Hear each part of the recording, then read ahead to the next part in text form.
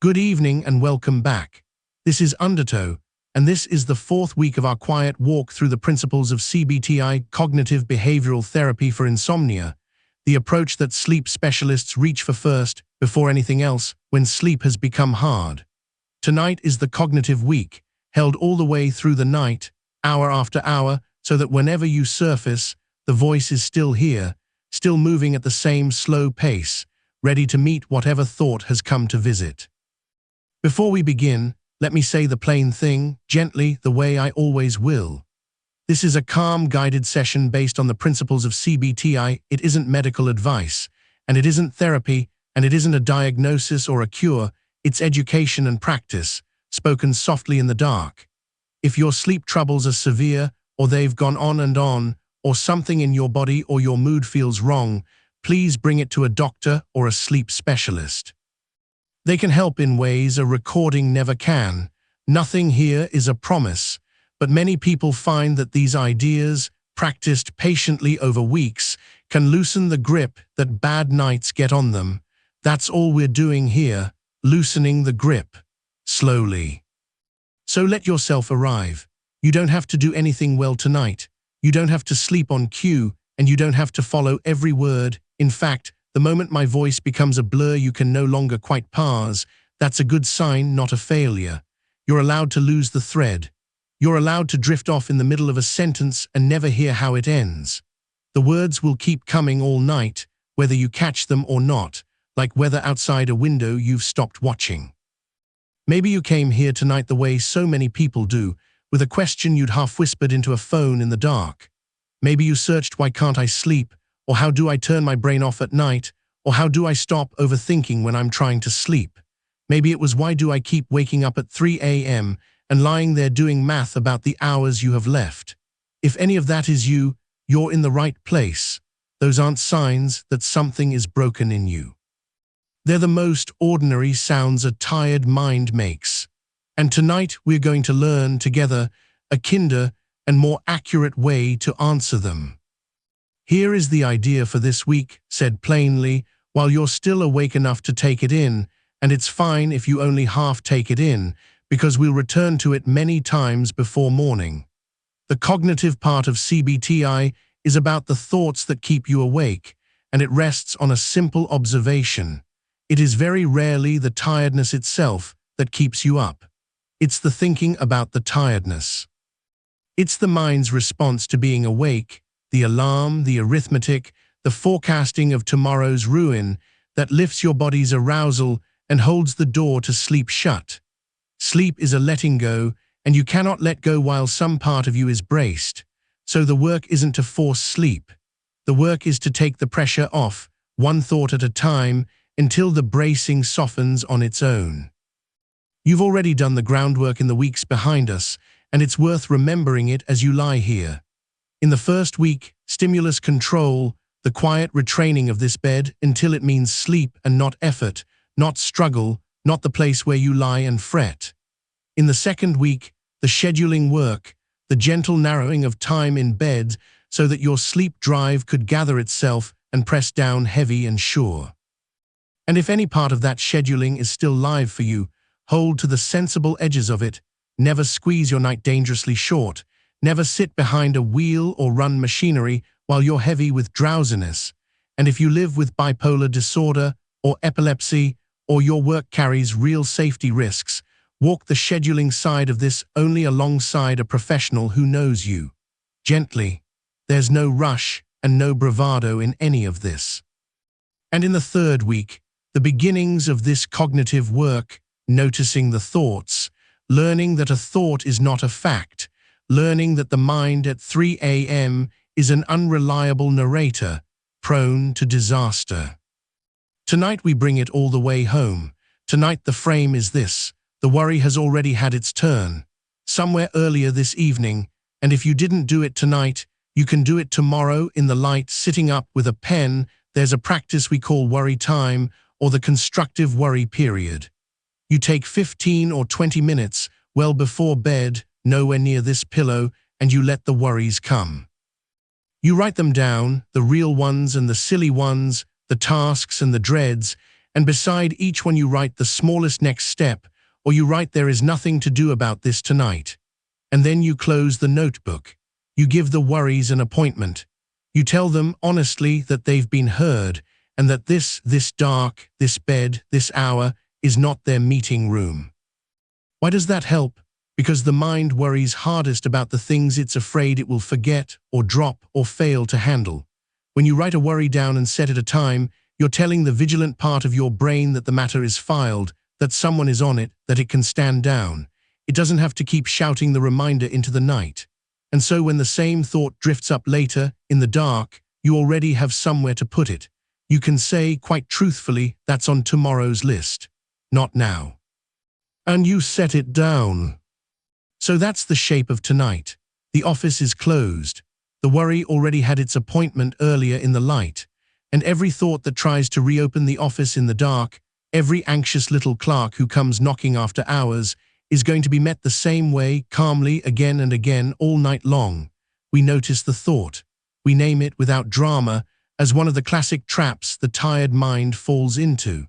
We answer it with the boring, accurate version of the truth. And then we set it down and return our attention to the breath, or the weight, or the small sounds of the room. Noticed, named, answered, set down. That's the whole practice. You'll get very good at it tonight, whether you mean to or not, because we'll do it together more times than either of us can count. And I want you to hear the tone of it before we begin, because the tone is everything. This is not a fight. We're not going to argue with your thoughts, or wrestle them, or shout them down, or try to force them into silence, because struggle is arousal, and arousal is the very thing that keeps you awake. We're going to be gentle with the thoughts, almost kind to them, the way you'd be with a worried child who keeps getting out of bed. You don't rage at the child. You walk them back, calmly, for the 10th time, with the same soft patience as the first, until eventually the getting up simply stops. That's how we treat the mind tonight, patiently, without a trace of hurry. So, let's begin to let the body down. Take a breath, an ordinary one, and let it go without managing it. You don't have to breathe in any special way tonight. You only have to notice that the breathing is already happening without you, the way it has all your life, the way it did through every night you can't remember sleeping through, and there were thousands of them. Your body knows how to do this. It knew before you did. Let that be the first small relief. There is a competence in you, older than worry, that does not need your supervision. Feel the surface underneath you. Feel the places where your weight has been given over to the bed, the back of the head, heavy on the pillow, the shoulders, the long line of the spine, the backs of the arms, the hips sinking, the heels. Notice how the bed is holding all of it easily without any effort from you. You are not holding yourself up. The bed is doing that. You can stop now holding. Let the weight arrive. Let it be as heavy as it honestly is. And as you feel that weight, let your attention move slowly down through the body, not to change anything, only to visit. Down through the face, let the small muscles around the eyes go slack, the ones that have been squinting at screens and clocks. Let the jaw come unclenched, let the teeth part just slightly, let the tongue rest soft in the floor of the mouth. There's a warmth that comes when the face lets go, a faint spreading loosening, like the first heat off a coal. You might feel it, you might not. It doesn't matter. Either way, the letting go is happening. Down through the throat and the front of the neck, where we hold so much we never say. Let it soften. Down across the chest, and feel how the breath moves it, gently up and down, a slow tide you're not steering. Each time the out-breath goes, let a little more of your weight pour down into the mattress. Breathing out is the body's own signal for release. The part of your nervous system that calms you rides out on the exhale, so there's nothing to force. You only have to let the out-breaths be long, and let them leave you a little heavier each time. Down through the belly, which is allowed to be soft now, you don't have to hold it in, no one is looking. Let it rise and fall as round and easy as it likes. Down through the hips, sinking. Down the length of the legs, the big muscles of the thighs going loose and warm, the knees, the calves unclenching, all the way to the feet and out. As if the last of the day's tension were draining out through the soles of your feet and into the dark, leaving the body warmer and heavier and lower with each slow breath. And now into that softening, the first thought will probably come. It usually does. Right about here, as the body quiets, the mind notices the quiet and gets nervous, and up floats something like, is this working? Am I relaxed enough yet? Am I doing it right? And there it is, the first visitor of the night. So let's practice right now while it's small. Notice it, there's the thought. Am I doing this right? Good, you noticed it. That noticing, that little step back, that is you, the calm watcher, and the thought is just weather passing through you. You are not the thought. You are the quiet space the thought is drifting across. Now name it. This one's a classic. It's the trap of trying, the belief that sleep is a task you can pass or fail, a performance you have to nail. Sleep is the one thing that comes only when you stop trying to make it come. So the question, am I doing this right, is itself the thing that keeps you awake. It's a nice thought to notice, because the answer dissolves the question. Now answer it in the boring, accurate voice. There is no right, rest counts. Lying here, warm and heavy, breathing slow, with the muscles loose, that is rest, and rest is doing you good whether or not it ever tips into sleep. Many nights, sleep arrives precisely when you stop auditing for it, so there is nothing to get right. There is only this, the weight, the warm breath, the dark. And now set it down. Gently, return your attention to the out-breath and the heaviness in your limbs. The thought will drift off on its own now that you've stopped holding it. You don't have to push it away. You only have to turn softly back toward the body. That's the whole move, done once. Noticed, named, answered, set down, and now you know it. We'll do it 1,000 more times before the light comes, and each time it will cost you a little less effort until it becomes almost automatic, a reflex, a groove worn smooth, until part of you can do it in your sleep, which is, after all, where we're going. Let the weight return. Let the breathing lengthen. Feel the room around you, the particular dark of it, the temperature of the air on the one bit of skin that's uncovered, the faint sounds that are always there underneath the silence. The house settling, a pipe far off, the hush of your own breath. These sounds are not interruptions. They are the walls of the room you're resting in, and you can let them hold you the way the bed holds your weight. There is nowhere you have to be, nothing you have to solve. The office is closed. The worry has already had its turn.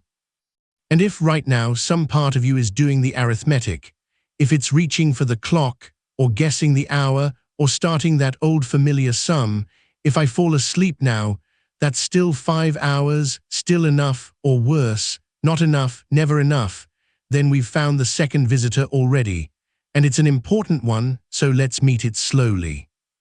Arithmetic, the counting of hours that are left and the weighing of them against some number you've decided you need. This one wears the mask of usefulness. It feels responsible.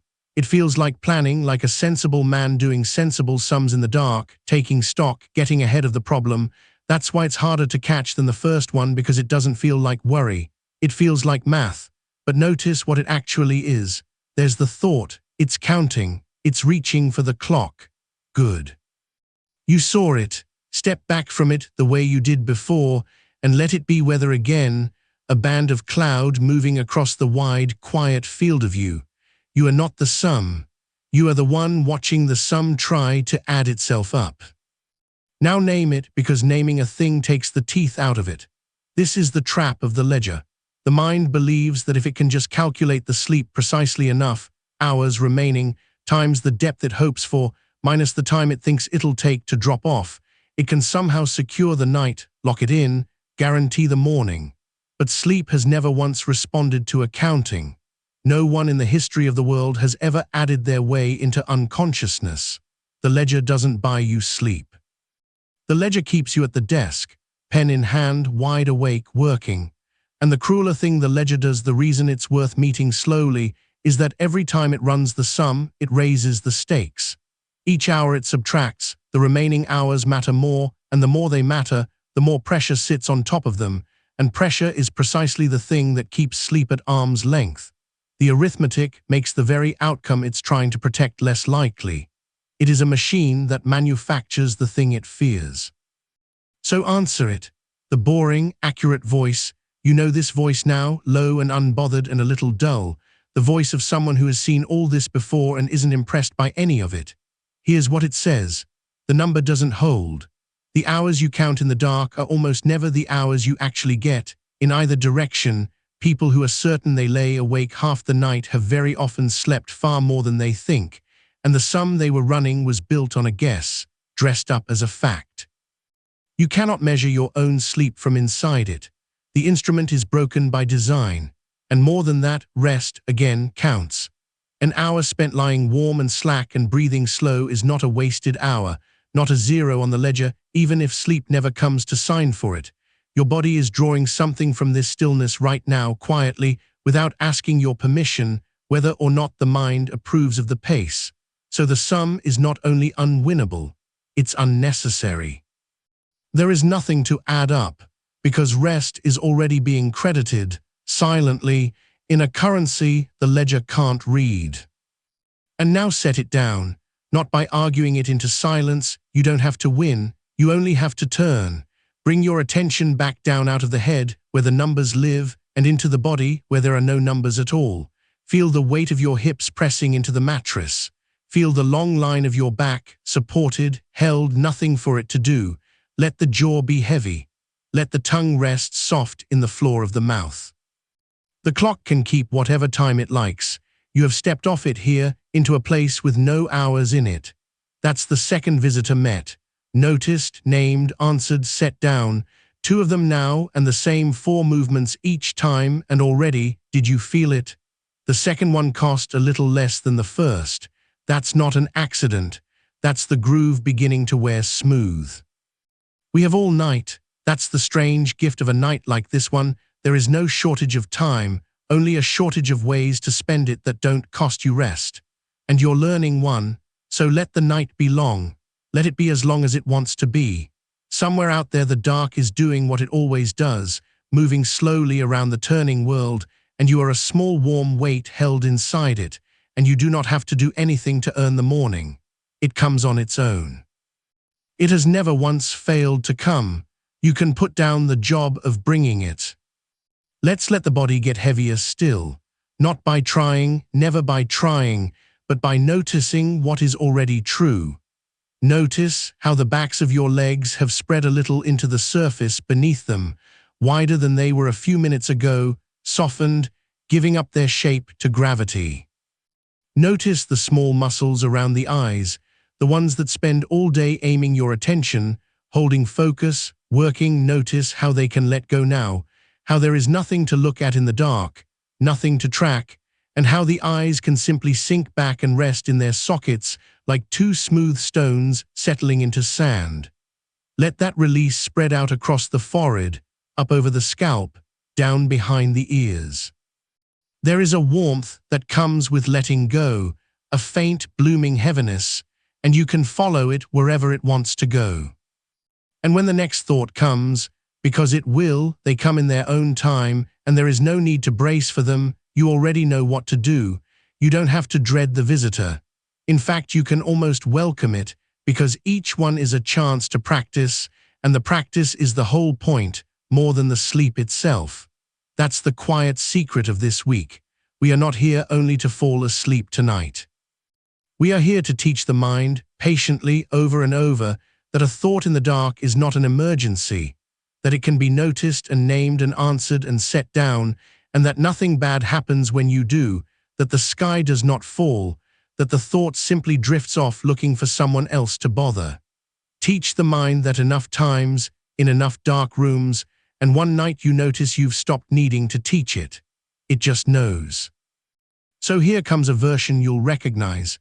It arrives wearing tomorrow's clothes. It says, "But I have things to do in the morning." It says, "If I don't sleep, I'll be useless, I'll be foggy, I'll snap at someone, I'll make the mistake. The day will be ruined and it'll be sleep's fault, my fault, the fault of this bed and this night." Notice it. There it is, the forecast. The mind projecting itself forward into a day that doesn't exist yet, running the disaster in advance. Step back. Watch it try to paint the morning in the worst colors it has. You are not the forecast. You are the one in the warm, dark hours before any of it, watching a worry try to live in a time that hasn't arrived.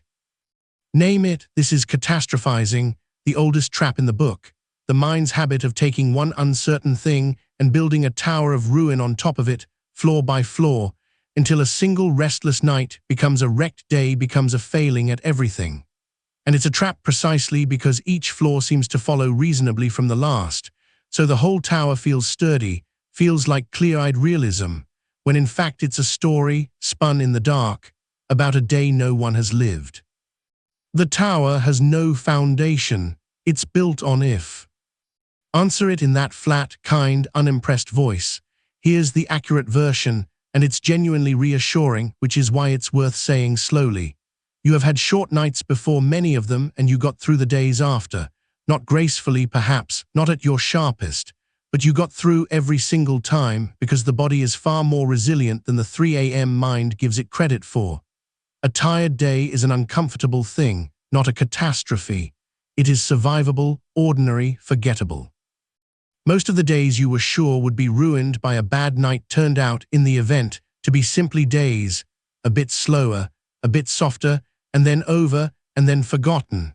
The forecast almost always overshoots. And here's the part that matters most for right now, tonight.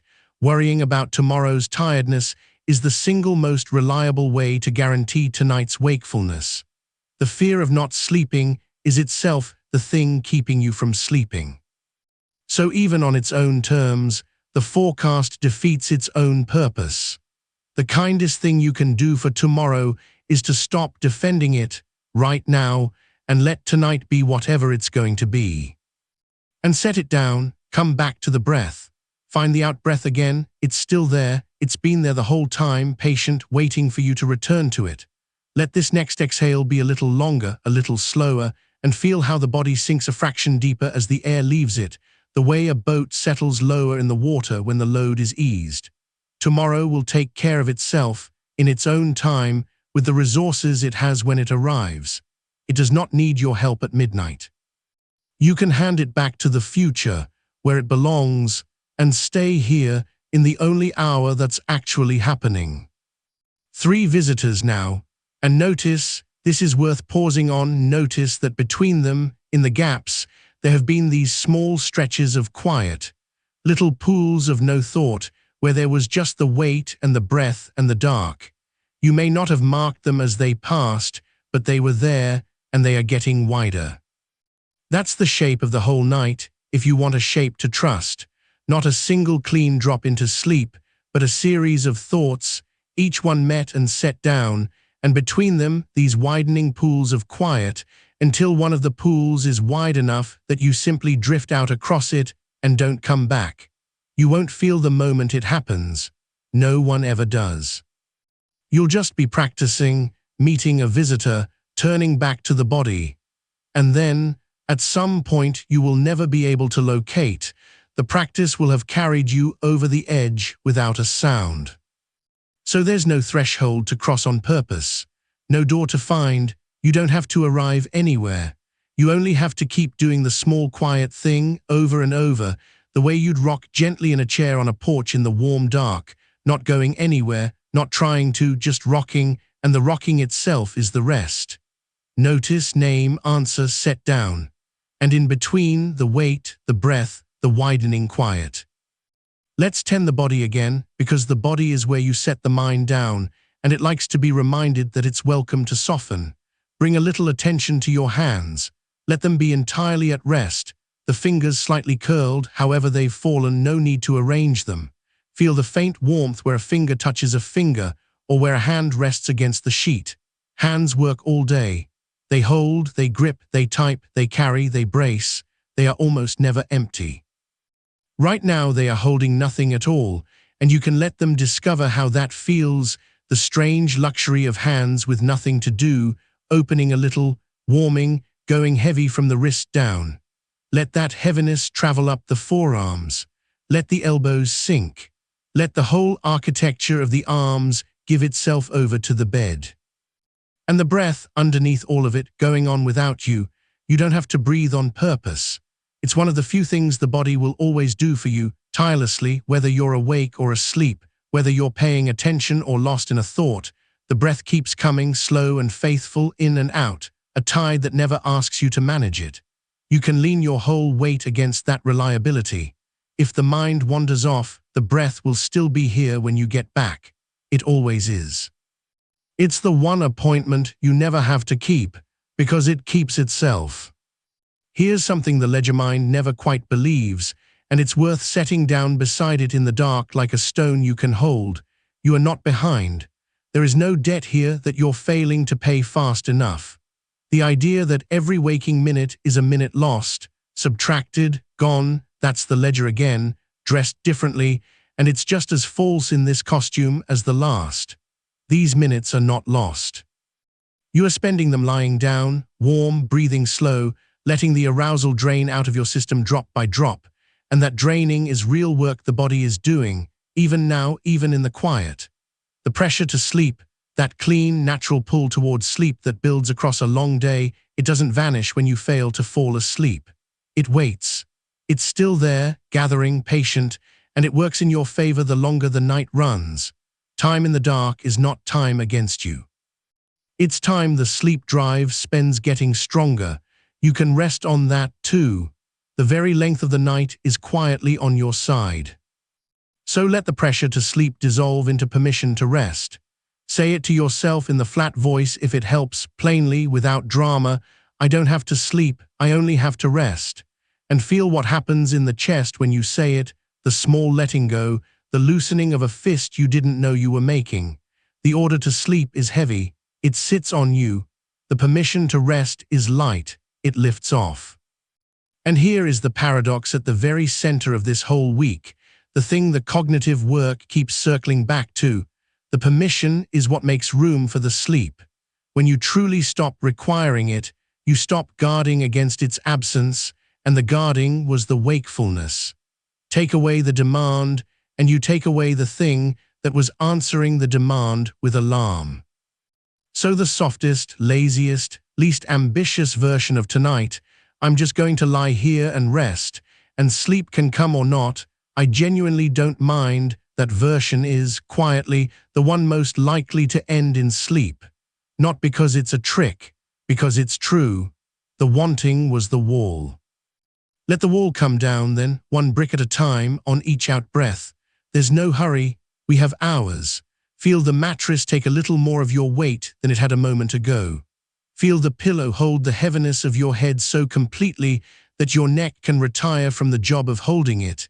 It's been holding your head up all day, that patient neck, and now it can hand the whole weight over and rest. Let the shoulders drop away from the ears, down toward the feet, that long, slow slide of tension leaving by the same door it came in. And if, in the middle of all this softening, another thought floats up, is this working? What time is it? What about tomorrow? Some old familiar face? You'll simply do the thing you already know how to do. You'll notice it, you'll name it, you'll answer it in the boring voice, and you'll set it down and turn back once more to the weight and the breath and the dark. As many times as it takes. It's not a chore. It's the rhythm of the night now. It's how you rock yourself, thought by thought, toward the morning that's already on its way. And notice, if you will, that the dark itself has a texture tonight, not the flat black of a shut door, but something softer, more like the inside of a held breath. The room around you neither empty nor full, just quietly present, holding you the way water holds a swimmer who has finally stopped kicking. There's nothing you need to do about the room. It asks nothing of you. The walls keep their patient distance whether you sleep or not. The ceiling stays where it is. And somewhere out past the window, the ordinary night is doing what it always does, indifferent and kind, the air cooling, the streets emptying, the whole tired world lying down in its thousands of beds. You are not the only one awake, and you are not doing it wrong, and there is no examiner in the corner marking your performance. Let that sink through you slowly. No one is grading the night. There is no score for how quickly the eyes close. In the morning no one will ask, and it will not matter, and the day will take you exactly as you are. So the audience you keep half performing for, the invisible witness who seems to be keeping track of every restless minute, you can let that figure dissolve too, because it was never really there. It was only another thought wearing the mask of a watcher. Notice it, name it, and let it thin into the dark with the rest. There's a particular thought that likes this hour, and it comes dressed as reasonableness, which is what makes it slippery. It says, "All right, but shouldn't I be figuring out why this keeps happening? Shouldn't I use this quiet time to really get to the bottom of my sleep, to solve it, once and for all, tonight?" It sounds so responsible. It sounds like the diligent thing to do. But look at it plainly in the flat, unhurried voice we've been practicing, and you'll see it for what it is. It's problem-solving that has wandered into the one room where problem-solving does no good at all. The bed, in the dark, half asleep, is the worst possible desk. Nothing you decide here at 2 in the morning will be wiser than what you decide with morning light and coffee and a clear head. In fact, it will almost always be worse, narrower, more frightened, because the tired mind at night reaches for the darkest branch on the tree and calls it realism. So the honest answer to that reasonable-sounding thought is a small refusal, offered gently, without any struggle. Not now. This is not the hour for solving. This is the hour for resting. The problem, if there even is a problem, will keep perfectly well until daylight, and you have already done tonight's thinking. You did it earlier in the chair in the light at the proper time, when the worry could be met with a pen and a plan instead of with the racing dark. That work is finished. The office closed hours ago, and every thought that tries to reopen it now, no matter how sensible its suit and tie, is trying to get you to work an unpaid shift in the middle of the night. You can decline. You can say in that same level tone, "I hear you, and the answer is tomorrow," and then turn once more back to the breath.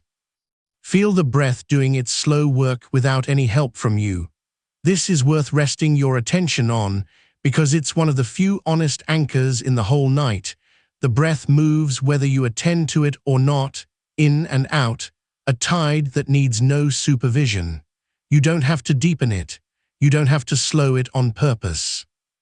If anything, let it be a little shallower than you think it should be, a little lazier, the breath of someone who has genuinely given up trying, because that giving up, that unbothered shallowness, is the exact texture of the breath as it slides towards sleep, and you can borrow it now, ahead of time, like trying on the clothes of the person you're about to become. Let the out-breath be longer than the in-breath, not by forcing, but by simply not hurrying to refill. Breathe in an ordinary amount, and let it out slowly, unremarkably, all the way to the soft empty place at the bottom where there's the smallest pause, a little still hollow, before the body decides on its own to take the next one. Rest in that hollow. That small pause at the bottom of the breath is a doorway you'll pass through many times before morning, and each time it comes it's a little wider, a little warmer, a little less guarded. You don't have to walk through it. You only have to stop bracing against it.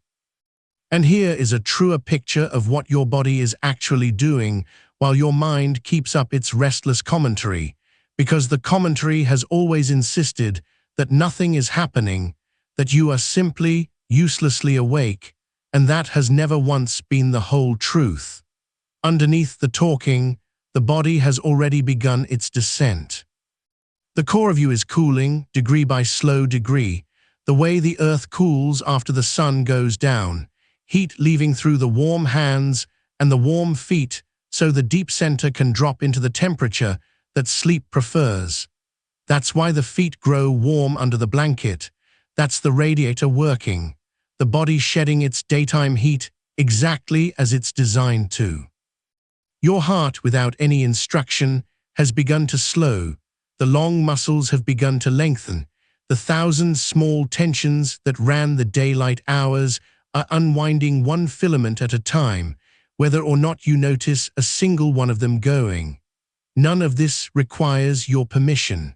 None of it requires your belief. It is happening in you right now, the old machinery of rest turning over quietly in the dark, and all your worrying has never once stopped it. It has only sat on the surface making noise while underneath, the tide came in anyway. So when the mind says nothing is happening, you can answer with the calm, accurate version. A great deal is happening, all of it good, all of it leading the same direction, and none of it needs me awake to run it. Let the body do the thing the body knows. Your only job is to stay out of its way. Now and then the arithmetic will come back. It always does at this hour, the small cold sum, the counting of what's left, the quiet calculator that switches itself on and starts totting up the hours between now and the alarm. You know this one well by now. It's the oldest guest at the party, and it never learns any new tricks. It will offer you a number, and the number will always be the same kind of number, too small, sharpened to a point, designed to frighten. Here is what you do with it, and you do it the same way every time, with the boredom of a man who has done this 1,000 nights. You decline to run the sum. You don't fight the calculator. You don't argue with its figures. You simply refuse to press the buttons. Because the truth about that arithmetic is that it has never once helped. Not on any night in any year has counting the remaining hours added a single minute of sleep to the total. It has only ever subtracted, only ever tightened, only ever traded rest for panic at an exchange rate that ruins you. So the number arrives, and you let it arrive, and you don't multiply it out. You say, "I'm not doing the maths tonight," and you set the calculator face down on the table and turn back to the warm dark. The hours will pass at exactly 1 hour per hour no matter how many times you count them, and they will carry you to morning whether you tally them or not, and the morning will come and find you, and you will be all right. People are all right, ordinarily, on far less sleep than the arithmetic swears they need, and the body is far more forgiving than the frightened calculator ever admits. Set it down. Let the number be just a number, weightless, drifting off with the rest. There's a softness that comes when you stop measuring. Have you felt it arrive yet? That loosening that comes the moment you genuinely stop keeping score. It's a specific relief, and it has a location. You can feel it around the eyes first, usually the fine muscles they're letting go of a squint you'd been holding without knowing, and then across the forehead, that broad flat sheet of tension smoothing out like a bedsheet pulled straight, and then down through the jaw unhooking, the back teeth parting the smallest distance so they no longer touch, the tongue coming to rest heavy and wide in the floor of the mouth. Let the whole face go slack.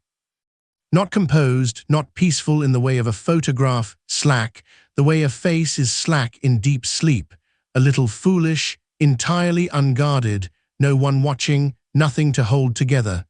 The face works so hard all day arranging itself for the world. Let it stop arranging. Let it forget the shape it usually holds. And feel how the letting go in the face travels downward, loosening the throat, softening the chest, spreading out through the whole front of the body like warmth spreading through water, unhurried, finding its own level, asking nothing of you but that you allow it. And if a thought comes now, because one will, they come in waves, they've always come in waves and they always will, let it come into this softened room and find that there's nothing here for it to grip. That's the quiet secret of the practice, the thing that gets easier every hour of this long night. A thought needs tension to hold on to. It needs a tightened body, a braced mind, a fist of attention for it to sink its hook into. And when the body has gone this loose, when the face has gone this slack, when you've stopped keeping score and stopped running the sum and stopped guarding against the absence of sleep, the thought arrives and finds no purchase, nothing to catch on, and it slides off and away almost before you've finished naming it. You'll notice this happening as the night goes on. The thoughts will keep coming, but they'll start to feel further off, more like weather passing outside the window than like anything happening to you. Someone's worry drifting by, a fragment of tomorrow floating past, the old familiar face at the door, but the door's ajar now and the room's too warm and dim for it to make much of an entrance. You don't have to push any of them away. Pushing is just tension by another name, and tension is the very hook you're letting go of. You only have to let them pass through the open room and out the far side, the way sound passes through a house at night, heard, unimportant, gone. Listen for a moment to the sounds the night actually makes, because they're kinder than the mind usually lets you hear. There's a whole quiet architecture of sound in a house after dark, and none of it is asking anything of you. The small tick of something cooling, the low, almost inaudible hum that lives underneath every room, the sound of the world's machinery idling far away. Maybe the wind finding the corner of the building and letting go of it again. Maybe nothing at all, just the thick, furred silence that isn't really silence, the pressure of the quiet against your ears. Whatever's there, let it be a floor beneath you rather than a thing to track. You don't have to identify the sounds. You don't have to decide whether they matter. They don't matter, that's the gift of them.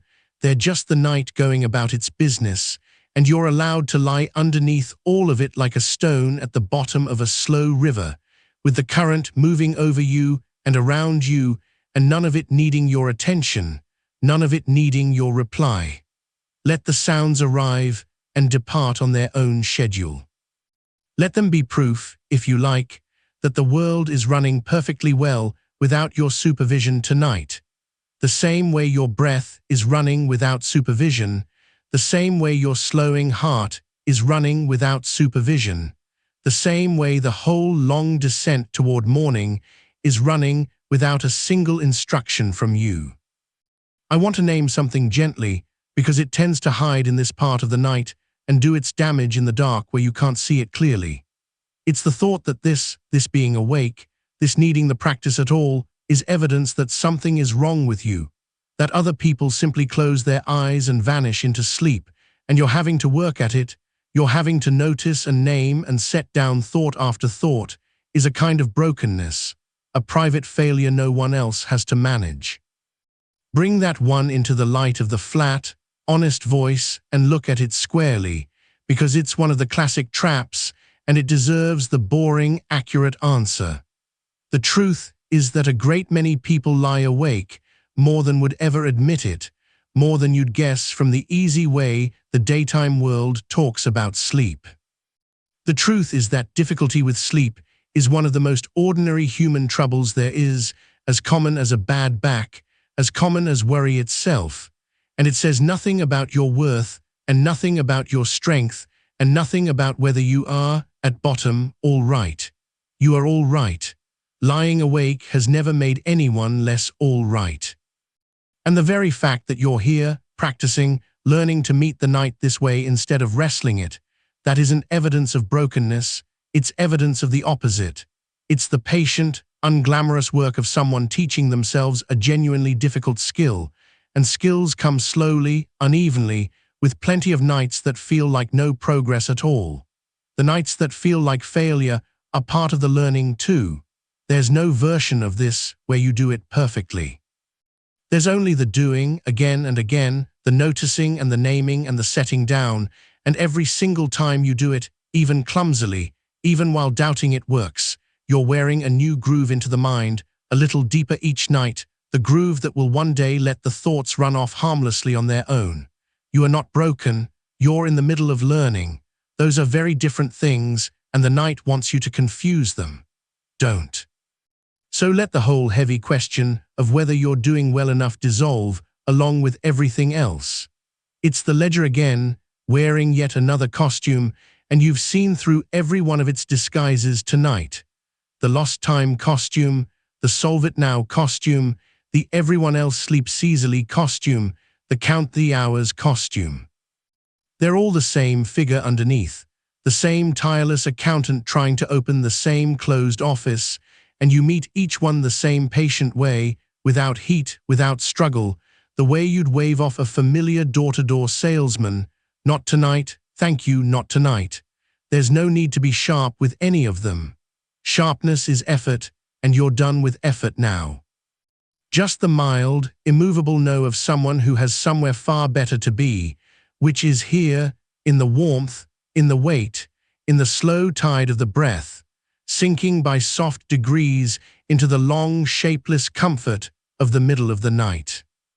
Feel the weight again now, because it's deeper than it was. Notice how much heavier the body has become since we started, the arms gone leaden and warm where they rest, the hands too heavy to bother moving, the legs like something poured into the shape of legs and left to set. This is the body agreeing with the night. This heaviness isn't tiredness in the aching sense. It's release, the great downward yielding of a creature that has finally, fully, stopped holding itself up. Every muscle that spent the day braced against gravity is handing its work back to the bed, and the bed accepts all of it, takes the entire load, so that there is genuinely nothing left for you to carry, not your limbs, not your head, not the hours, not tomorrow, not the question of whether any of this is working. Let the bed have all of it. That's what it's for. And feel how, as the weight increases, the sense of your own edges begins to blur a little, the exact boundary between your arm and the sheet becoming harder to locate, the line where your body ends and the warm dark begins going soft and uncertain, the way the shoreline goes uncertain at dusk when the tide is high and still. You don't need to keep track of your edges. Let them blur. Let the body spread out past its outline into the warmth, unbounded, no longer quite where it usually is, no longer quite anywhere in particular, just a warm heaviness in a dark room, breathing slowly, wanting nothing. And when the thought comes, is this working? And it will, it's the most faithful visitor of all. It comes back again and again with the same anxious face. You already have the answer, and it's not the answer the thought is fishing for. The thought wants a verdict, a yes or a no, a measurement, because measuring is how it keeps you awake. But the true answer isn't a verdict. The true answer is, it doesn't need to be working for me to keep resting. The resting is complete in itself. Whether or not it delivers sleep tonight, lying here warm and slow and unhurried is doing you good, right now, in this minute, draining the arousal, cooling the core, deepening the drive, wearing that groove a little deeper, and none of that depends on the eyes closing at any particular time or at all. So when the thought asks whether it's working, you can answer with the softest shrug in the world. Maybe, doesn't matter, I'm resting either way. And that shrug, that genuine not minding, is, you know this by now, we've circled it all night, the very thing that opens the door. Not because you're using it as a trick to sneak up on sleep. The mind is far too clever to be fooled by a trick, and a shrug performed to earn sleep isn't a shrug at all. It's just the demand wearing a disguise. No, it works only when it's real, only when you've actually, truly let go of the wanting, when sleep has become a thing you'd honestly be content to do without tonight, because the rest is already enough. Reach for that honesty, not the performance of not caring, but the real thing, the deep shrug that comes from somewhere below the neck. I am warm, I am heavy, I am breathing slowly in the dark, and that is plenty. That is already the whole of what this hour asks of me, and I have already given it, simply by lying here and letting the night run its course. So let it run. There are hours and hours yet, a long, dark, unhurried country still ahead of us, and no need to cross it quickly, no need to cross it at all. You can lie right here at the near edge of it and let it come to you, hour folding softly into hour, the practice becoming less and less a thing you do and more a thing that simply happens on its own, the noticing gone automatic, the naming gone wordless, the setting down so smooth you'll hardly register a thought was ever there. That's where we're drifting now, toward the place where the practice runs itself and you're barely present to run it, the warm, dim borderland where the mind's talking finally thins to almost nothing and the breath goes on alone in the dark. There's no hurry to arrive. Let the weight hold you. Let the edges blur. Let the sounds pass through. Let each thought that comes be met and named and set gently down as many times as it takes, all the way through the long middle of the night. And somewhere in that long middle, a particular thought will very likely come knocking, one we haven't sat with yet tonight, and it deserves its own quiet minute because it's one of the loudest of all the classic traps, the thought about tomorrow. Not about now, not about whether the eyes are closing, but about the day on the other side of this darkness. It arrives dressed as concern, sounding almost responsible, almost kind. If I don't sleep, tomorrow will be ruined. I'll be useless in the meeting. I'll snap at someone I love. I'll sit at my desk hollowed out and foggy, and everyone will see it. The thought paints the coming day in the worst colors it can mix, and it does this, remember, not because the day will truly be ruined, but because painting it that way is how it manufactures the very alarm that keeps you from resting. This is catastrophizing. That's its plain name, the one CBT-I gives it, the mind running down the longest, darkest branch of the possibility tree, and then standing at the very tip of it as though it was solid ground, as though the worst outcome were already the certain one. And the answer to it is not to argue it into the sunshine, not to promise yourself tomorrow will be wonderful, because you don't know that either, and false cheer is just another performance the clever mind sees straight through. The answer is the boring, accurate, wonderfully unremarkable middle version, which is this: you have had short nights before, many of them, and you got through the days that followed. Not brilliantly, perhaps not every one of them, but you got through. The meeting happened. The words came, a little slower maybe, and no one was watching your fatigue as closely as you imagine, because everyone is far too busy inside their own head to audit yours. The day after a poor night is usually a little duller, a little softer at the edges, a cup or two of something warm and it passes, and by evening you'd half forgotten you'd worried about it at all. That's the true track record, not catastrophe, just an ordinary, slightly tired, entirely survivable day. And your body, even on little sleep, has a quiet competence you rarely credit. It knows how to carry you through a low day. It has done it 100 times. It will do it again without needing your permission or your fear. So when tomorrow comes knocking in the dark, you meet it the same way you've met all the others tonight. You notice it. There you are, thinking about tomorrow. You name it catastrophizing, the oldest trick in the book. You answer it flatly, kindly, without heat. I've done tired days before and lived every one of them. Tomorrow will take care of itself when it's tomorrow, and it is not tomorrow, it is now, and now is dark and warm and asks nothing of me. And then you set it down, as gently as setting a sleeping cat off your lap, and you come back to the weight and the breath. Because that's the deep, quiet joke at the center of all this worry about tomorrow. The single most useful thing you can do for the day ahead is precisely to stop reaching for it. The best preparation for tomorrow is to rest tonight, and the rest is right here, available this second, no matter what the arithmetic says, no matter how the branches of the possibility tree are swaying. Lying still in the warm dark, letting the arousal drain, is already tomorrow's medicine, taken now, in advance, in the only place it can ever be taken. So every time the mind lunges forward into the coming day, you're not resisting a temptation so much as declining an offer that was never any good, an invitation to leave the one place that helps and go stand out on the cold tip of a branch that doesn't even exist yet. Decline it. Stay in, stay near, stay warm. Tomorrow will be built, when it comes, out of 1,000 small, ordinary moments you cannot possibly rehearse from here, and it will be more than survivable, and the surest way to soften it is simply to give the body this dark, this stillness, this slow, unhurried lying down, whether or not it tips over into sleep. Notice how the house has gone quiet around you. Not silent, a house is never quite silent, but settled, the way a house settles when the day's traffic through it has stopped, and the timbers cool and tick, when the small machines hum their low, steady hums, when whatever is out beyond the window has thinned to the occasional passing sound, a car far off, a night bird, the wind finding an edge somewhere and letting it go. Let those sounds be exactly where they are. You don't have to keep them out. So much of the effort of a wakeful night goes into a kind of border patrol, startling at each small noise, resenting it, treating every creak and hum as an enemy of sleep, an intruder that has to be repelled before rest can be allowed. But the sounds aren't the problem, and they never were. The listening with alarm is what lifts you. The sound itself is neutral, weightless, nothing.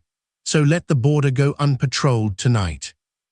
Let each sound arrive, cross the room, and leave again without you rising to meet it.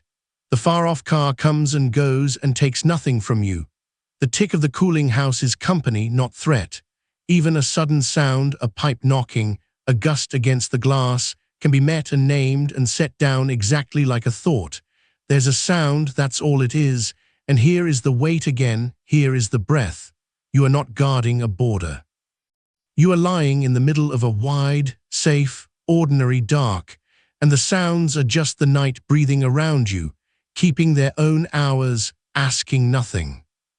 And with the house quiet and the border unguarded, feel how the surfaces of you make contact with everything holding you up. The particular warmth where the blanket doubles over, heavier there, a denser warmth across the shins or the hip. The cooler patch of pillow your cheek hasn't found yet, and how, when you shift toward it, that small coolness is almost sweet against the skin before your own warmth slowly claims it too.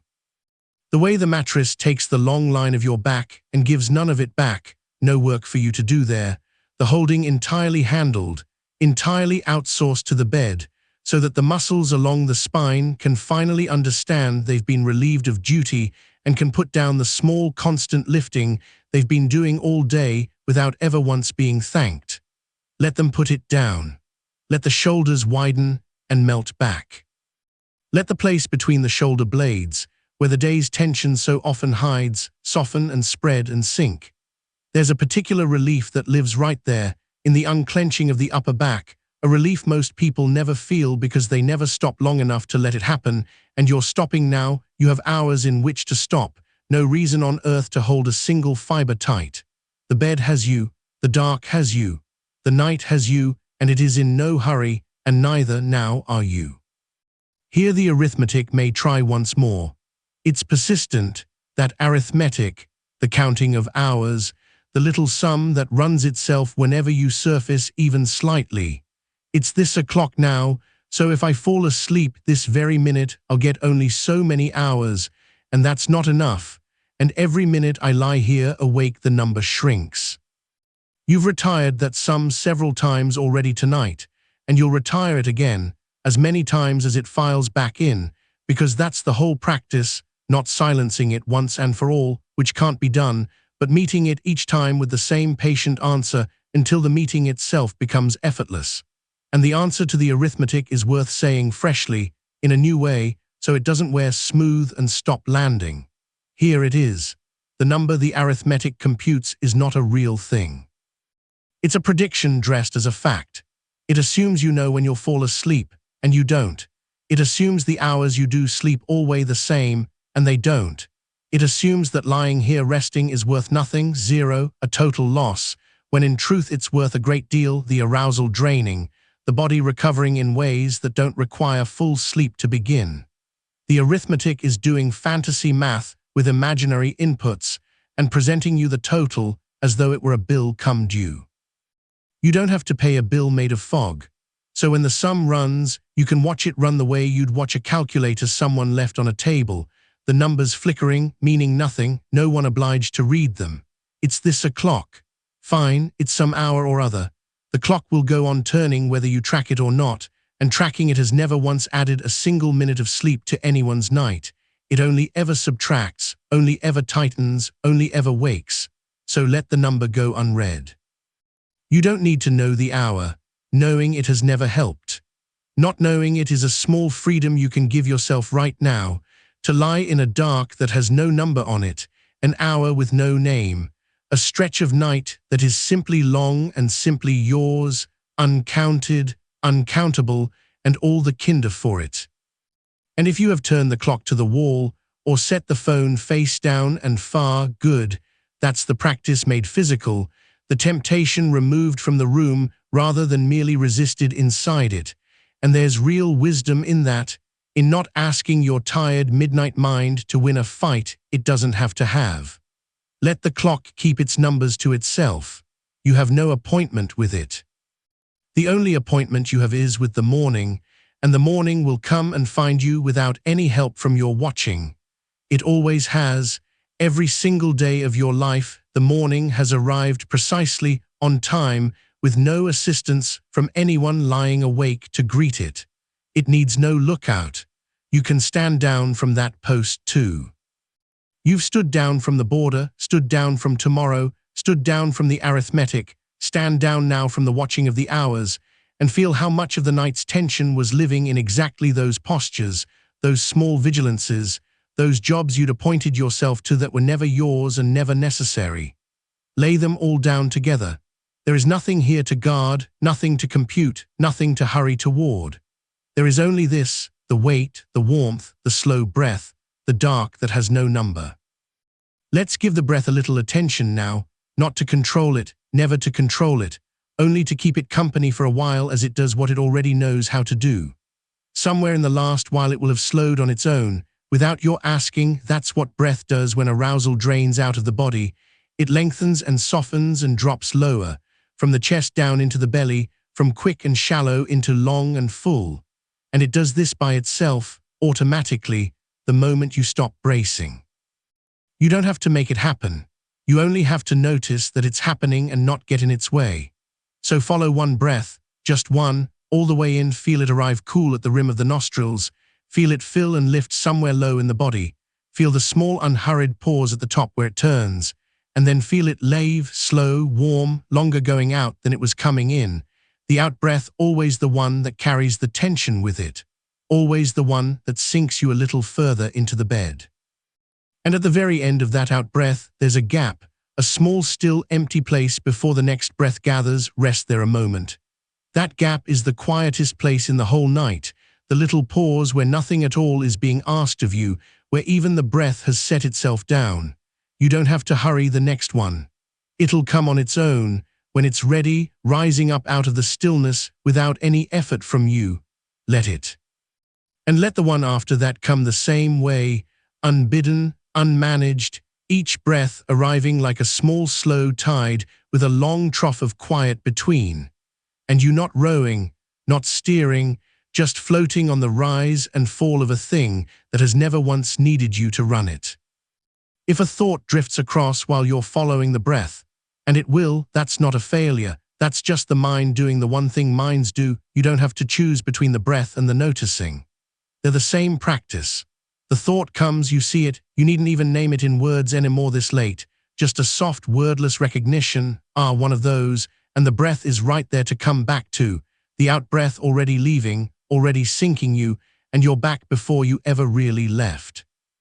This is the practice going automatic, the thing we said would happen in the long middle of the night, the noticing so quick and so gentle it barely interrupts the breathing, the setting down so smooth there's hardly a seam between the thought arriving and the thought being gone. You've done it so many times tonight that the groove is worn now. The whole loop of it, notice, name, answer, release, running faster and lighter each time, requiring less and less of you, until it's less like a thing you're doing and more like the way the night simply moves through you, thoughts rising and being met, and dissolving the way the sounds cross the room and leave, the way the breath fills and empties, all of it part of one slow, unhurried motion that doesn't need a manager, doesn't need a watcher, doesn't need you awake to keep it going. And underneath all of it, the breath, the sounds, the thoughts coming and being set down, feel the heaviness deepening still further, because it does deepen, it goes on deepening all through a night like this, layer settling onto layer. The arms heavier than they were an hour ago, sunk so far into the surface now that lifting them would feel like a strange and distant idea, a thing you know you could do and simply have no wish to. The legs long and warm and forgotten, more like part of the bed than part of you, the boundary between where you end and the mattress begins gone soft and uncertain in the dark. The jaw loose, the tongue resting low, the small muscles around the eyes finally still. So much of the day's holding lives up there, around the eyes and the brow, and you can feel it letting go now, the forehead smoothing, the whole face going slack and open and untroubled the way a face only ever goes when no one's watching it and nothing's being asked of it. Let the weight have all of you. Let it press you down into the warm and hold you there. This heaviness is not tiredness exactly, though tiredness is folded into it. It's more like permission made physical, the body's own agreement to stop, sinking through you inch by inch, claiming the arms, the legs, the long muscles of the back, the small muscles of the face, until there's very little of you left up on the surface, very little still holding any shape at all, just a warm, heavy, sinking outline breathing slowly in a dark room that has no number on it and asks for nothing. So stay here in the deepening. There's no next thing, There's nowhere this is going that you need to help it get to. The night is long and you are early in it still, and everything is arranged now for the slow work to happen on its own, the arousal draining, the drive deepening, the groove worn smooth, the practice running itself, the breath keeping its own slow time.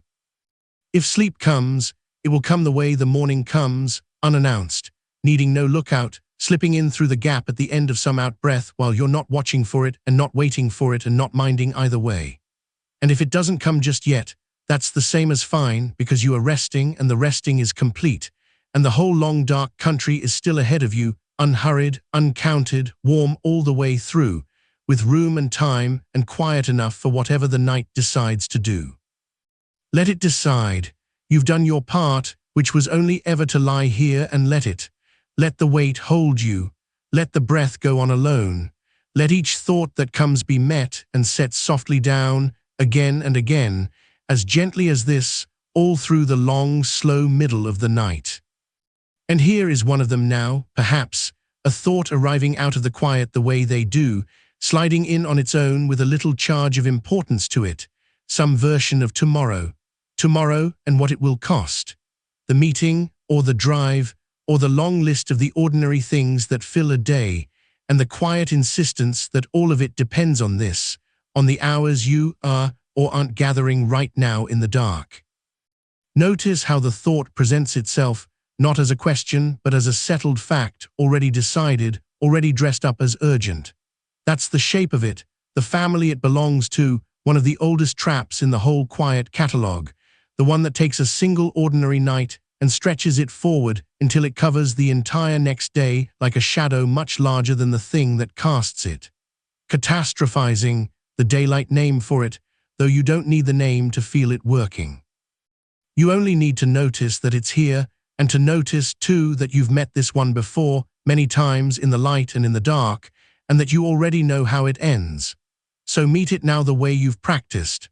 Not with an argument, not with a wrestling match in the middle of the night, just with the plain and boring and accurate version, said quietly, the way you'd correct a small, honest mistake. Which is this, that a single imperfect night is a small thing.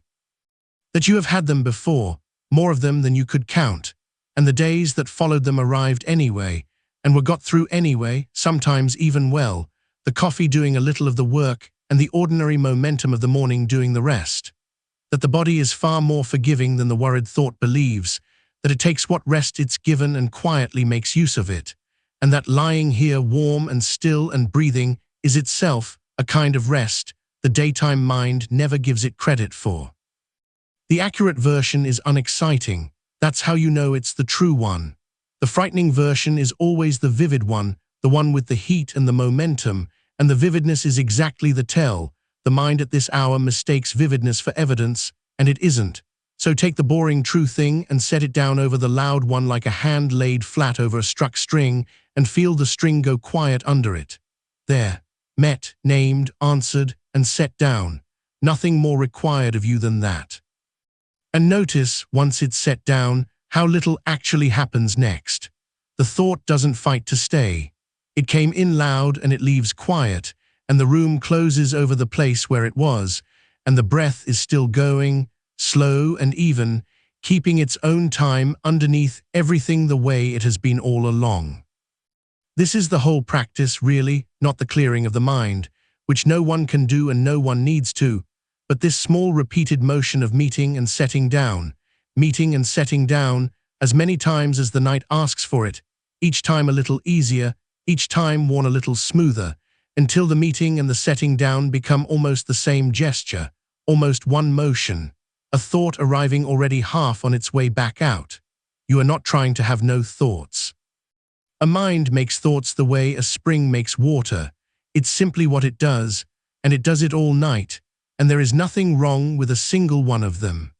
You're only changing what happens after, taking the old automatic slide from thought into worry, into arousal, into wakefulness, and putting this quiet correcting hand into the middle of it, so the slide has somewhere gentle to stop. And the more nights you do it, the more the doing of it stops being effort and starts being simply the way your mind moves in the dark now. a habit worn into you the way a path wears into grass, until one night not far from this one you'll notice, distantly, that the thoughts came and went all evening and never once got their hooks in, and that you can't quite remember them, and that you slept. Let the temperature of the room come forward now, since the thought has gone quiet, and there's room for something softer to hold your attention. Feel the particular warmth of where you are, the pocket of heat your own body has made under the covers over these last still hours, the way the bed has taken your warmth and given it back, so that you're lying now in a mild and even climate of your own making, held at exactly the temperature that asks for nothing. Notice the small contrast at the edges, where the cooler air of the room meets the warm hollow you're lying in, perhaps a coolness along the top of a shoulder, or across the back of a hand left outside the covers, the faintest edge of cold that only makes the warmth underneath feel deeper and more complete by comparison. There's a reason this particular comfort belongs to sleep. The body lets its temperature fall a little as it goes down into the night, sheds a small measure of its daytime heat, and the warm, still nest you've built here is exactly the shelter it wants for doing that. Nothing to brace against, nothing to shiver away from, just even mild warmth all the way around and cool, quiet air above it. You don't have to do any of this. It's already arranged. The warmth is already holding you. All you're doing is noticing it, letting your attention rest on the mild, even heat the way it might rest on a low fire, drawn in, softened, with no work in the looking at all. And if the arithmetic comes back, that other old familiar one, the counting, the how many hours left, the sum that runs itself against the dark without ever being asked, let it come, and let it go the same way. You know this one too better than any of them, because it's the one that visits most. It arrives disguised as usefulness, as though knowing the number would help, as though the figure it produces was something you could use. But you've seen behind the disguise by now. The number never helps. It has never once, on any night, turned into sleep. It does the opposite. It wakes the part of you that measures and compares and worries, the exact part that needs to be off the clock for sleep to come, and so the very act of counting the hours is the thing that spends them. So when the sum begins, notice it beginning, name it, there it is, the arithmetic, right on time, and decline it, gently, the way you'd wave off a plate you didn't order, not with irritation. Irritation is just more arousal wearing a different coat, just a quiet no thank you and a turning of the attention back to something with no numbers in it, the warmth, the weight, the breath, the small sounds of the house holding still around you. You do not need to know the hour. Nothing about the night requires you to know it. The night will pass at exactly the rate it passes whether you count it or not, and the not counting is the kinder way to let it pass. A night with no figures in it, no running total, no ledger, just an unbroken stretch of warm dark time with no marks on it anywhere, going by on its own, needing no accounting from you. Listen now to how quiet the house has become. There's a particular silence that only arrives in the deep middle of the night, deeper than evening quiet, a silence with a kind of weight to it. The ordinary daytime sounds all gone, the traffic thinned to almost nothing, the voices and the footsteps and the small machinery of other people's waking lives all folded away, so that what's left is the house's own private language, the sounds it only makes when no one's listening.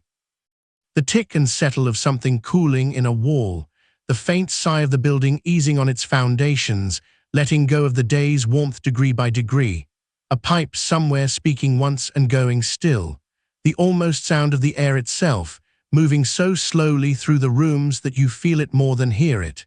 None of these sounds asks anything of you.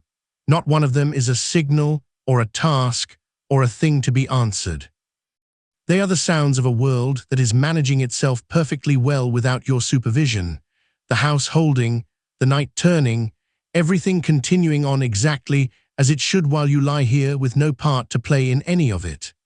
Let the sounds come and go across the surface of your attention the way the thoughts do, arriving, registering softly, dissolving, each one a small proof that the dark is inhabited and calm, and going nowhere.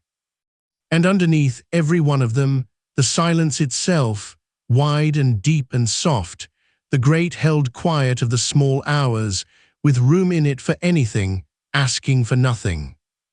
There may be a stretch, somewhere in a long night like this, where you feel yourself more awake than you'd like, where the drift thins for a while and the mind brightens a little and some restlessness comes up through the warmth, the old feeling that something should be happening by now, that you've been lying here a long time and where is the sleep?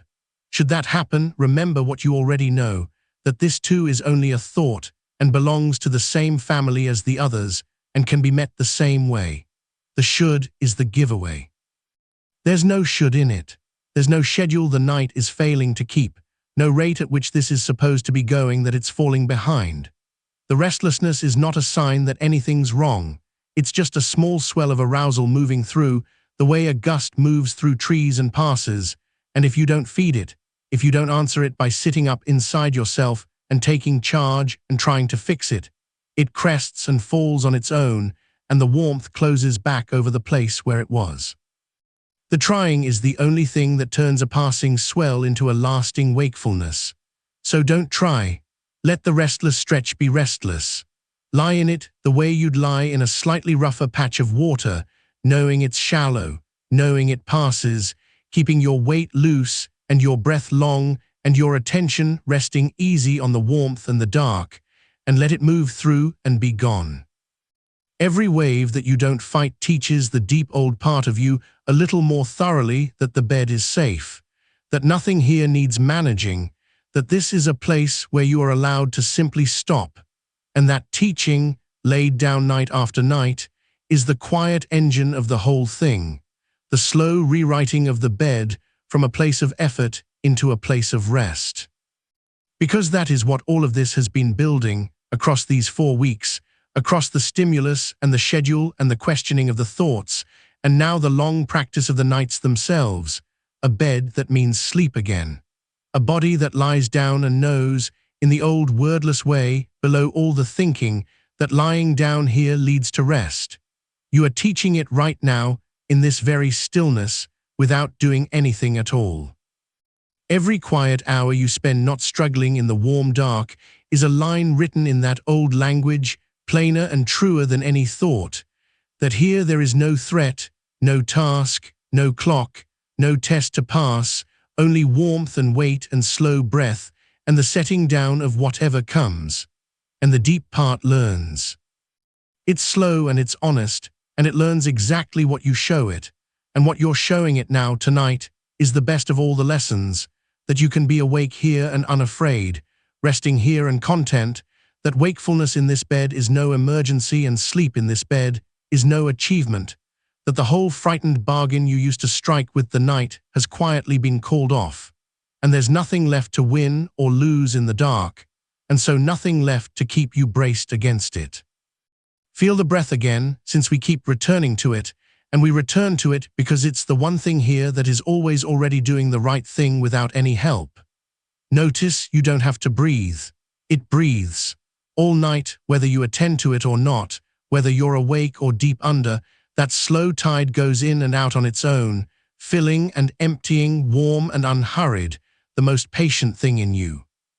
And there's something worth resting on in that the same wordless machinery that runs the breath also runs the sleep, that sleep is not a thing you do but a thing that is done in you, automatically, anciently, by systems far older and far more competent than the worried thinking mind that lies awake fretting about them. You could no more have forgotten how to sleep than you could have forgotten how to breathe or how to let your heart beat. It isn't a skill. It isn't a performance you might fail. It's a tide and it has its own timing, and it rises when the conditions are right and the waiting is called off, and everything you're doing tonight, the warmth, the weight, the meeting and setting down, the declining of the count, all of it is only the making of the right conditions, the getting of yourself out of the tides way so it can come in on its own schedule while you lie here breathing and not minding. So let the breath keep reminding you. Each slow out breath is a small demonstration of the thing itself, of something in you that knows exactly what to do and needs no instruction and asks no permission, just does it, has always done it, will go on doing it long after you've drifted down past the reach of any of these words. And you can let these words start to lose their edges now, if they want to. There's no need to follow the sense of them anymore, no need to hold each one and understand it. They've done most of their work already, and what's left is only the sound, the low even continuing of a voice in the dark keeping company with you, no more requiring your attention than the tick of the cooling wall or the sigh of the settling house. Let the meaning blur.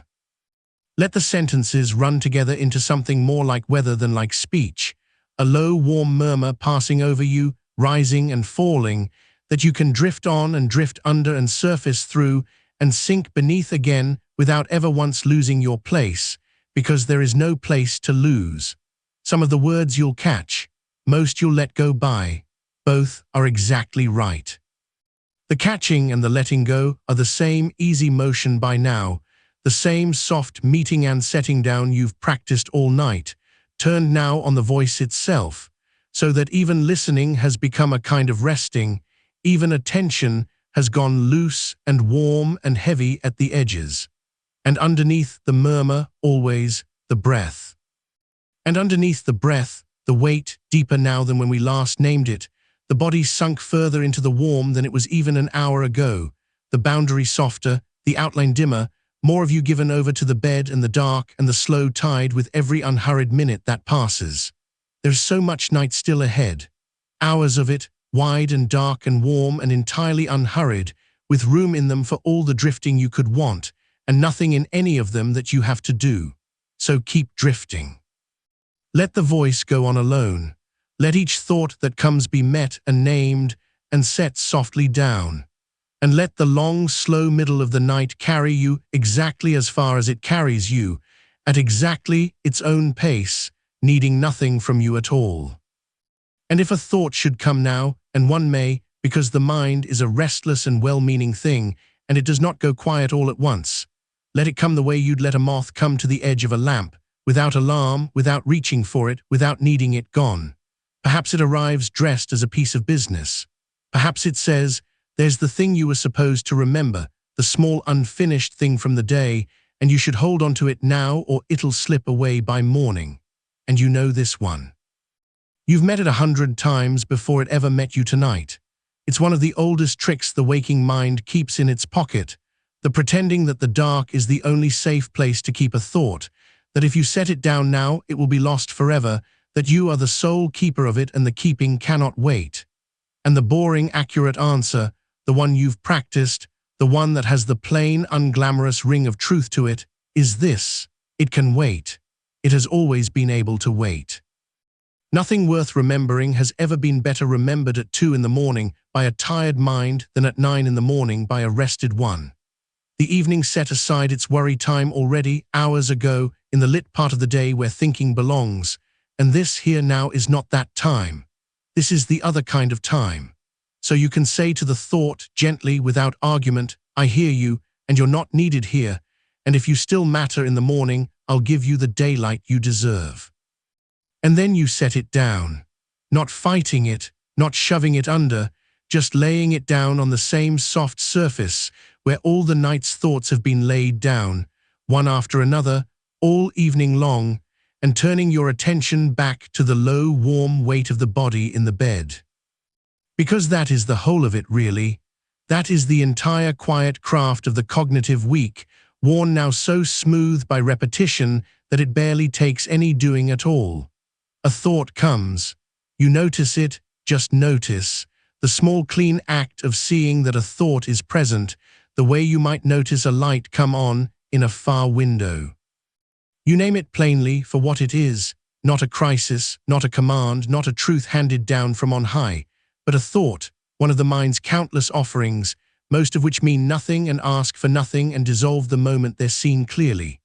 You answer it if it needs answering with the dull and dependable real version, the version without the drama, without the disaster tacked onto the end of it, without the leap from one late-night wakefulness to the ruin of an entire tomorrow. And then you let it go, and you come back to the breath and the warmth, and you wait without waiting for the next one.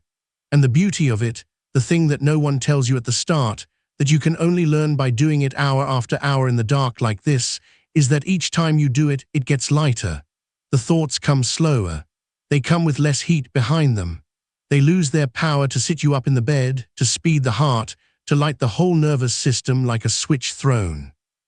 They become, more and more, just weather passing across the wide dark sky of a mind that has stopped taking the weather personally. There's a particular thought that likes this hour especially, and you may feel it approaching, or you may not. Either way, you're ready for it. It's the arithmetic one, the counting one, the one that wants to do sums in the dark. It says, in its reasonable-sounding way, well, let's see, if it's around this time now, and you need to be up around then, that leaves only so many hours. And that's not enough, is it? That's not nearly enough. And every minute you lie here awake, the number gets smaller. And can you feel already how the whole shape of that thought is a trap? A beautifully built little machine whose only function is to manufacture the very pressure that keeps the tide out. Because there is no version of that sum that helps you. If the number is large, you still can't force the sleep to come by knowing it. If the number is small, you've only handed yourself a fresh reason for the alarm that pushes sleep further off. The arithmetic has never once, in the whole long history of tired people lying awake, delivered a single extra minute of rest. Not one. It only ever taxes the rest you might otherwise have had. So we retire it. Again.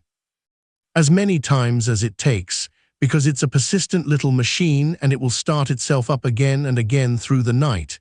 And each time it does, you simply notice it starting, and you name it, the counting, the hours left sum, and you decline to run it. You don't need to know what time it is. You don't need to know how many hours remain. That information has no use to you tonight, none at all, and so you set the whole calculation down unfinished, mid-sum, the numbers left hanging in the dark uncounted, and you let them go dim, and you come back to the warm, slow rise and fall of the breath, where there are no numbers at all, only the one breath, and then the next, and no arithmetic anywhere in it. And here is the quiet permission that stands underneath all of it, the thing the whole week has been slowly, patiently walking you toward. You do not have to sleep tonight. You are allowed simply to rest. Feel how that loosens something, even now, even to hear it said plainly. So much of the wakefulness that people carry into the dark is not really the failure to sleep at all. It's the frantic trying to, the leaning forward into it, the treating of each waking moment as a small emergency to be solved. And you can put that whole posture down. You can lie here and rest, just rest, the body warm and heavy and horizontal, the muscles unclenched, the breath long, the mind meeting and setting down whatever drifts through it, and that resting, that alone, is doing you good. It is restoring you. Lying quietly in the warm dark, not sleeping, is far from nothing. It is a deep and genuine rest in its own right, and it is very often the antechamber sleep comes through when it comes, precisely because you've stopped standing in the doorway watching for it. So take the whole weight of the requirement off. You are not required to sleep. You are only invited to rest. And rest is something you already know how to do, are doing right now, have been doing for hours. This, exactly this, the letting of the body be heavy and the letting of the thoughts go by. Let me draw your attention softly, for just a moment, to the temperature of the air. Not to change anything, only to notice. There's a coolness, perhaps, wherever your face meets the open air of the room, the one uncovered surface, the cheek or the brow, cool where the rest of you is warm, and there's a small quiet pleasure in that meeting of cool air and warm skin, the kind of thing you'd never notice in the busy day, that only surfaces in a stillness this complete. How the cool of the breath drawn in touches the back of the throat, and how the breath let out comes warmer, carrying a little of the body's heat back into the room. In and cool, out and warm. A slow exchange going on all on its own, needing no oversight from you, one of the 1,000 automatic tendings the body performs without ever consulting the worried mind, like the sleep itself, running on the same deep, uninstructed competence, waiting only for you to stop interfering. And you have stopped. You've been stopping more and more all night. Every thought met and set down is a small letting go of interference. Every sum declined is a hand lifted off the wheel. You are, breath by breath, getting yourself out of the way.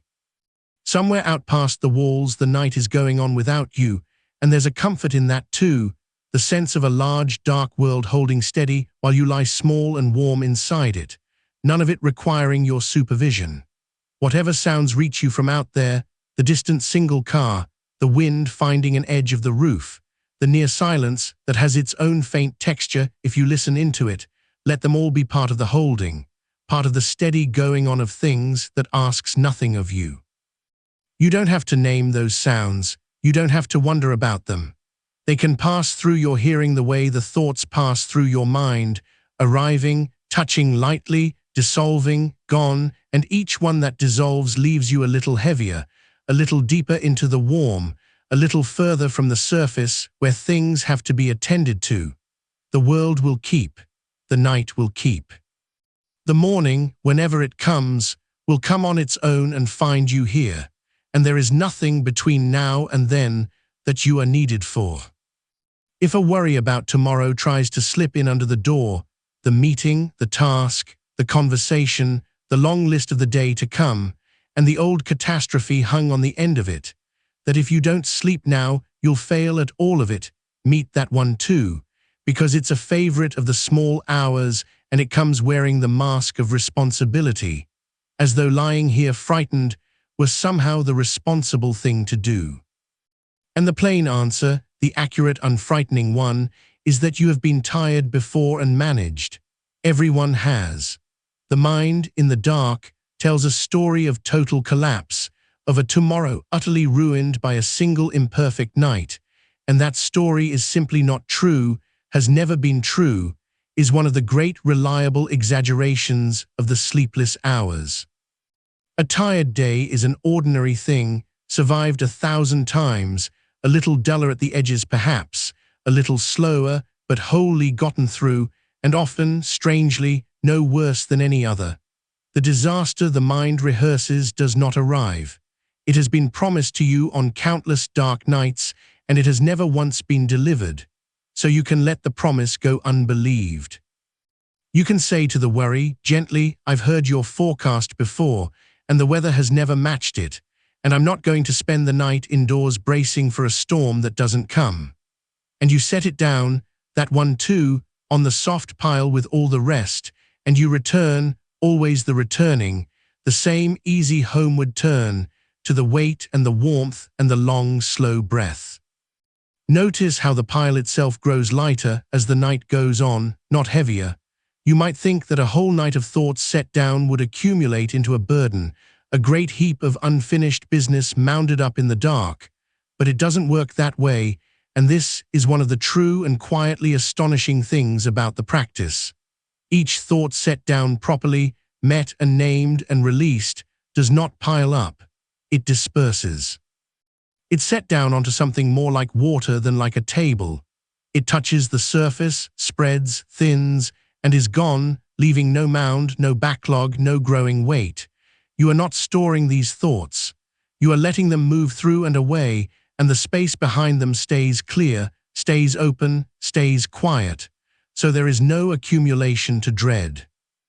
Every one you release tonight is released completely, and the mind grows emptier and stiller with each one, not fuller, until what's left is mostly just the space itself, wide and dim and warm, with the occasional thought drifting across it smaller and slower and further apart, and longer stretches of nothing at all in between.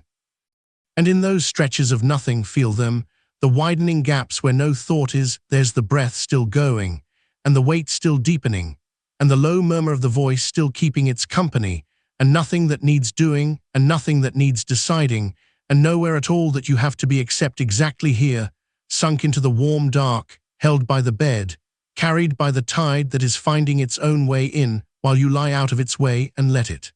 The gaps will widen. That's the direction of the whole night, the thoughts thinning, the gaps opening, the space between one small drifting thought and the next stretching out longer and softer until at some point, without your ever marking the moment, without any crossing you could point to, one of those gaps simply doesn't close again, and you're already gone, already down under the murmur into the deep unminded rest that's been rising toward you all along. You won't catch the moment. No one ever does. It isn't a door you walk through consciously. It's a tide you're carried under, and the last of the noticing simply dissolves into the being carried. And that's exactly as it should be. So there's nothing to watch for, nothing to listen for, no signal of sleep approaching that you need to stay alert to catch. In fact, the watching for it is the one thing that keeps it off, and you've laid the watching down along with everything else. Let even the interest in sleep go quiet now. Let even the wondering whether it's near go the way of the arithmetic, set down, declined, released. You don't need to know whether you're close. You don't need to monitor the descent. The body will do all of that without you, is doing it now, has been doing it in its own uncounted increments all through this long middle stretch of the night. The heart rate easing, the breath lengthening, the temperature settling, the muscles releasing their last held tensions one by one in the dark. All of it managed by the same old competent systems that ask nothing of the worried mind and get nothing from it and do their work best precisely when the worried mind has gone loose and heavy and stopped trying to help. And so you can let the whole enterprise of the night be effortless from here. No more meeting to do unless a thought comes and fewer are coming. No more naming to do unless there's something to name and there's less and less. No more setting down, no more declining, no more answering, no more returning unless the moment calls for it, and mostly now it doesn't. Mostly there's just this, the warm dark, the deep weight, the slow breath, the fading voice, the widening quiet, and you resting in the middle of it all, not sleeping and not needing to, not trying and not needing to, simply here, simply warm, simply carried, while the long unhurried night goes on turning slowly around you with all its dark hours still spread out ahead, wide and soft and entirely without demand, room enough in them for all the drifting there could ever be. Let the out-breath be the longest thing in you. Not forced long, just allowed to be as long as it wants, the body knowing the length it needs, the exhale spilling out slow and complete, and then the small unhurried pause at the bottom of it where nothing happens at all, where you're neither breathing in nor out, just resting empty for a moment in the warm, before the next breath draws itself in on its own, without your asking, without your effort, cool at the throat, filling and lifting, and then releasing again, longer still, deeper still. Sinking you a fraction further each time into the held warmth of the bed, and you don't have to keep count of the breaths any more than the hours. The counting of breaths is only another sum, and you've retired the sums. Just let them come and go uncounted, an endless soft procession of them, each one lower than the last, each one carrying a little more of you down past the reach of the words, down into the warm, unminded dark, where the tide has been quietly rising toward you all this long night, patient, unhurried, certain, needing nothing from you at all, but that you lie here and let it come. And if somewhere in that soft procession a thought does rise, and one might, even now, even this far down, you already know the shape of what to do with it, and the knowing itself has gone easy, gone almost wordless, so that the meeting happens now with hardly any effort at all. A thought lifts up out of the dark, some old familiar one, wearing its usual urgent face, and you notice it the way you'd notice a car passing far off on a road outside, a sound that rises, crests, and thins away again without your having to rise and go to the window. That's all the noticing needs to be now. Not a seizing, not a bracing. Just the quiet registering that a thought has come, and then, almost in the same motion, the naming of it, because you've named its kind so many times through the earlier hours of this night that the name arrives before the thought is even finished speaking. Ah, that one, the one that says tomorrow will be ruined, the one that says you can't function on this, the one that does the arithmetic. You retired. You know them all by name now, the way you'd know regular callers by their knock, and there's a strange gentleness in that recognition, because a thought you can name is a thought that has already lost most of its power to frighten. It's only the unnamed ones, the ones that slip in wearing the disguise of simple truth, that can keep you up. And you've spent this whole long night pulling the disguises off, one after another, until the traps stand revealed as exactly what they are. Old grooves, worn habits of a tired mind, loud but not accurate, insistent but not wise. So let the naming do its quiet work, and then let the boring answer come, the plain, accurate, unexciting version that the daytime mind knows perfectly well and the night mind keeps forgetting. The thought says you won't cope tomorrow, and the boring answer says, you have coped with tired days before, many of them, and the day was ordinary and you got through it, and by evening you'd half forgotten you were tired at all. The thought says this is the worst it's ever been, and the boring answer says, the mind at 3 in the morning is a poor judge of anything, least of all itself, and the feeling of ruin is a feeling, not a forecast. The thought says you have to sleep now, right now, or else, and the boring answer, the truest one, the one this whole cognitive week has been walking you gently toward, says, no, you don't have to sleep, you never had to. Resting is enough. Lying here warm and heavy and unbothered in the dark is itself a form of rest that the body draws real quiet from, whether or not it ever tips over the edge into sleep. And the moment you stop demanding the sleep, the moment you take the pressure off it and hand it back its freedom, you remove the one thing that was holding it away. That's the small quiet paradox at the center of all of this. Sleep is not something you can do. It is something that happens when you stop trying to do it. It comes to the empty hand, never the clenched one, and your hand has been open for hours now. There is no answer you need to argue for tonight. The boring version doesn't have to win a debate. You don't have to convince the frightened part of you of anything, don't have to marshal your evidence and press your case until the worry surrenders, because the worry rarely surrenders, and the arguing is only another way of staying awake, another meeting called at the wrong hour. So you just set the true thing down beside the false one, quietly, the way you'd set a stone on a table, and you leave them there together, and you turn your attention back to the weight and the warmth and the breath, and you let the two of them sort it out without your supervision. The accurate thought doesn't need you to defend it. It's true whether you tend it or not. And the frightened thought, left alone, deprived of the fuel of your engagement, does what all thoughts do when nobody feeds them. It thins, it loosens, it comes apart into its own syllables, and it drifts off into the same wide dark that swallowed all the others tonight, and you're left again with just the breathing, just the bed, just the long, unhurried dark holding you the way it's been holding you all along. And notice, if you like, lightly, without making a project of it, how much softer these arrivals have become. Earlier in the night, the thoughts came sharp and fast, one crowding on the heels of the last, each with its own alarm to sound.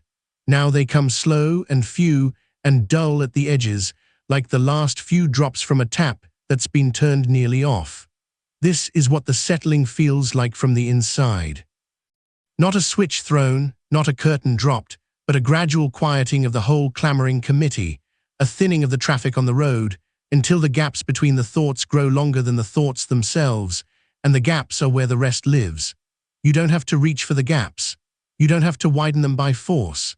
They widen on their own, the way pools spread when the rain stops, and all you're doing, all you've been doing this whole long patient stretch, is declining to disturb them. Declining to throw a new stone. Declining to reopen what's closed.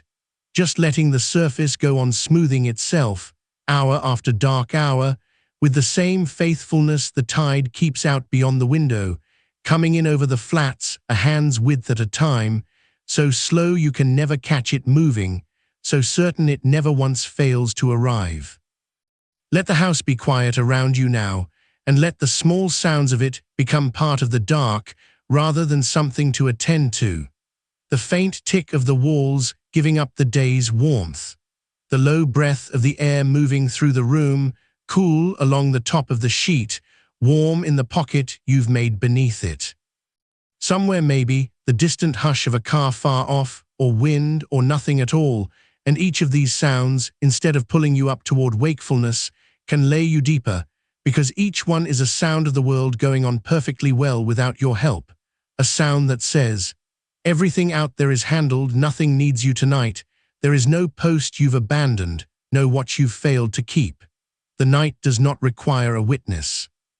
It turns just as well while you sleep as while you wake, better, in fact, for you, and you can let yourself be one more thing the night is quietly taking care of, along with the cooling walls and the moving air and the slow tide out on the flats, all of it managed, all of it in hand, none of it yours to manage from this warm, dark bed. And if the old habit of checking should stir, the reflex to know the hour, to turn toward the clock and read your fate off its face, let that too be one of the named ones now, met the same easy way. Because you know what the clock does. You've watched it do it other nights. It never once helped. It never handed you a single minute of sleep. It only ever took the soft, shapeless dark, in which an hour and a moment feel nearly the same, and cut it into hard, bright numbers, each one a fresh little verdict, each one starting the arithmetic up again, so many hours left, so few, the sum shrinking, the pressure climbing. And you've retired that arithmetic. You retired it hours ago, and you've retired it again every time it's crept back, and you can retire it once more now, gently, without irritation, the way you'd guide a wandering child back to bed for the 5th time, no anger in it, just the same quiet turning away, the same declining to look, the same choosing of the warm, unnumbered dark over the cold, exact one. You don't need the number. The number was never information you could use. Whatever it is, the instruction is identical. Lie here, breathe, rest, let the night carry you. The clock cannot change that instruction, so the clock has nothing to tell you, so you can let it go on counting to itself in the dark, unread, unconsulted, irrelevant, while you stay here in the soft place where time has gone loose and generous, and there's more of it than you could ever need. Feel how the not knowing is itself a kind of rest. All day the mind lives on knowing, the time, the plan, the next thing, the thing after that, the whole bright scaffolding of what comes, when that holds a waking life together. And here, now in the dark, you're allowed to let the scaffolding go. You're allowed not to know what time it is. Allowed not to know how long you've lain here, or how long remains, or whether the last stretch was 10 minutes or an hour, or whether you drifted for a while just now without noticing, and you might have. The drifting doesn't announce itself, it only shows up afterward as a gap you can't quite account for, a stretch of the night you can't remember crossing. You may have crossed several already. You may cross the next one without knowing it either. That's not a failure of attention, that's the whole point. The nights you sleep best are the nights you can't reconstruct. No clear record, no minutes counted, just a soft blur between lying down and the pale light, and a mind that gave up trying to keep the log. Let this be one of those. Let the log go unkept. Let there be gaps you'll never fill in, hours that pass without a single note taken, and let that be exactly the sign that things are going as they should. The breath goes on lengthening underneath all of this without your tending it. Longer on the way out, always longer on the way out, the long, slow spill that empties you down toward the quiet, and then the small, still pause at the bottom, and then the easy drawing in that you don't have to start. It starts itself, cool at the edges, filling without hurry, lifting the warm weight of the chest a little and letting it settle again. And each settling is a small descent. Each out-breath sets you down a fraction lower into the bed, the way a slow tide sets a boat lower and lower against the sand as the water goes out from under it, until the hull finds the ground and stops rocking altogether and just rests there, heavy and still, and held from below, needing nothing, going nowhere, done for the night. Let your whole body be that grounded boat. Let the weight of it be entirely given to the bed, every part of you resting on something, nothing held up, nothing braced, the mattress taking all of it, the pillow taking the heavy head, the dark taking the rest. You are carried at every point. There is no part of you that has to stay tense to keep another part aloft. It's all down, all given over, all resting on what's beneath it, and what's beneath it does not tire and will not shift and asks nothing back. And notice how the effort to relax has gone too, that last subtle striving, the trying to let go, which is itself a kind of holding. You don't have to relax. That was one more task, and you can put it down with the others. Relaxing was never something you needed to achieve. It's only what's left when you stop achieving. So even that can stop now. Even the loosening can loosen. You're not working toward a state. You're not climbing down toward sleep by careful degrees, checking your progress at each one. You're simply here, and here is already enough, already rest, already the thing you came for, this warm heaviness, this slow breath, this quiet mind with its long gaps and its few soft thoughts and its retired sums. This is not the waiting room for rest. It is the rest, and you're in it. And you can stop looking for the door to the next place because there is no next place you need to reach. Wherever the night takes you from here, it takes you gently and on its own, and you don't have to help. Let the muscles of the face be the last to understand this. They're often the last, the small ones around the eyes, the fine ones at the jaw, the ones that hold expressions all day long and forget to stop when the day is done. Let the jaw hang. Let the teeth come apart, the tongue rest soft and low in the mouth, the whole lower face go slack and heavy and dumb. Let the space between the brows, that small anxious knot that gathers there without your permission, let it smooth and widen and go blank. Let the eyes rest in their sockets, no longer aimed at anything, no longer flicking after images behind the closed lids, just heavy and still, and turned down and dark. And as the face lets go, feel how the letting go spreads back into the rest of you like warmth soaking through cloth, down the neck, across the shoulders, loosening the last held thing in each place it reaches, until there's no held thing left anywhere, only the long, soft, warm weight of a body that has finally, completely, stopped standing guard over itself. There is nothing to guard against. That's the truth the cognitive weak keeps returning to, the truth under all the named traps and all the boring accurate answers, that the threat the sleepless mind keeps bracing for isn't out there in the night at all. The night is empty of it. The night is just dark and quiet and long and kind. The threat lived only in the thoughts, in the forecasts, in the arithmetic, and the catastrophes, and the certain ruin of a tomorrow that hadn't come and mostly wouldn't come the way the 3 a.m. mind swore it would. And you've met those thoughts all night, one by one, and named them, and answered them, and set them down, until the room they were making has gone quiet, and the meeting has adjourned itself, and there's nothing left in the dark to defend against, nothing but the soft procession of the breath, and the deep given weight, and the wide unhurried hours still turning slowly all around you with all their room, and the patient certain tide still coming in over the flats toward the grounded boat of you, needing nothing. Asking nothing, only rising, only nearing, only coming on in its own slow, uncounted way through the middle of this long, kind night, while you lie here warm and heavy and entirely without a task, and let it come, and let it come, and let it come. And if a thought should surface now, and one might, even here, even this far down, because the mind is a patient thing, and it keeps a few small errands in its pocket for the quiet hours, let it surface the way a bubble rises through deep water slowly, without urgency, losing size as it climbs. Somewhere in the house of you a thought lifts its head and says quietly, almost politely, "But what about the morning? What about the thing you have to do? Are you sure you'll be able?" And you know this one. You've met its whole family tonight. This is the one that comes dressed as concern, that pretends it's only trying to help, that says it's just being responsible, just running the numbers one more time so nothing gets missed. And you can greet it the way you've greeted all the others, without alarm, without argument, the way you'd nod to a familiar face across a quiet room. There you are, I know you, you're the one who counts. And you can give it the boring, accurate version, the true, dull, unglamorous fact that it never wants to hear, that whatever the morning holds, it will be met by the body you actually have, in the state you're actually in, and that the fretting does not add a single usable thing to that meeting, does not pre-solve one problem, does not bank 1 minute of readiness. The worry is not preparation.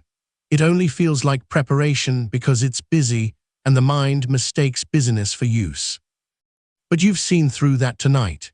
You've set that mistake down 100 times, gently, without needing to win, and you can set it down again now, and the thought, having been seen, having been named, having been answered with something too plain to argue with, loses the little charge that let it float, and it sinks back down through the dark water of you and dissolves, and the surface closes over it, smooth and unbroken, and there is quiet again. That's all it takes now, not a fight, not a wrestling down, just the recognizing and the naming and the plain true answer and the setting down, and each time you do it, the doing gets lighter, more automatic, less like a task and more like a reflex the body is learning in its sleep. Because that is exactly what's happening, even now, even as you drift past the edge of listening. The practice doesn't stop when the attention goes soft. The grooves you've worn tonight, the small worn paths from thought to answer to rest, they go on wearing deeper while the rest of you lets go. This is how it becomes yours. Not by trying harder in the daylight, but by doing it so many gentle times, in so many quiet hours, that the mind stops needing you to run the meeting at all, and starts holding the meetings by itself, and starts adjourning them by itself, and starts, more and more, simply not calling them, because a mind that has learned, deep down, that the night holds nothing to defend against, eventually stops sending out the guards. Let the hands go on softening. There is often more held there than you'd think, in the palms, in the pads of the fingers, in the small muscles that spent the day gripping and typing and holding and carrying, that curl a little even in rest, as though there was still something to keep hold of. Let them uncurl. Let the fingers lie however they've fallen, slightly parted, slightly bent, the weight of each one given fully to whatever it rests against, the palms open and empty and warm. There is nothing in them to hold. Everything they were carrying has been set down, or will keep until morning without any help from you, and the hands can be simply hands now, warm and heavy and done. And notice, if a little of your attention is still floating loose enough to notice anything, the faint warmth that pools there when the hands go truly slack, a warmth that comes from nowhere you didn't summon and don't maintain, that simply arrives when the gripping stops. The body makes that warmth on its own. It has been making it all night, in the hands, in the belly, in the long muscles of the legs, filling you quietly from the inside, the way heat fills a room after the lamp's been lit. And all you ever had to do was stop holding tight enough to feel it. This is the shape of the permission the whole week has been trying to give you. Not permission to sleep. Sleep was never yours to permit. It comes on its own or it waits, and either way it doesn't take orders. But permission to rest. Permission to lie here in the warm dark with nothing owed and nothing owing, and to let that be complete, to let that be the whole of what this hour asks.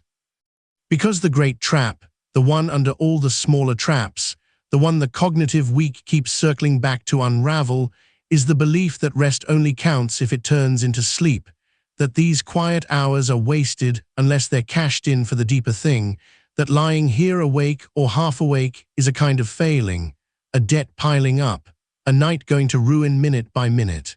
And it simply isn't true. It was never true. The body draws real rest from stillness like this, from the slow breath and the low warmth and the muscles gone soft, whether or not the mind ever fully goes under. You are not failing at anything by being here.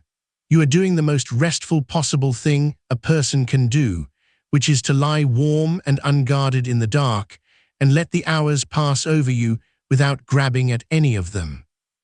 And when you stop measuring the rest against some sleep it was supposed to become, when you stop holding it to that standard it never agreed to, the rest gets deeper all by itself, and the sleep, no longer chased, no longer required to justify the night, tends, quietly, on its own schedule to come. So let go of the ledger entirely, the one where the hours are entered on one side and the sleep on the other, and the totals are checked and rechecked against each other through the long night, and the balance always seems to be running short. That ledger has been closed for hours. You closed it every time the arithmetic rose up and you set it down. Every time the mind reached for the sum of how long you'd been lying here and how long remained and what it all might cost, and you declined to do the math and let the numbers scatter unadded. There's no keeping score in the dark. The night is not an account. It doesn't come out ahead or behind. It only passes softly, hour folding into hour, and the boat of you rests in it, and the tide of it moves through it, and none of it is being tallied anywhere, and none of it needs to be. You can let the very idea of accounting slide off you now like a coat you never needed to be wearing indoors, heavy and unnecessary, sliding from the shoulders to pool forgotten on the floor while you stay warm without it. And listen, underneath everything, to how quiet the room actually is. Not empty. Rooms in the dark are rarely truly empty of sound, but quiet in that layered, gentle way that only the deep middle of the night knows.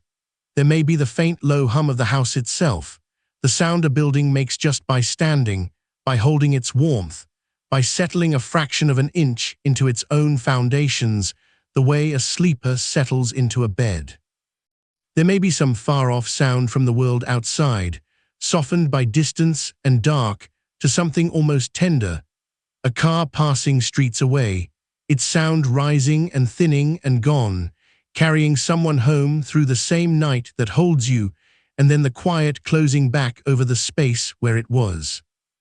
There may be only the sound of your own breath, that slow tide of air that's been keeping its own soft time all night without a single instruction from you, in and out, each breath a fraction longer and lower than the one before, each out-breath letting a little more of you down into the warm dark. Let all of it be a kind of soft floor beneath you. Let the sounds of the sleeping world hold you the way water holds a swimmer who has stopped swimming and simply floats, face to the dark sky, carried. You don't have to listen to any of it on purpose. Just let it be there, a gentle grain in the silence, proof that the world goes on turning quietly all around you and needs nothing from you at all while it does. Because that's the other truth the cognitive week hands you, quieter than the first, but just as steadying, that the world does not depend, tonight, on your being awake to watch over it.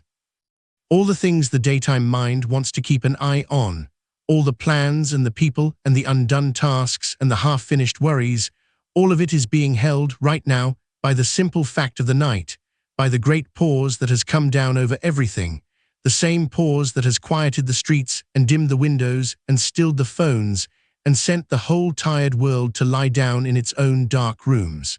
You are not the only thing holding it all up. You never were.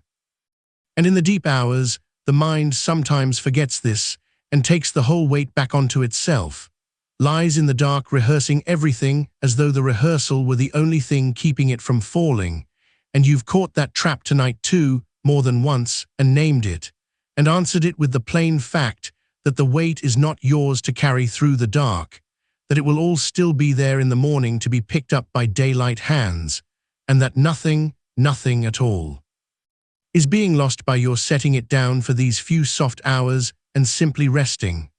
Let the world hold itself tonight. It's very good at it. It's been doing it since long before you, and it will go on long after. And for these hours, it asks only that you lie down among all the other resting things and be one more warm, quiet weight in the vast dark that's holding everyone at once. Feel how far down you've come without once climbing. There was no descent, no ladder, no counting towards some floor. You simply softened, and the softening carried you, the way a leaf that lets go of the branch doesn't fall so much as get lowered, turning slowly, taken by the air, arriving without effort at the ground it was always going to reach. You've been lowered like that all night, a little at a time, each set down thought a little more surrender, each retired some a little more weight given over, Each boring, accurate answer another small letting go, until here you are, deep in the warm middle of the dark, further down than the busy daytime mind ever quite believes it can go, and still going, still settling, still being lowered by the slow air of the breath toward a place with no name and no floor and no need to arrive. There's nowhere you're heading. There's only this, and then a little more of this, and then a little more, the softness deepening by such small degrees that no single moment is the one where rest begins, because it began hours ago, because you're already in it, because you've been in it all along. And the thoughts, when they come now, if they come now, come slower and fewer and softer, more like the last few drops from a tap that's been turned off than like anything with force behind it. One lifts, and before it can even finish forming, before it can find the shape of a worry or a sum or a forecast, it's already thinning, already losing the thread of itself in the warm heaviness, already sinking back down half-made into the quiet. You don't even have to answer these anymore. They answer themselves by dissolving.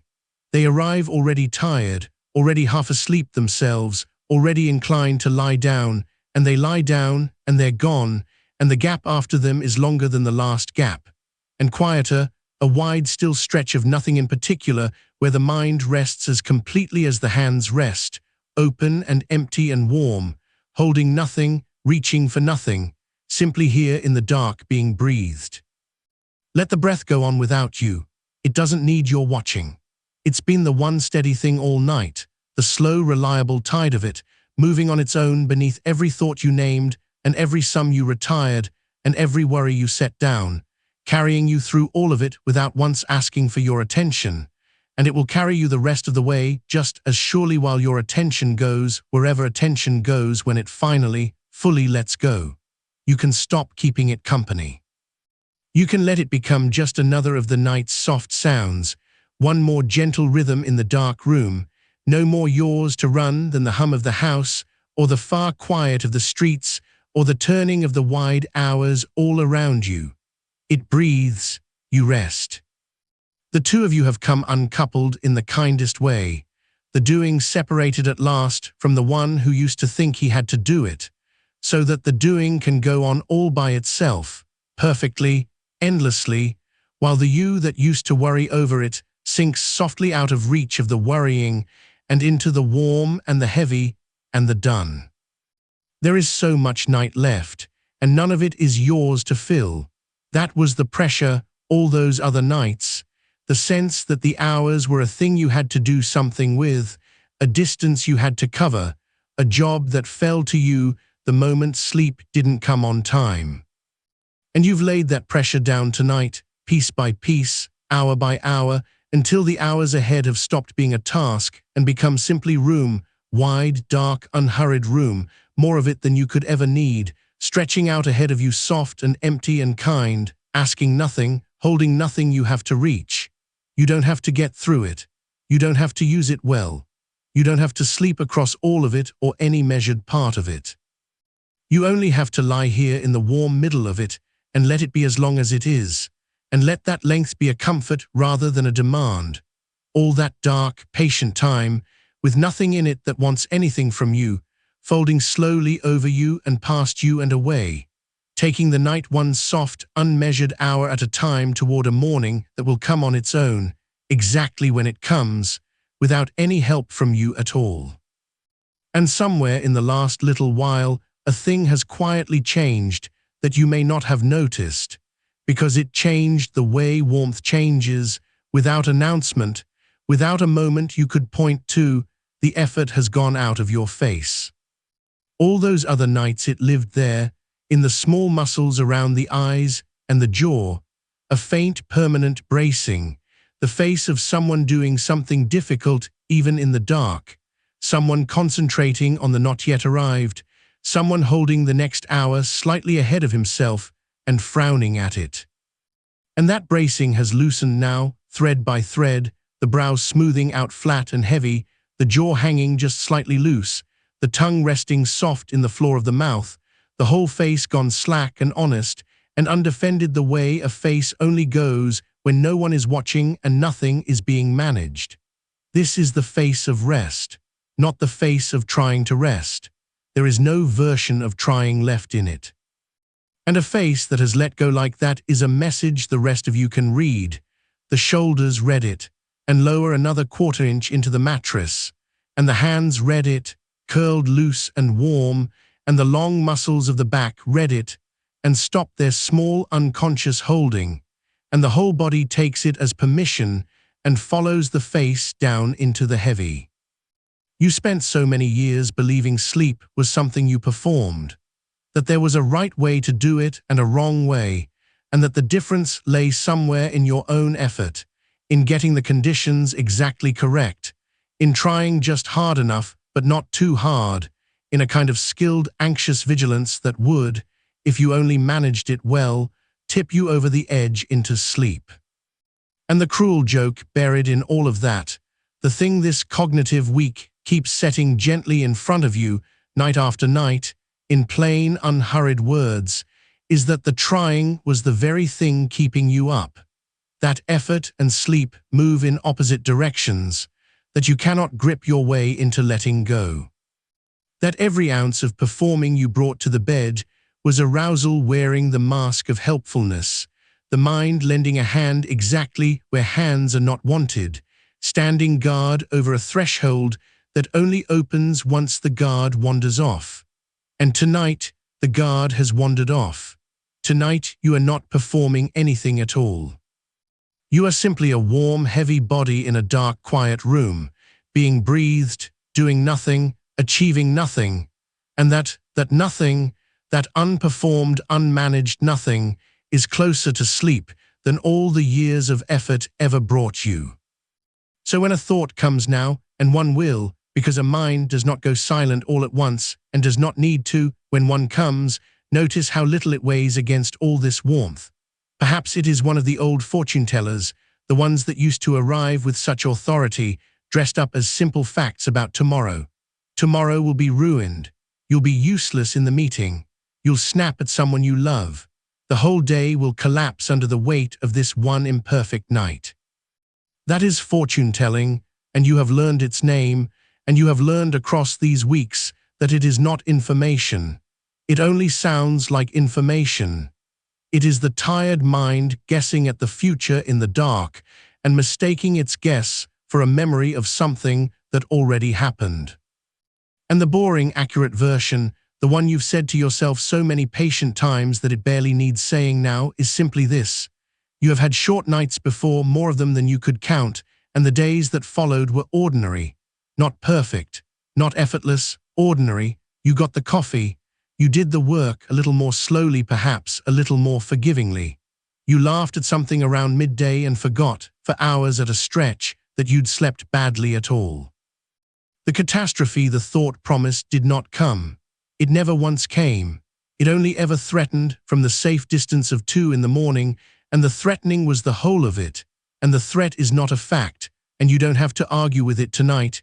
You only have to recognize the old voice and let the boring, accurate version settle over it like a hand laid flat on a ringing bell, and the ringing stops, and the quiet comes back in, wider than before. There is a particular kindness in how dull the true answer is. The frightening thoughts are always so vivid, so cinematic, so full of edges, and the accurate ones are so plain they're almost boring to say. You will be tired tomorrow and you will be fine. A tired day is a survivable day. The body knows how to spend a tired day. It has spent thousands of them. It does not need you to solve the tiredness in advance from inside the dark. And boredom, it turns out, is exactly the texture sleep likes. The mind does not fall asleep over the thrilling. It falls asleep over the flat and the known and the already answered. And every time you meet a sharp thought with its dull true counterpart, you are not just being accurate, you are lowering the whole temperature of the mind toward the gray and even warmth that sleep rises out of. The boring, accurate version is not only true, it is a lullaby. It has been a lullaby all night, each retired worry leaving the room a little duller and a little softer than it found it. Until now, the dullness has pooled thick and kind all around you, and there is almost nothing sharp left anywhere in the dark to catch on. Feel how the bed holds you, not the way you'd hold something you were afraid of dropping, the way the ground holds a stone that has finished rolling and come to rest exactly where it belongs and will not move again tonight. That kind of holding, complete, uninterested in whether you approve of it. The mattress takes the full downward weight of you and gives you nothing to do about it, no adjustment to make, no better position to find, because every position is this one now, the settled one, the one where the hips have gone heavy and the spine has given itself over, and the backs of the legs press warm and full into what holds them. And you can let each part of that weight double, if you like, not by tensing anything, just by permission, the permission to be as heavy as you truly are. All those nights you held a little of yourself up off the bed without knowing it, some faint refusal to fully land, some part still braced for the next hour's summons. Tonight, there is no summons coming. Nothing will call you up out of this. You can spend the whole weight. You can let the bed have all of it, every pound, the arms heavy, the chest heavy, the head a warm dense weight sunk deep into the pillow. And the more you spend, the more there is to spend, the heaviness feeding on itself, drawing you down and down into a stillness so total that the boundary between you and the bed has begun, quietly, to blur. Maybe another thought drifts up. Maybe it's a sum this time, one of the arithmetic ones, the mind reaching, half out of old habit, for the numbers. What time is it now? How long since I lay down? How many hours until the alarm? If I sleep this instant, that leaves, and there it is, the calculation that used to run and run, the ledger of hours remaining that only ever made the remaining hours worth less by counting them. You know this one best of all. You have retired it more times tonight than any other, so many times it has begun to arrive already knowing it will be retired, already sheepish, already fading as it forms. And you retire it now the same gentle way, without irritation, without even fully waking to it. The arithmetic doesn't help. It never gave you a single minute of sleep. It only ever turned rest into a countdown, and a countdown into pressure, and pressure into the very wakefulness it was measuring. There is no number you need tonight. The clock can say whatever it says to the empty room. It isn't saying it to you. You have stepped out of the accounting entirely. Whatever hour it is exactly late enough to rest, and not too late for anything, because nothing tonight depends on the total, and the sum dissolves for the 100th soft time, unanswered because it never deserved an answer, and the space where it was fills back in with the same warm nothing as before, only warmer, only heavier, only nearer to gone. And notice, this is the quiet marvel of the whole method, the thing you couldn't have believed in week one and can nearly feel the truth of now. Notice that you are not fighting any of this. You are not lying here white-knuckled against the thoughts, holding a door shut. There is no door, there is no fight. A thought comes and you meet it the way you'd meet a moth that drifted through an open window. No alarm, no swatting, just a mild noticing, oh, one of those, and it circles once in the dim and settles somewhere and goes still, and you have lost nothing, spent nothing, been disturbed by nothing. This is what it was for all the practice, not to build a wall the thoughts couldn't cross, to make crossing them cost you nothing. To wear the grooves of the answer so smooth that the mind slides down them automatically, noticing and naming and setting down in one soft motion that barely rises to the level of an event, the way you'd shift in your sleep and settle again without ever surfacing. The worry time back in the evening did its part. You gave the worries their hour then, in the lamplight, sitting up, pen in hand, and told them plainly that they'd had their turn, that the night was no longer their meeting to call. And so the ones that come now come without standing, without an appointment, easily dismissed because they are out of hours, and they know it, and they don't really try, and the trying less makes them lighter, and the lightness makes them easier to set down, and down they go, down where everything in the room is going tonight, down into the warm and the dark and the done. Let the room get larger and softer around you. Not a room you're looking at, your eyes are closed and heavy, and there's nothing to see and no wish to see it, but a room you can feel the size of, the way you always somehow know the size of a dark space by the way sound moves in it, by the near hush and the far hush and the depth of the quiet between.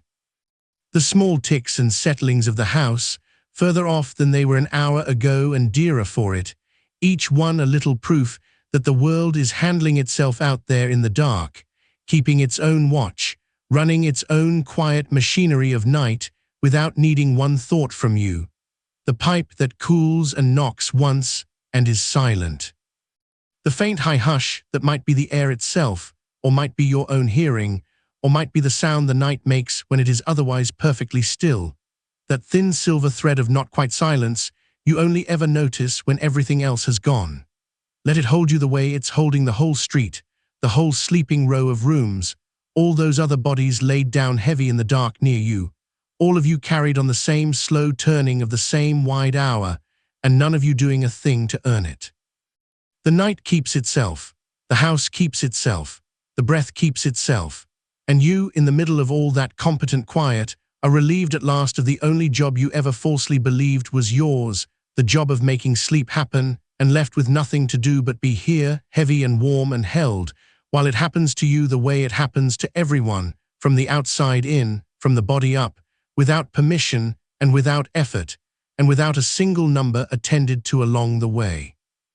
If a thought about tomorrow comes now, not a fortune-telling one this time, just a plain one, a task, a thing to remember, a small errand of the coming day surfacing to be logged, let it come and let it go untended. This is not the hour for the list. The list belongs to the daylight, to the desk, to the waking mind that is good at lists and likes them. It does not belong here, and it does not need you to rehearse it in the dark to keep it safe. The things worth doing tomorrow will still be worth doing tomorrow. They lose nothing by going unrehearsed tonight. The mind that insists on carrying them into the bed is only the old vigilance again, the one that couldn't trust the morning to arrive with its own memory intact. But the morning always did arrive with its memory intact. You never once forgot the truly important thing because you declined to worry it in the dark. So let the small task drift up and drift off, unheld, uncarried, trusting the daylight to hold what the daylight is for, and feel how much lighter the mind gets each time it agrees to put something down instead of picking it up, lighter and lower and warmer, sinking as it sheds, the shedding and the sinking the same motion now, one long slow release that has been going on for hours and has so much further and gentler still to go. There is no next thing. That's the whole of it, in the end, the plain flat center of everything these weeks have been circling toward. There is no next thing you have to do. Not a breath to take deliberately, not a thought to answer, not an hour to reach, not a state to arrive at, not even sleep itself to accomplish. Because sleep is not an accomplishment and never was, it is only what remains when everything else has been set down, the ground that was always underneath, uncovered at last now that you've stopped piling effort on top of it, and you've set nearly everything down. You can feel how little is left in your hands, the worries named and retired, the sums dissolved. The tomorrow left to the daylight, the breath uncoupled and running on without you, the pressure laid down piece by piece until the hours stopped being a task. There is almost nothing left to release, and even that nearly nothing is releasing itself now, slipping out between your loose warm fingers while you do the one thing that was ever actually required, which is not a thing at all, which is only this, lying still in the held dark, growing heavier, letting the night do to you what it does to everyone who finally stops helping it. Carrying you soft and unmeasured and unafraid down past the last of your thinking and into the long warm quiet where the thoughts don't reach, and the clock doesn't matter, and the morning waits, patient and certain, a long, long way off, to arrive entirely on its own. And if a thought does come now, because thoughts still come, even here, even this far down, arriving not as intruders, but as the mind's oldest habit, the way a house settles and ticks long after the people in it have gone quiet, you already know what to do with it, because you've been doing it all night, doing it so many times that the doing has worn smooth, worn easy, worn nearly automatic in the warm dark. A thought arrives. You notice it. You don't chase it and you don't fight it, because both of those are the same mistake in different clothes, both of them a way of taking the thought more seriously than it has earned. You simply see it for what it is, one of the old familiar shapes, one of the classic ones, the ones with names, and you answer it, if it needs answering at all, with the plain, flat, boring, true thing, the version with no drama in it, and then you let it go the way you've let 100 others go tonight, without ceremony, without a backward look, without needing to be sure it won't return. It may return. That's allowed. And you'll do the same small thing again, and it will cost you nothing, because the answering has stopped being work and become something closer to breathing. A small tide that comes and goes at the edge of a mind that is otherwise still. There is a particular thought that likes this hour, the deep middle of the night, when the house is at its quietest and the dark is at its thickest. The thought that says, still awake, still here, look how late it is, look how much of the night is already spent. And once you would have believed it, and believing it would have set the whole machinery going again, the arithmetic, the pressure, the tightening in the chest that is the surest way in the world to stay awake. But you know this one now, you know its face. It is the catastrophe, the fortune teller, the one that takes a single small true fact, that you are awake, and spins it out into a ruined tomorrow, a wrecked day, a failure with consequences. And you know the answer to it, the answer you've practiced, which is not a bright forced cheerfulness, not a lie you tell yourself in the dark, but only the accurate thing, the calm thing.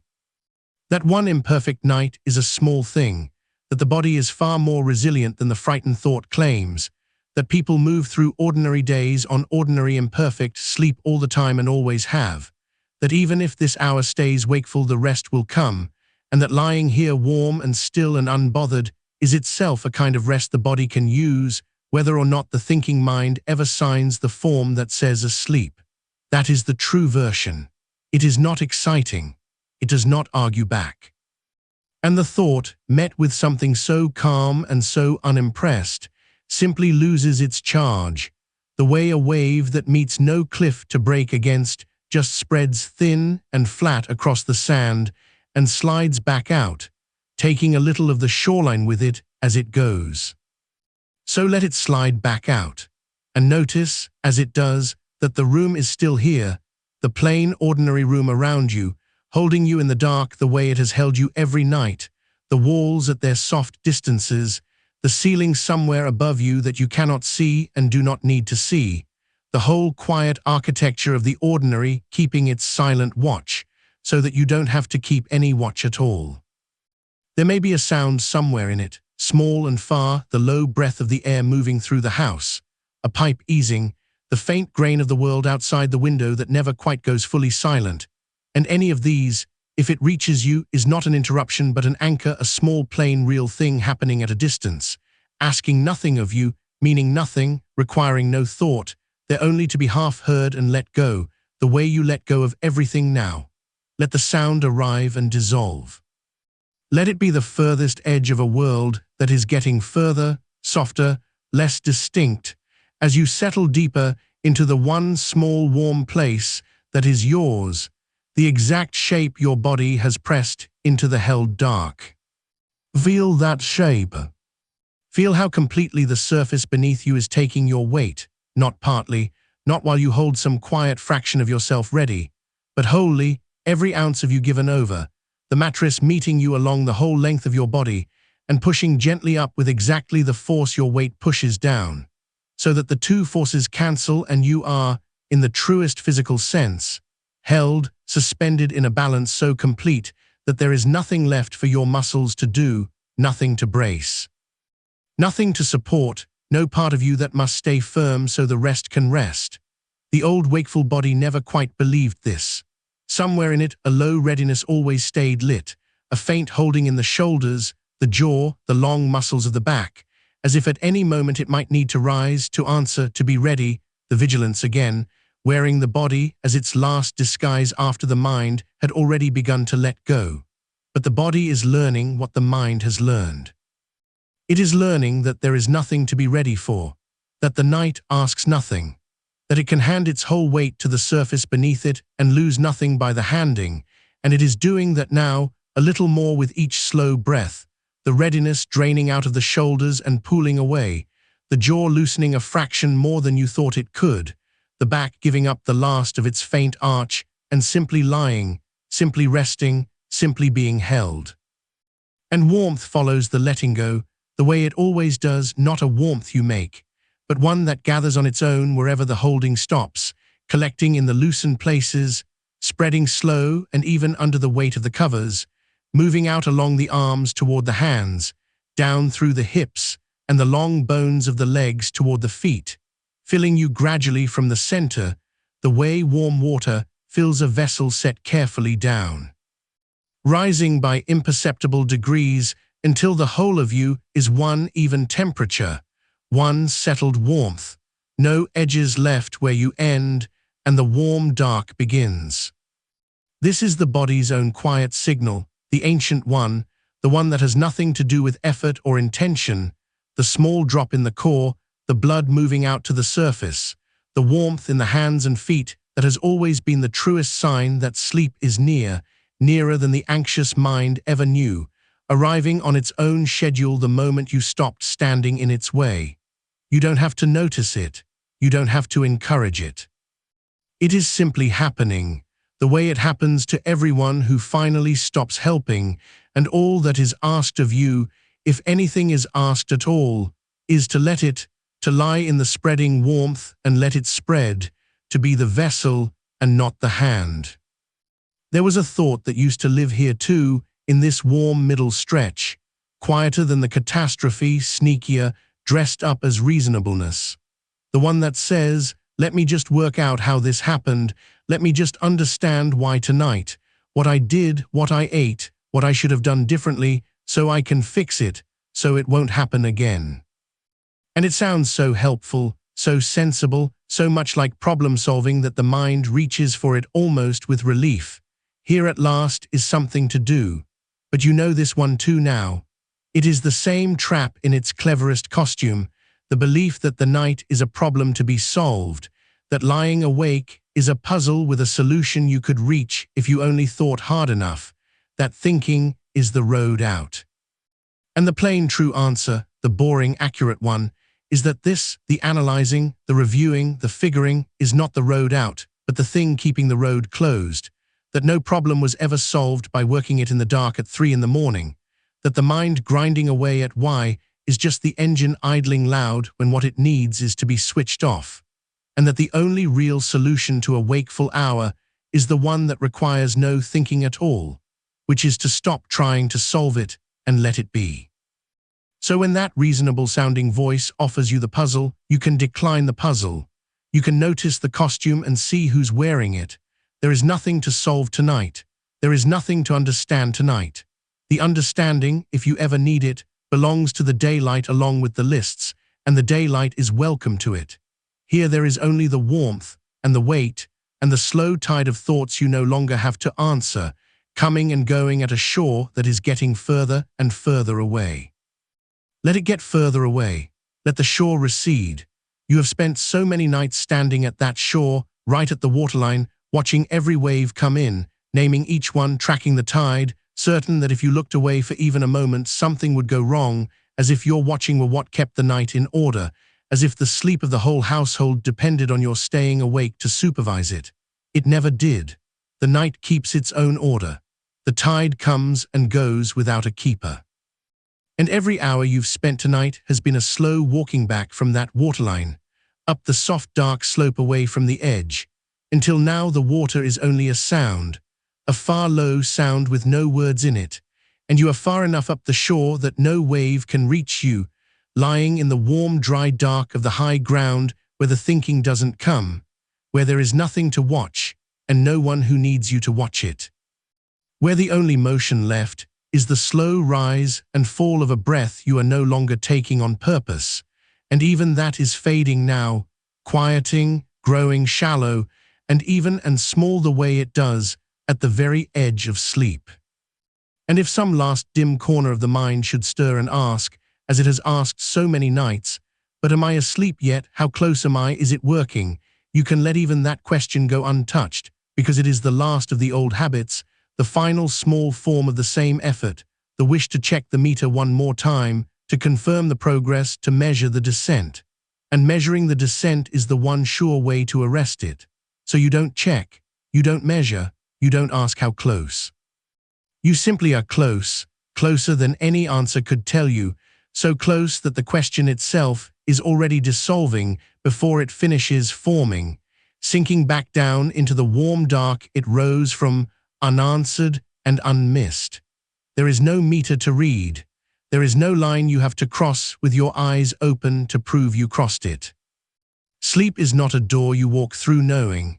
It is a place you are already in by the time you'd have thought to notice, having arrived while you were looking the other way, having been carried there soft and unmeasured while you did the one thing that was ever required, which was to stop requiring anything at all. So require nothing.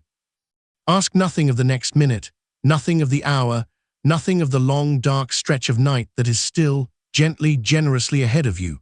Hours of it, more than you need, more than enough, spread out ahead in the dark like a wide, still field with no fences in it and no clock hung anywhere on its edges, a field you don't have to cross, don't have to measure, don't have to do anything with at all except lie down in it, which you have already done, which you are already doing. Sinking into the soft, dark ground of it a little more with every slow and slowing breath. The morning is on the far side of that field, and the field is vast, and the morning is in no hurry, and neither now are you. It will come when it comes. It will find you wherever you are, whether you spent these hours sleeping or only resting or drifting somewhere in the warm country between the two where the difference stops mattering. And the difference has stopped mattering, hasn't it? The whole anxious weight of that difference lifted off you somewhere back down the night, so that being asleep and being at rest have become one warm continuous thing, one long letting go with no seam in it, no moment you have to reach, no state you have to prove. Down here where you are now, the words matter less and less. You don't need to follow them. You never needed to follow them. They were only ever a hand at your back, a low steady sound to lean the letting go against, a rhythm for the descent to keep time with, and they will go on, low and slow and unhurried, whether you follow them or not, for hours yet, asking nothing, meaning nothing you have to hold, present only the way the sound of the house is present, or the far edge of the world outside, or the slow warm tide at the distant shore. One more thing to half hear and release. One more quiet texture of a night that is holding you completely now, on every side, from the surface beneath your settled weight to the warm dark air above your loosened face. All of it holding, all of it asking nothing, all of it carrying you the same slow direction, which is down and in and further from the shore and closer to the ground that was always underneath. The hands have forgotten they are hands. Somewhere in the last stretch of this, the exact borders of you have gone soft, the place where your arm rests against your side, no longer a clear line, but a warm blurred seam, the weight of one leg against the other no longer two things, but one settled mass. The whole outline of the body loosening at its edges, the way a shape loosens underwater, still entirely there, still whole, but no longer sharp, no longer patrolled. The border unmanned, because there is nothing on the other side of it that needs keeping out and nothing on this side that needs keeping in. And this too is the letting go, the deepest form of it, the body agreeing at last to stop drawing its own map, to stop marking where it ends, to become just a warm heaviness in a warm dark with no line around it, which is exactly what the body becomes each night for everyone who sleeps, the undrawing of the map, the last small thing that happens before the sleeping mind stops keeping the record altogether. It is happening to you now. You don't have to feel it happen. It is enough that it happens softly, on its own, in the dark, without your permission and without your effort, the way all of this has happened, the way all of it will go on happening for hours more, while the night holds you and the field stretches wide and the morning waits, unhurried, a long, long way off, on the far side of more rest than you could ever use. And if a thought should come now, in this deep place, drifting up out of the dark, the way a thought sometimes does even from the floor of a night like this, let it come. You are so far down now that it arrives already softened, already small, more like the memory of a thought than a thought itself, a little ripple crossing water that has otherwise gone entirely still. Perhaps it is the old one, the counting one, the one that used to sit up in the dark and do its arithmetic. How many hours, how much is left, what will be lost? You know that one by now. You have met it so many times across these weeks that meeting it has stopped being work. It rises, and some quiet part of you that goes on working even down here recognizes the shape of it before it has finished forming, names it without alarm. There is the arithmetic again, there is the old sum trying to add itself up in the dark, and having named it, having seen it plainly for the tired old habit it is, and not the emergency it pretends to be, that same quiet part simply sets it down, not fought, not argued with, not chased away, because chasing is effort, and effort is the one thing this hour has no use for. Only noticed, and named, and set down, the way you would set down a cup you no longer need to hold, your fingers opening, the weight leaving your hand, the thing going quietly to rest on the surface below without a sound. That is the whole of it. That is the work of the cognitive week, arrived now at its softest and truest form, not a struggle against the mind, but a gentle unhooking, 1,000 small releases, the same small release repeated so many times across so many hours that it has stopped needing you to perform it. It performs itself now. The thought lifts, and the noticing meets it, and the setting down follows, all of it happening low and slow beneath the surface of you like some patient machinery that has learned its own work so well it no longer wakes you to run it. And underneath every one of those small releases is the boring, accurate version of the truth, the plain, unglamorous facts you have laid down so many nights running that they have become the ground you rest on rather than the words you reach for. That one night, whatever it holds, is only one night, and the body is patient, and the body keeps its own accounts across many nights, and forgives a single thin one without complaint. That rest itself, this warm, heavy stillness you are lying in right now, is doing quiet good in your body whether or not it ever tips fully into sleep, that the lying down and the letting go are themselves a kind of repair, so that even the wakeful stretches were never wasted, never lost, never the empty ruin the old fear used to call them. That tomorrow will be met by a version of you who has done this before, tired mornings and ordinary days, more of them than you could count, and moved through every one of them and come out the other side, that this is simply not the catastrophe the frightened mind, up too late and working too hard, once tried to make it. These are the answers, not bright, not clever, not the sort of thing that would ever win an argument in daylight. Only true, only steady. Only the quiet, accurate weight that settles the scales every time the old fear tries to tip them, and settles them so easily now, so automatically, that the tipping barely registers before the settling has already followed. There used to be so much machinery to this. You remember dimly from a long way up the night how much effort it once took, the sitting up, the light on, the deliberate reasoning, the writing of the worry down on its page in the early evening so it would have its own place and its own hour and would not need to come looking for you here in the dark. And it doesn't come looking, does it? The worry had its time tonight, in the lamplight, hours ago, in the ordinary evening while the world was still upright and lit. It was heard and written and given its due and closed. So that now, in the deep middle of the night, there is nothing left that needs opening. The office is shut. The desk is dark. The day's accounts were balanced before you ever lay down, and there is no reopening them here, no midnight session, no second shift, and any thought that drifts up now trying to reopen that shut room finds the lights off, and the door quietly closed, and drifts away again for want of anything to do, the way a visitor turns back from a house that has plainly gone to sleep. You have built that.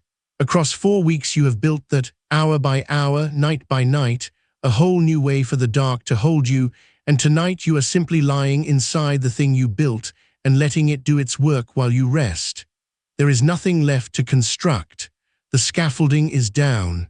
The house stands on its own. Feel, if you can still feel anything so specific from this depth, how the breath has arranged itself while you weren't watching. You are not breathing on purpose anymore. You gave that up somewhere back down the long slope of this, handed it over to the older, deeper part of you that has been breathing you your whole life long without instruction.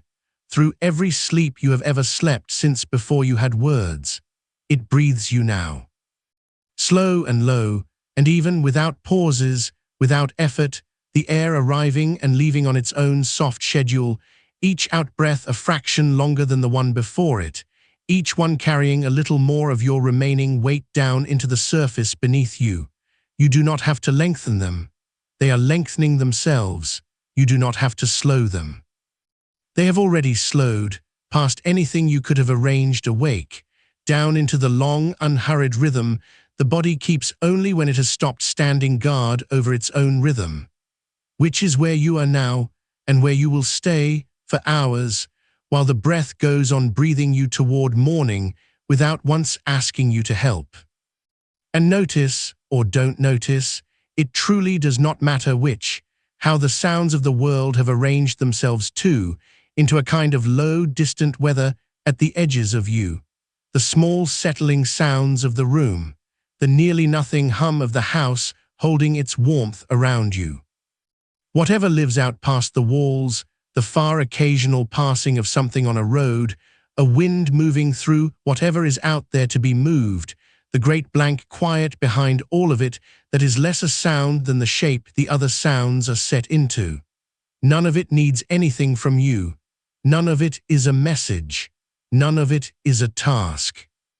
It is only the texture of a night going on around a body at rest, and you can let every piece of it wash up to the edge of your attention and slide off again without ever catching. The way the last thin reach of the tide slides up the sand and thins and silvers and withdraws, having asked nothing, having taken nothing, having only touched the shore once and let it go. If the counting thought returns, and it may once or twice more before the night is through, old habits fade slowly, and this one has been with you a long time. You will find it lighter each time it comes. That is what the retiring does. Each time the arithmetic rises and is noticed and set down, it rises a little weaker the next time, a little less sure of itself, a little more easily released, until somewhere in the coming hours it will lift one last time, so faint you will barely register it, and be set down so gently that you will not even know it was the last, and it will simply not come again for the rest of the night. You do not have to reach that point. You do not have to notice reaching it. It will arrive on its own, quietly, the way the tide turns without any single wave announcing the turn, and you will already be far below the place where such things are tracked. There is nothing to prove down here. That is worth letting land one more time softly in whatever part of you is still faintly listening. There is nothing to prove. The old bargain, the one where sleep had to be earned, where the night was a test you might pass or fail, where lying awake was a kind of failing and lying asleep a kind of passing, and the whole dark stretched out before you as a thing you had to succeed at, that bargain is off. It was always a false one. Nobody passes or fails a night. The night is not grading you. The morning is not waiting with a mark.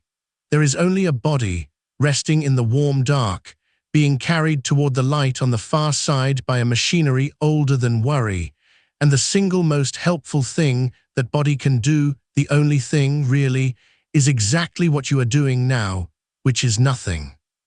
Which is lying still and letting go and permitting the rest to be rest, without turning it back into a task, without measuring it, without standing over it to check that it is working.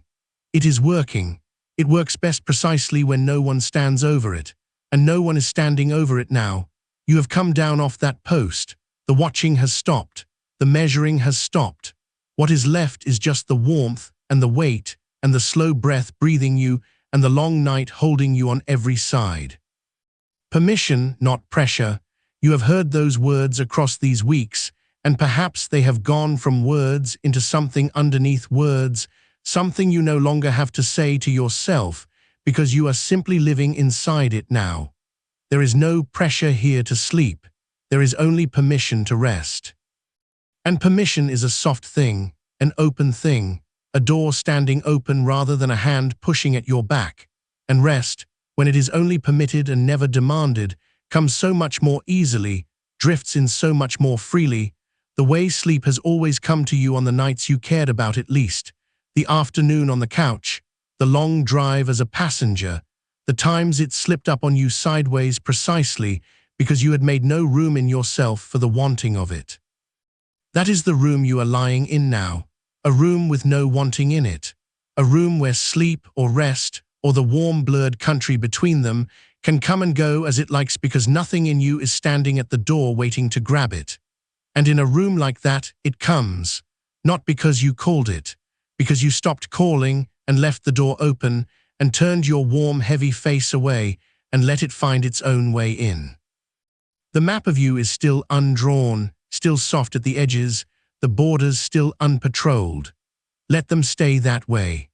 Let the arm and the side go on being one warm seam, the legs one settled mass, the whole shape of you a single loose heaviness poured into the surface beneath it with no sharp line anywhere around its rim. There is a deep animal comfort in that undrawing, a comfort that goes back further than any of these weeks, further than language, back to the very first ease you ever knew, the ease of being held completely and needing to do nothing, of being carried and asked for nothing, of resting inside a warmth on every side and letting your own outline dissolve into it, because the warmth would keep you whole so you did not have to. That is the ease you are inside of now. The bed keeps you whole. The dark keeps you whole. The night has taken over the work of holding your shape together so that you can let go of holding it yourself, and you have let go of it, and nothing has come apart, and nothing will. You are entirely safe in the loosening. You were always entirely safe in it. The loosening is only what safety feels like from the inside, once the guarding has finally stopped. And the hours, the ones the old arithmetic used to count so anxiously, the ones with numbers on them, the ones that used to shrink and press and accuse, the hours have quietly changed their nature somewhere back down the night. They are not a dwindling supply anymore. They are not running out. They are wide. They are long. They stretch out ahead of you in the dark like a great slow field with no fence at the far end of it, more hours than you could ever spend, more rest than you could ever use, laid out in every direction with nothing in it you have to reach and nowhere in it you have to be. You could drift across that field all night and never come to its edge. You could sink down into any part of it and stay, and there would still be more of it around you than you began with. The scarcity is gone. The arithmetic that fed on scarcity has nothing left to count. There is only the wide, dark field, and your warm, heavy weight settled somewhere in the middle of it, and the whole unhurried breadth of the night stretching away on every side, patient, endless, holding you the same slow direction it has held you for hours, which is down and in and further from every edge, and deeper into a rest that has no bottom you could ever fall past, and no floor you could ever strike. Down here the words go on getting quieter. They will keep going, low and slow, for hours yet, and you need less and less of them, and that is exactly as it should be. Let them thin, let them blur. Let them become one more soft texture at the edge of a night that has already taken you in completely. No more something to follow than the hum of the house is something to follow, or the far turning of the world outside, or the slow warm tide at its distant shore. All of it just the sound the dark makes while it holds a body at rest, all of it going on without needing you to attend, all of it carrying you gently in the one direction there is left to go. There is nowhere to be but here. There is nothing to do but this. There is no hour to reach and no state to prove and no thought that can survive the setting down for long, and the field is wide, and the morning is far, and the breath is breathing you all on its own, slow and low, and even toward a light that is a long, long way off yet, on the far side of more rest than you could ever use. And if a thought should come to you down here, and one still might, even this deep, even this far from the edges of the night, because a mind does not go fully silent just because a body has gone soft, if a thought should come, you already know now what happens to it. It does not need you to rise and meet it. It does not need you to sit up inside yourself and take it seriously. It arrives the way a small sound arrives from another room, and it is noticed the way that sound is noticed, without alarm, without the old reflex to follow it out of the warmth and into the corridor. You have spent the whole evening, and now the whole long spending of the night, learning that a thought about tomorrow is only a thought, that it carries no more weight in the dark than the dark chooses to give it, and the dark down here gives it almost none. It comes and it is seen and it is named. There is the planning one, there is the rehearsing one, there is the one that wants to add the numbers up again, and each of them, once it is named, is already smaller for the naming, already more like a shape passing across a window than a hand on your shoulder. You have done this so many times tonight that it has stopped being work. It is nearly automatic now. The thought lifts, and something in you that no longer has to strain simply lets it go on past, the way a still pond lets a moth cross over it without reaching up to hold the moth, without so much as troubling its own surface, and the thought crosses, and the surface stays smooth, and you stay down. There is a particular kind of thought that used to be the loudest of all in the old nights, the ones before this. It was the one that said, "What if tonight is the night it doesn't work? What if all of this settling and softening comes to nothing and I lie here wide and raw until the window grays?" That one used to have real teeth. It used to be able to reach all the way down and pull you back up to the surface by it, set your heart going, start the whole machinery of trying. But listen to how far away it is now. Listen to how little it can reach, because you have learned the boring, accurate answer to it, and the boring, accurate answer has worn a smooth groove by now, and the answer is simply this: that rest is already happening, that the settling is not something you have to earn by sleeping, the settling is the thing itself, and you are doing it, you have been doing it for hours, your body has been drinking down the quiet weather, or not any part of you was keeping score.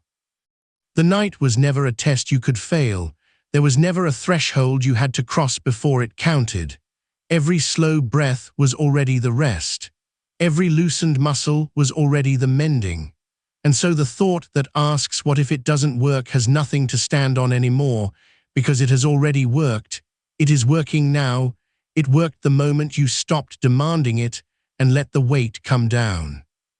The catastrophe it kept promising cannot arrive, because the thing it threatened to withhold was here all along, underneath the very worry that said it was missing.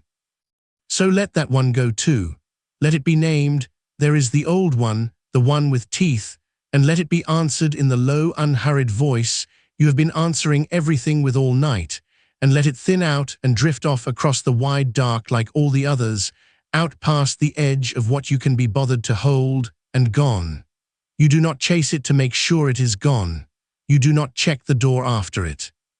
Checking is just the worry wearing a helpful face, and you are far too heavy now to get up and check anything. You simply notice the quiet it leaves behind, and you sink another finger's width down into that quiet, and you stay. The room around you has settled into its deepest hour. Somewhere out past the walls, the world has gone as still as it gets, that low trough of the night, when even the traffic has thinned to almost nothing, when the houses have all gone dark one after another down the street, when whatever machinery hums in the distance hums lower, as if it too were running on less. You are not the only one down here in the deep of it. All across the dark, bodies are lying the way yours is lying, softened, weighted, breathing slow, and the great quiet does not belong to you alone to keep. It is spread out over everything, a single wide hush laid down across roofs and fields and water, and you are only one warm point of rest inside a rest that is everywhere. There is nothing you have to do to hold your part of it up. It holds itself. It would go on holding itself whether or not you were awake to notice, and you are barely awake to notice now, and that is exactly right. That is the night doing precisely what it is for. Feel, if you can still feel anything so gently, how the difference between resting and sleeping has almost entirely dissolved down here. Earlier in the night, there might still have been a border between them, a sense that resting was the waiting room and sleep was the far door, and some part of you kept glancing toward the door. But the waiting room and the far door have become the same soft room now. There is no threshold left to watch for. Rest has thickened and slowed and darkened until it is indistinguishable from the thing it was supposedly waiting to become, and you drift back and forth across a line that is no longer there, in and out of a sleep so shallow and so wide it hardly knows itself apart from the deep quiet on either side of it. And because there is no border, there is nothing to cross, and because there is nothing to cross, there is nothing to try to cross, and the trying, that last thin thread of effort that used to run through even your rest, the trying has finally, completely let go. You are not trying to sleep. You are not trying to rest. You are only here, being breathed, being held, being carried the slow way down, and whether any given moment of it has the name sleep on it, or the name rest on it makes no difference at all to the weight of you, or the warmth of you, or the dark that has taken you in. If you notice the light of your own thinking flicker somewhere far above you, a small brightness, a fragment of a sentence, an image that begins and does not finish, let it flicker the way a far-off thing flickers, without deciding whether it means you are awake. That question, am I awake or am I asleep, is one more thing the old vigilance used to ask, one more way of checking the door, and it too can be set down now, because the answer does not matter, and the asking only stirs the surface. You do not need to know which one you are. You are allowed not to know. You are allowed to hang in the soft, unmarked place between them for as long as the night wants to keep you there, unlabeled, uncounted, unbothered by which side of a line that isn't there you happen to be drifting on. Nobody is keeping the record. The record was always only ever kept by the part of you that has finally gone quiet, and it is not coming back tonight to tot up the columns, and in the morning, which is still so far off, still so many wide dark hours off, that it is scarcely worth the naming. In the morning it will not matter in the smallest degree how much of this you can say was sleep. You will have rested the whole night through. That much is already true and cannot be taken back. Let the breath go on doing what it has learned to do without you. There was a long stretch of your life when the breath in the dark was something you watched, something you tried to slow on purpose, something you turned into one more task. Breathe correctly, breathe the way the recording said, and see if that finally does it. But the breath has slipped out from under all of that now.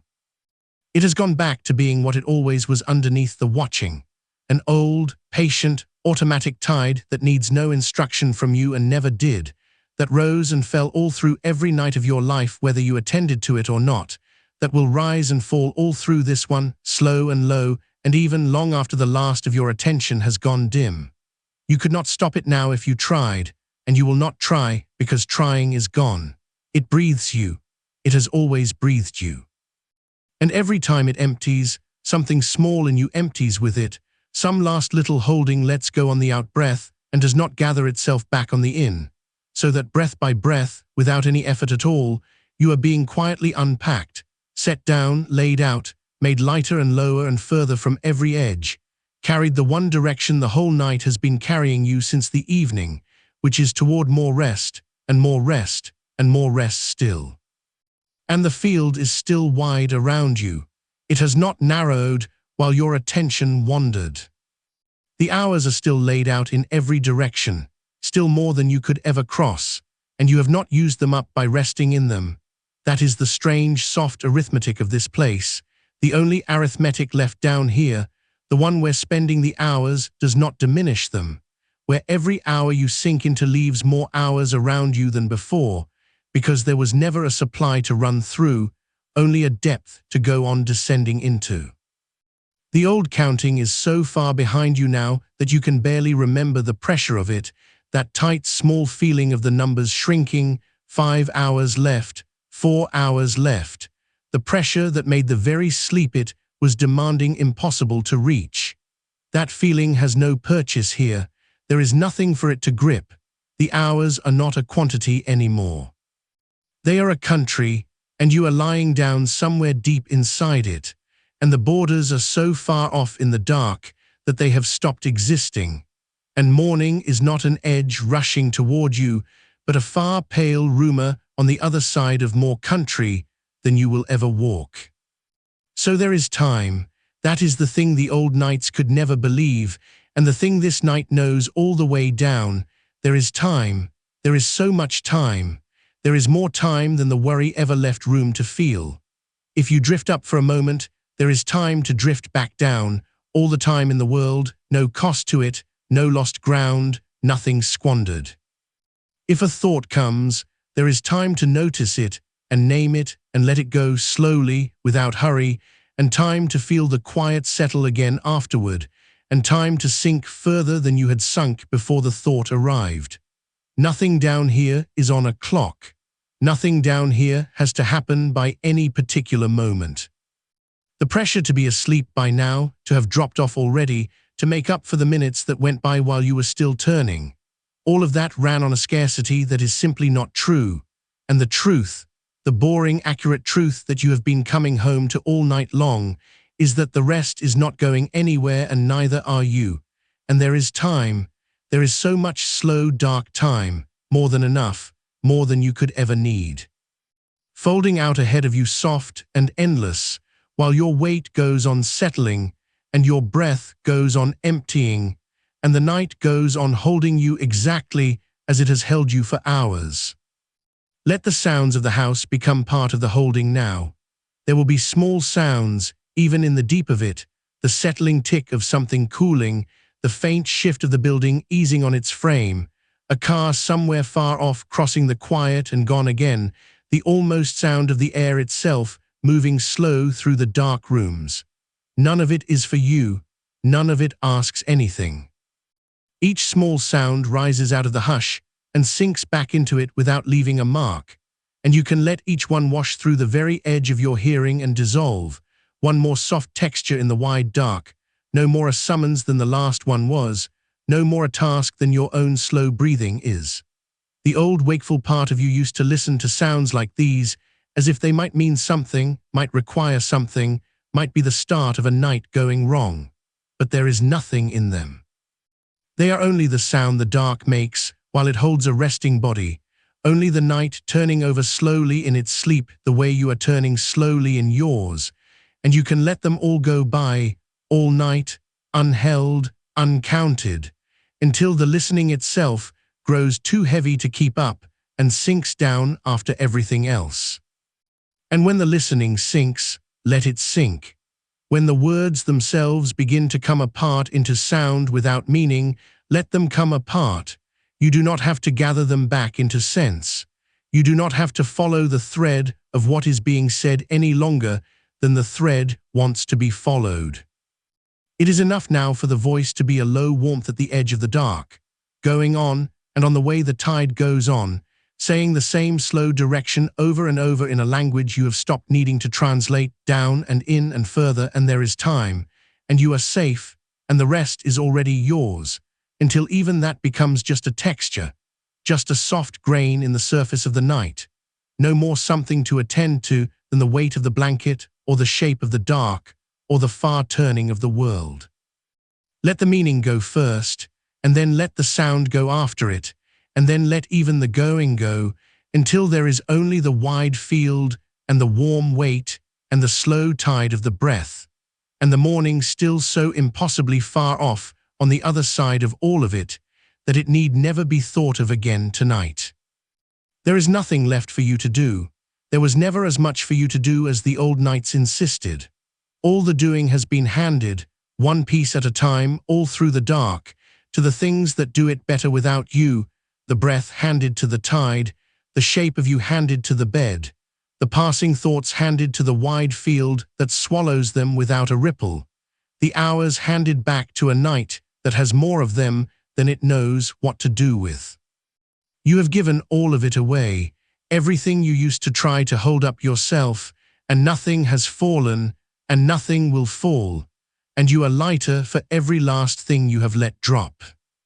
There is only this now, only the slow, low continuation of a rest that asks nothing and takes you deeper for free, only the warm dark going on and on around you, patient past any hurry, wide past any counting, holding you the one way it has held you all night, down and in and further from every edge, toward a light that is still hours and hours away, on the far side of more rest than you could ever use. And if a thought should still come, later, from somewhere back in the quiet, and one might, even now, even this far down, because the mind is a thing that makes thoughts the way a low fire makes small sounds, without meaning to, without needing to, you already know, without having to wake to know it, exactly what will happen to it. It will arrive the way the others arrived, all through this long night, wearing whatever face it thinks will get it noticed. It might come dressed as a question, some old familiar question about tomorrow, about how you will manage, about whether this or that will get done. It might come dressed as arithmetic again, that oldest and most tireless of the visitors, wanting to count something, wanting to add up what is left. It might come as nothing more than a small brightening somewhere behind the eyes, a little flare of alertness with no words attached to it at all, just a readiness looking for a reason. And whatever shape it wears, it will meet the same soft machinery that has met every one of its brothers since the light went out, the machinery you have been building and oiling all week, and running smoothly now for hours in the dark, noticed and named, and answered in the plainest voice there is, and set gently down. You do not have to run that machinery on purpose anymore. It runs on its own now. It has learned the night, the way your hands have learned the dark of your own house, so that the reaching and the setting down happen without your effort, below you, while you go on resting on top of it all. Because this was the whole quiet lesson of the cognitive week, the thing underneath all the smaller things, that a thought in the dark is not an instruction, and it is not a verdict, and it is not a message that has to be opened the moment it arrives. It is only a thought. It is only the mind doing the one thing minds cannot help doing, throwing up its little sparks whether you asked for them or not, and the sparks land on nothing now because you have quietly wet the ground all around you. The worry already had its hour, earlier in the light, in the chair where worry belongs, where it can be looked at squarely and written down and given its due. It had its proper time and its proper place and its proper attention, all of it honestly, none of it dismissed. And having been given all of that, in the light, at its right hour, it has no claim on this hour, no claim on the dark, no unpaid debt that the middle of the night is required to settle. Whatever tries to reopen the office now is only knocking on a door that was already answered hours ago, in the room where answering is done, and you can let it knock, softly, at the far edge of your resting, without getting up, because the business of the day is closed, and the ledger is already balanced, and the lights in that room are already out. So let it knock as gently as rain that has almost stopped, the last few drops finding the glass long after the weather has moved on, meaning nothing, asking nothing, just the sky emptying the last of itself with no urgency and nowhere to be. You are not in that weather. You are in here, in the warm, under the weight, and the sound of the last of it against the window is only a thing that is happening somewhere else, to someone who is not you, on the far side of a wall that holds. And the thought that knocks is like that too, happening at a distance, on the outside of the warm dark you have made, a small tapping that would once have brought you all the way up out of yourself, hand on the light, heart already going, the whole night suddenly at stake. But you do not go up to it now. There is nothing at stake now. The night is not a test you can fail by lying here awake, and it never was, though the old part of you believed it for years, believed that sleep was a thing you had to earn each night by trying hard enough, and that every wakeful minute was proof of failing at the trying. You have set that belief down too, somewhere back in the earlier dark, the way you set down all the rest, and you have not missed it, and it has not come back because it was never true. Rest is not earned by effort. Rest is what is left when the effort finally stops. And the effort has stopped. Feel, if you can still feel anything so gently, how the trying has gone out of your body, not all at once, not because anyone commanded it, but slowly, joint by joint, edge by edge, all through these hours, the way heat leaves a stone after the sun is down, so gradually that there is no moment you could point to and say there, that is where the holding ended. Somewhere in the long middle of this night, the last of the holding simply left, and your face is doing nothing now, none of the small managing it does all day, the jaw loose and the brow smooth, and the small muscles around the eyes given up entirely to the dark. Your hands are doing nothing. All day they are the busiest part of you, always reaching, always shaping, always closing around something, and now they have opened and stayed open, curled soft and empty and warm, holding nothing at all, because there is nothing left they have been asked to hold. Even the deep muscles that do not know how to rest, the ones along the spine that keep you upright against the whole long pull of the day without ever once being thanked, even those have been allowed, finally, to let the bed take their work, so that the frame of you is being carried now instead of carrying, held instead of holding, and everything that was tense in the service of the daylight has been quietly relieved of its post and sent down into the dark to sleep. There is a warmth that comes with that letting, and maybe you can feel it now, low and even, pooling wherever the body meets the bed. It is the warmth of a thing that has stopped fighting its own weight, the deep animal ease of an organism that has been given permission, at last, simply to be heavy and to be held. It gathers first in the largest, quietest places, across the small of the back, along the backs of the legs, in the broad flat of the shoulders, where they press down and are pressed back up by the patient bed. And then it spreads, unhurried, the way warmth moves through water, with no line you could draw between the part that is warm and the part that is only about to be. It moves down into the hands and finds the open palms and fills them. It moves down the length of the legs and pools in the heavy feet. It rises, faintly, into the loosened face.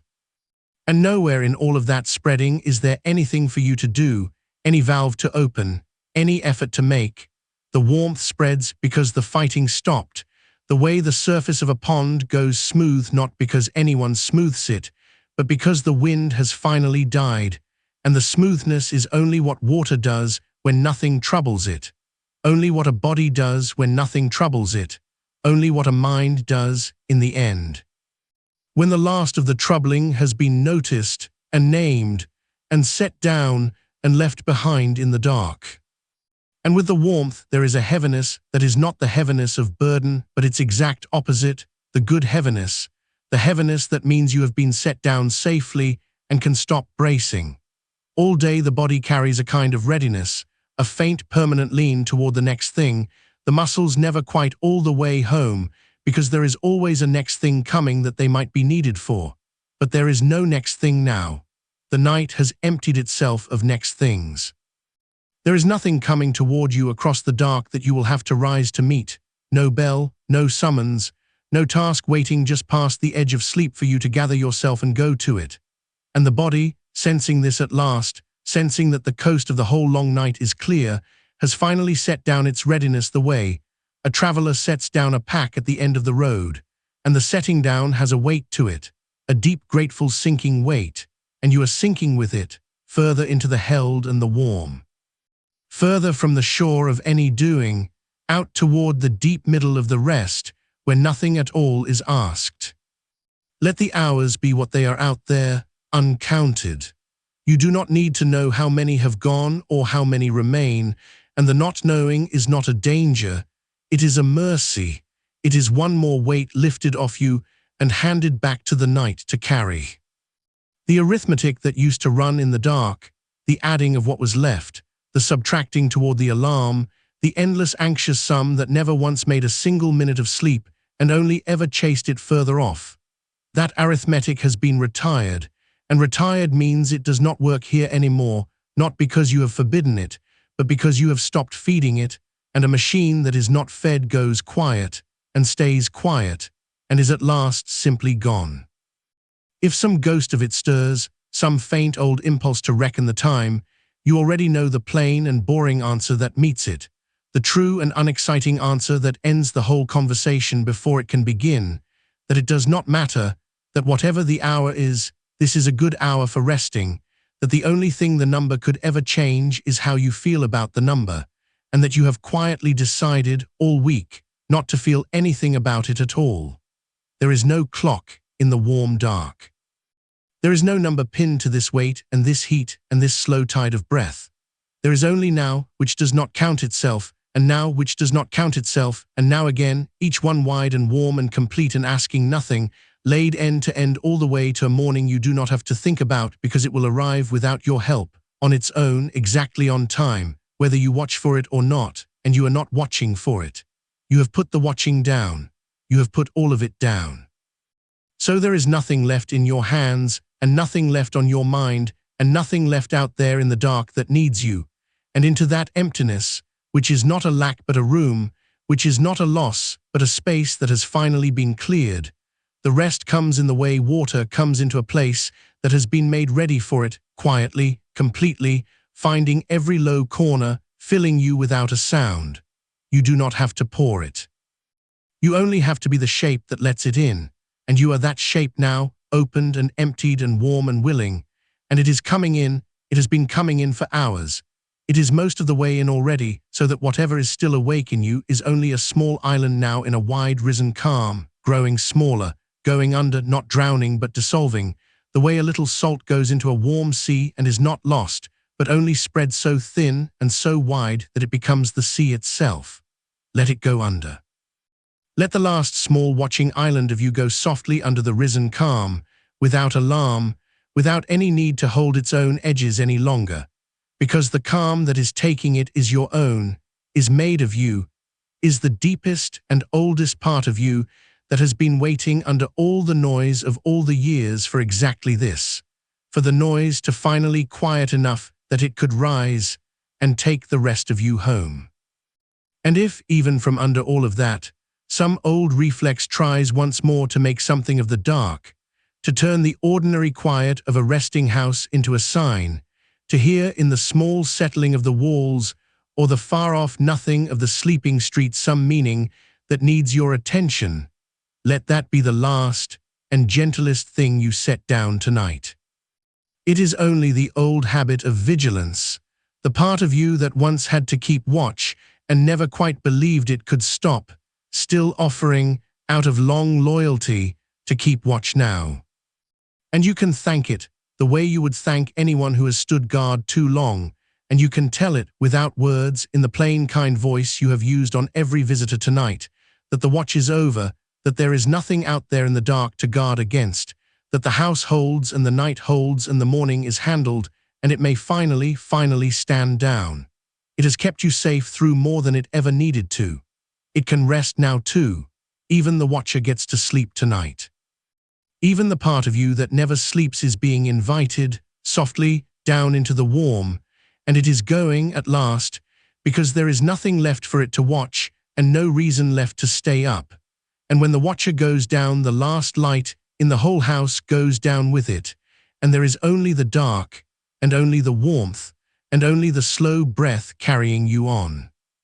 Down here it is very quiet and very wide, and there is nothing in it that is sharp. The thoughts that come, if they still come at all, come slower now and softer, more like weather than like words, drifting through and out again without ever quite becoming anything you would have to answer, so gentle and so far apart that the spaces between them have grown longer than the thoughts themselves, wide warm silences where nothing is being thought at all, where there is only the breath and the weight and the dark, and those silences are getting longer and longer. The thoughts thinning out toward nothing the way the last stars thin out toward the pale before the dawn, except the dawn is nowhere near. The dawn is hours and hours off on the far side of all this rest, and there is nothing to do in the meantime but let the silences widen until they run together into one silence. One long, unbroken, warm quiet that has no edges and no end that you can see, that simply goes on holding you, going on, and on the way the deep dark goes on beyond the reach of any light. Patient beyond any hurry, more than enough for anyone, more than enough for you, with room in it for all the rest you have never let yourself take and more waiting behind that. A whole reservoir of quiet with no bottom, and you are lowered into it now so slowly and so gently that there is no moment of arriving, only the going, only the endless kind, unhurried going down into a rest that was always yours, and is only now, at last, being handed back to you in the dark, one soft breath at a time. With nothing owed, and nothing asked, and nowhere at all to be but here, held and warm, and going further still. And if some hour from now a thought should surface after all, because they do, even in water this deep, one will sometimes rise, slow as a bubble from the floor of a still pond. You already know, without having to remember knowing it, exactly what will happen to it. It will come up out of the dark carrying its old urgency, its little flag of importance, the way they always do, and some quiet keeper in you that no longer needs you awake to do its work will meet it the way you have met 100 of them tonight. It will look at the thought, unhurried, and it will see it plainly for what it is, not a message, not an alarm, only a habit of mind wearing the costume of an emergency, and it will set it down before it has even finished arriving. You do not have to be there for this. That is the thing that has changed slowly across these 4 weeks and across these long dark hours. The answering has become something the mind does on its own, the way a hand learns a task so thoroughly that it stops asking the mind for help. The plain, kind version of things has become the first version, not the second. The boring, accurate voice has become the voice underneath. So let it come, whatever it is, if it comes. Let the thought that says you should be planning rise up and be met with the true thing, that nothing is planned better at this hour than at any other, that the dark has never once solved a problem it did not first invent, that the desk where planning belongs is a daytime desk with daylight on it, and that this here is not that place. And feel how little it costs you now to know that. There is no argument in it. There is no effort in the knowing. It is only true, the way the weight of your body on the bed is true, and the thought that came up wearing the costume of tomorrow loosens its grip and softens and sinks back down the way it rose, slow and gone, and the pond is still again. And let the thought that counts, the old counter, the one that used to sit up in the small hours doing its arithmetic, if I sleep now that is only so many hours, and if I do not sleep soon it will be fewer still, let even that one surface if it must, because it has surfaced in these hours more often than any other all your life. And watch what happens to it now. It comes up with its numbers already half formed, reaching for the clock it cannot see, and there is nothing here for it to hold. The clock is turned away, the numbers have nothing to land on, and the keeper in you meets the counter with the truest and most freeing thing there is to know about it, that the arithmetic was never real, that the hours were never a bank you were draining. That sleep does not come faster for being counted and does not come at all for being chased, that the counting was itself the very thing that kept the door shut, and that the moment you stop reaching for the number stops mattering because rest is not a sum. It is a letting. It is happening right now, in the wide dark, whether or not any hour has a name. And the counter, met like this, night after night, gently and without scorn, simply forgets what it was counting. It puts its numbers down. It has nothing left to add. It goes quiet the way a machine goes quiet when the thing it was built to measure is finally understood to have never needed measuring at all. This is the whole of it, really, the thing the cognitive week was always walking you toward through all its plain small steps. Not a trick to make thoughts stop, not a wall to keep them out. Only this, a way of meeting them so honest and so unafraid that they lose their power to keep you up, one by one, until the meeting itself grows so light and so automatic that it happens below the surface, in the dark, without waking you, the way a good house settles its own small sounds in the night, and the sleeper inside it does not stir. You have become a house that settles itself now. The thoughts are only the timbers easing as the temperature drops. They mean nothing is wrong. They are the sound of a structure at rest. And underneath all of it, holding all of it, the breath goes on, slower than it was an hour ago, slower than you could make it if you tried, doing itself now in that long, unhurried rhythm the body only finds when no one is minding it, when the last watcher has gone down and there is no one left awake enough to interfere. In and slow and out and slower, and a pause at the bottom of the out-breath that is not you holding anything, only the body in no hurry to begin again, resting even in the space between breaths, gathering the next one the way the tide gathers, without effort, without decision, from somewhere far below the reach of any wanting. You could not rush it now. There is no part of you left standing that would want to. Feel if there is enough of you still near the surface to feel anything at all, how the weight has changed since the early hours. Earlier the body was heavy, the way a thing is heavy that is being pressed down, a weight you noticed, a weight that had a shape. Now it is heavy the way deep water is heavy, from everywhere at once and nowhere in particular, a weight without edges, so that you could not say where your arm ends and the bed begins, could not find the line between the warmth of you and the warmth around you, because somewhere in these long hours the border stopped being kept. Nothing patrols it now. The shape of you has gone soft at all its edges and begun, very slowly, to belong to the dark instead of standing apart from it. The way a stone left long enough in a river stops being separate from the current and becomes only another smooth place the water moves over. And the room has changed too, in the way rooms change when everyone in them has stopped needing anything from them. The dark is no longer a thing you are lying inside of, a space with walls somewhere out past the edge of the bed.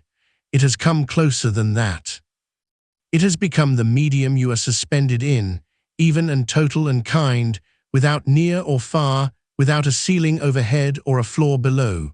Only the one soft, continuous dark that the breath moves through and the weight sinks into, and the last few thoughts drift across like slow weather and are gone. There is nothing in it that wants anything from you. That is the great mercy of it, the thing the daytime mind can never quite believe until it is here, that there is a place with no demand in it at all, no next thing, no owed thing, no task waiting just past the edge of rest, and that you are in that place now and have been for hours and will be for hours more. Because the morning is handled. You settled that earlier in the plain way, and it has stayed settled, and I will say it once more into the dark for the part of you that likes to hear it, the way a child likes to hear the same true thing said again at the end of the day. The morning does not need you to build it tonight. It will arrive on its own, in its own time, without any help from your lying here awake for it. Everything that tomorrow will ask of you, tomorrow will also give you the daylight and the waking mind to answer with, and neither of those is here now, and neither of those is wanted now, and the you that will handle it all is a rested you, a you being made right now, quietly, in the dark, by the very rest you are finally allowing. You are not losing the night. You are spending it exactly as it was meant to be spent. This lying here, this sinking, this long warm nothing, this is not the absence of doing something useful. This is the useful thing. This is the work, and the work is rest, and you are doing it perfectly by doing nothing at all. So there is nowhere to get to. Notice that softly, if you can, that there is no destination in this, no sleep you have to reach, no line you have to cross before the night counts. The reaching was always the trouble. The trying to arrive was the thing that kept arrival just out of reach, the way a name you are straining for stays gone until you stop straining and it wanders back on its own. So you are not trying to fall asleep. You gave that up hours ago, and something eased when you did, some long-held tension in the very wanting, and what is left in its place is only permission. Permission to lie here in the warm dark for as long as the night lasts, awake or asleep or drifting in the wide country between the two where the edges blur, and it stops mattering which side you are on. Rest does not require sleep to begin. It has already begun. It began the moment you stopped standing guard over whether it would come. And so the pressure that used to lie on your chest in the small hours, that particular weight, heavier than any blanket, the pressure to be asleep already asterisk, the sense of the night as a test you were failing in real time, that pressure has no fuel here. It fed on the trying. It fed on the counting and the reaching and the watching of yourself for signs of sleep. And all of those have gone down now, one after another, thanked and released, until there is nothing left for the pressure to press against, and it has lifted the way fog lifts. Not all at once, not dramatically, just thinning and thinning across the long hours until you notice, without quite noticing, that the air has cleared, that the chest rises easy, that the thing that used to sit there is simply not there anymore and has not been there for some time. In its place, only the permission, wide as the dark, you may rest. You have always been allowed to rest, but tonight the whole slow, patient work of these 4 weeks has finally made the allowing something you can feel instead of only something you were told, and it is settling over you now the way warmth settles, from the inside, unhurried, complete. There is nothing you have to do to earn the next hour of it. It is not conditional on your sleeping well, or sleeping soon, or sleeping at all. It is only yours, freely, the way the dark is yours, and the breath is yours, and the weight of the good, tired body is yours, given back to you with nothing owed against it, in the middle of a long night, with a great deal of night still left. And with all of that set down, the planner, the counter, the watcher, the pressure, the reaching, the mind has grown so quiet that it has begun to lose its own thread, the way you do at the very edge, where a thought starts out as words and turns halfway through into something with no words in it at all, a color, a slope, a wordless drifting sense of somewhere, and then not even that. Let it lose the thread. There is no thread that needs keeping. You do not have to follow your own mind anymore tonight. It knows the way down from here without you. It has been shown the way 100 times tonight, and 1,000 times before, and it is going down now on its own, softly, taking the last of you with it, past the place where thoughts still form, past the place where the dark still has a name, down into the plain, wordless warm where there is only the going, and the going is gentle, and the gentle goes on. And the sounds of the far night, if any reach you now, some engine a long way off, some settling of the house, some formless hush that might be wind or might be only the sound of your own blood in the quiet, they no longer arrive as things to interpret. They have become the opposite of that. They have become a kind of blanket made of small far sounds, each one only proving how deep the quiet is around it, each distant noise just marking the edges of a silence so much larger than itself. The way one far light only shows you how much dark there is. You do not lean toward them. You do not push them away. They wash up at the edge of your rest and recede again, and take a little more of your wakefulness with them each time they go out and out into the far-off nothing, until the leaning itself is gone and the listening is gone, and there is only the being here, warm and weightless, and almost without a self at all. This far down there is hardly anyone left to speak to. That is how it should be, this deep in the night, this many hours in. So I will say less now, and leave more of the dark bare, more of the quiet unfilled, because you do not need the words any more the way you needed them at the start. They were only ever a hand to hold on the way down, and you are most of the way down now, and the hand can loosen, and the voice can thin, and the spaces between what is said can grow as wide and as warm as the spaces between your thoughts have grown, until the two kinds of silence are the same silence. And the voice is just one more far small sound at the edge of a very great quiet, no more urgent than the rest, asking nothing, meaning only asterisk rest, meaning only you are held, meaning only there is nothing to do now but sink, and then not even meaning that only sounding, low and slow and far away, the way a tide sounds to someone already asleep beside it. So sink, there is so much night left to sink through, so many hours of warm dark still ahead, more than enough. A whole long depth of it with no bottom you could reach even if you tried, and you are not trying, you are only going down through it the way a leaf goes down through still water, turning slowly in no hurry, held at every moment by the whole soft weight of the dark around it, never falling so much as being lowered gently and gently and gentler still. And each breath lowers you a little further. And each far sound lowers you, and each thought that does not come lowers you most of all.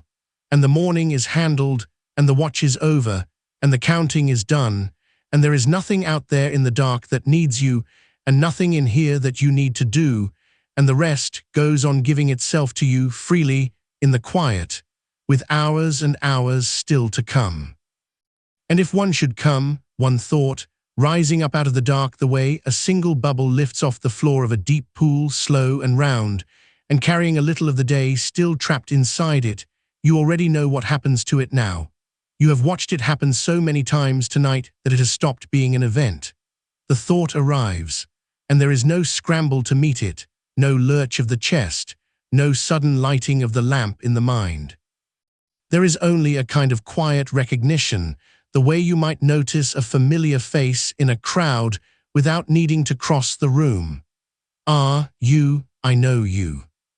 And the thought, whatever it was carrying, some small unfinished thing from the day just gone, some errand, some sentence you wish you had said differently, some sum about the hours, finds that the room it was hoping to reopen is already dark, and the desk is already cleared, and the person it came to argue with has already gone soft and slow and far away, and is not going to argue. Because that is the whole quiet trick of it, this deep in the night, not to fight the thought, not to wrestle it down or shove it out or scold yourself for having it, only to meet it with the same tired, accurate, unremarkable truth you have met it with all evening, that it does not need to be solved now, that nothing chosen at this hour would be chosen well. That the mind in the dark is not a reliable place to decide anything, and knows it, and can be forgiven for forgetting, and reminded gently and let go. The boring version, the true version, the one with no drama in it at all, and a thought met with something that boring has nowhere to catch. It cannot get a grip on flatness. It slides off the calm the way water slides off a stone that has been in the river a long time, worn smooth, asking nothing back. So it comes, and you name it quietly without even words, just the soft inward nod that says that is the one that pretends it is urgent, asterisk, or that is the one that does arithmetic, asterisk, or that is the one that borrows tomorrow's trouble and brings it here where it cannot even be spent. And having named it, you have already half undone it, because a thing that has been named as a trick is not as frightening as a thing that arrives wearing the mask of truth. You have taken its mask off. And underneath is only a tired traveler from the day, knocking at a door long closed, and you do not have to open it. You only have to let it stand there a moment in the dark, unanswered, until it turns and shrugs and wanders off down the long hall to wherever the day's leftover thoughts go when no one will keep them company. And the hall is very long and very dim, and it grows quieter with every step it takes away from you, until you could not say when it left, only that the doorway is empty again, and the dark is whole again, and you have not moved, and you have not risen, and you are, if anything, a little heavier than before. Set it down, that is all it ever asked of you, and it did not even know it, not to be resolved, only to be set down. And you have grown so good at the setting down tonight, so practiced at it, that your hands do it now without you, not real hands, but the hands of the mind, the ones that all evening have been picking up each worry as it came and laying it, without ceremony, on some low shelf in the dark where it can wait, perfectly safe, perfectly held, until a morning that will come whether you tend it or not. The shelf is long. There is room on it for everything, and nothing you set there falls. Nothing you set there is lost. It only waits, the way things wait in a house at night, patient in the dark, needing nothing from you until the light comes back and makes them yours again. Your worries are on the shelf. Your list is on the shelf. The hours, whatever they now are on the shelf. and your hands are empty and open and still and warm. And now feel how warm, because that is a thing the night gives you back slowly. Once the mind has stopped spending it, the warmth comes home. All the small clenchings you did not know you were holding, all the low readiness the body keeps when the mind is still half at its desk. They loosen, one by one, and as they loosen, the warmth flows in behind them, the way heat moves into a room when a door is finally left open between it and the fire. There is a warmth low in you now, somewhere in the middle of you, and it is spreading without hurry out along the old familiar roads of the body, down through the heaviness of the legs and out to the far quiet ends of you, to the hands that have set everything down, to the feet that have gone soft and far, filling you the way warmth fills a stone that has lain all day in the sun and gives it back, slow, all evening long. You are giving back the day's heat now.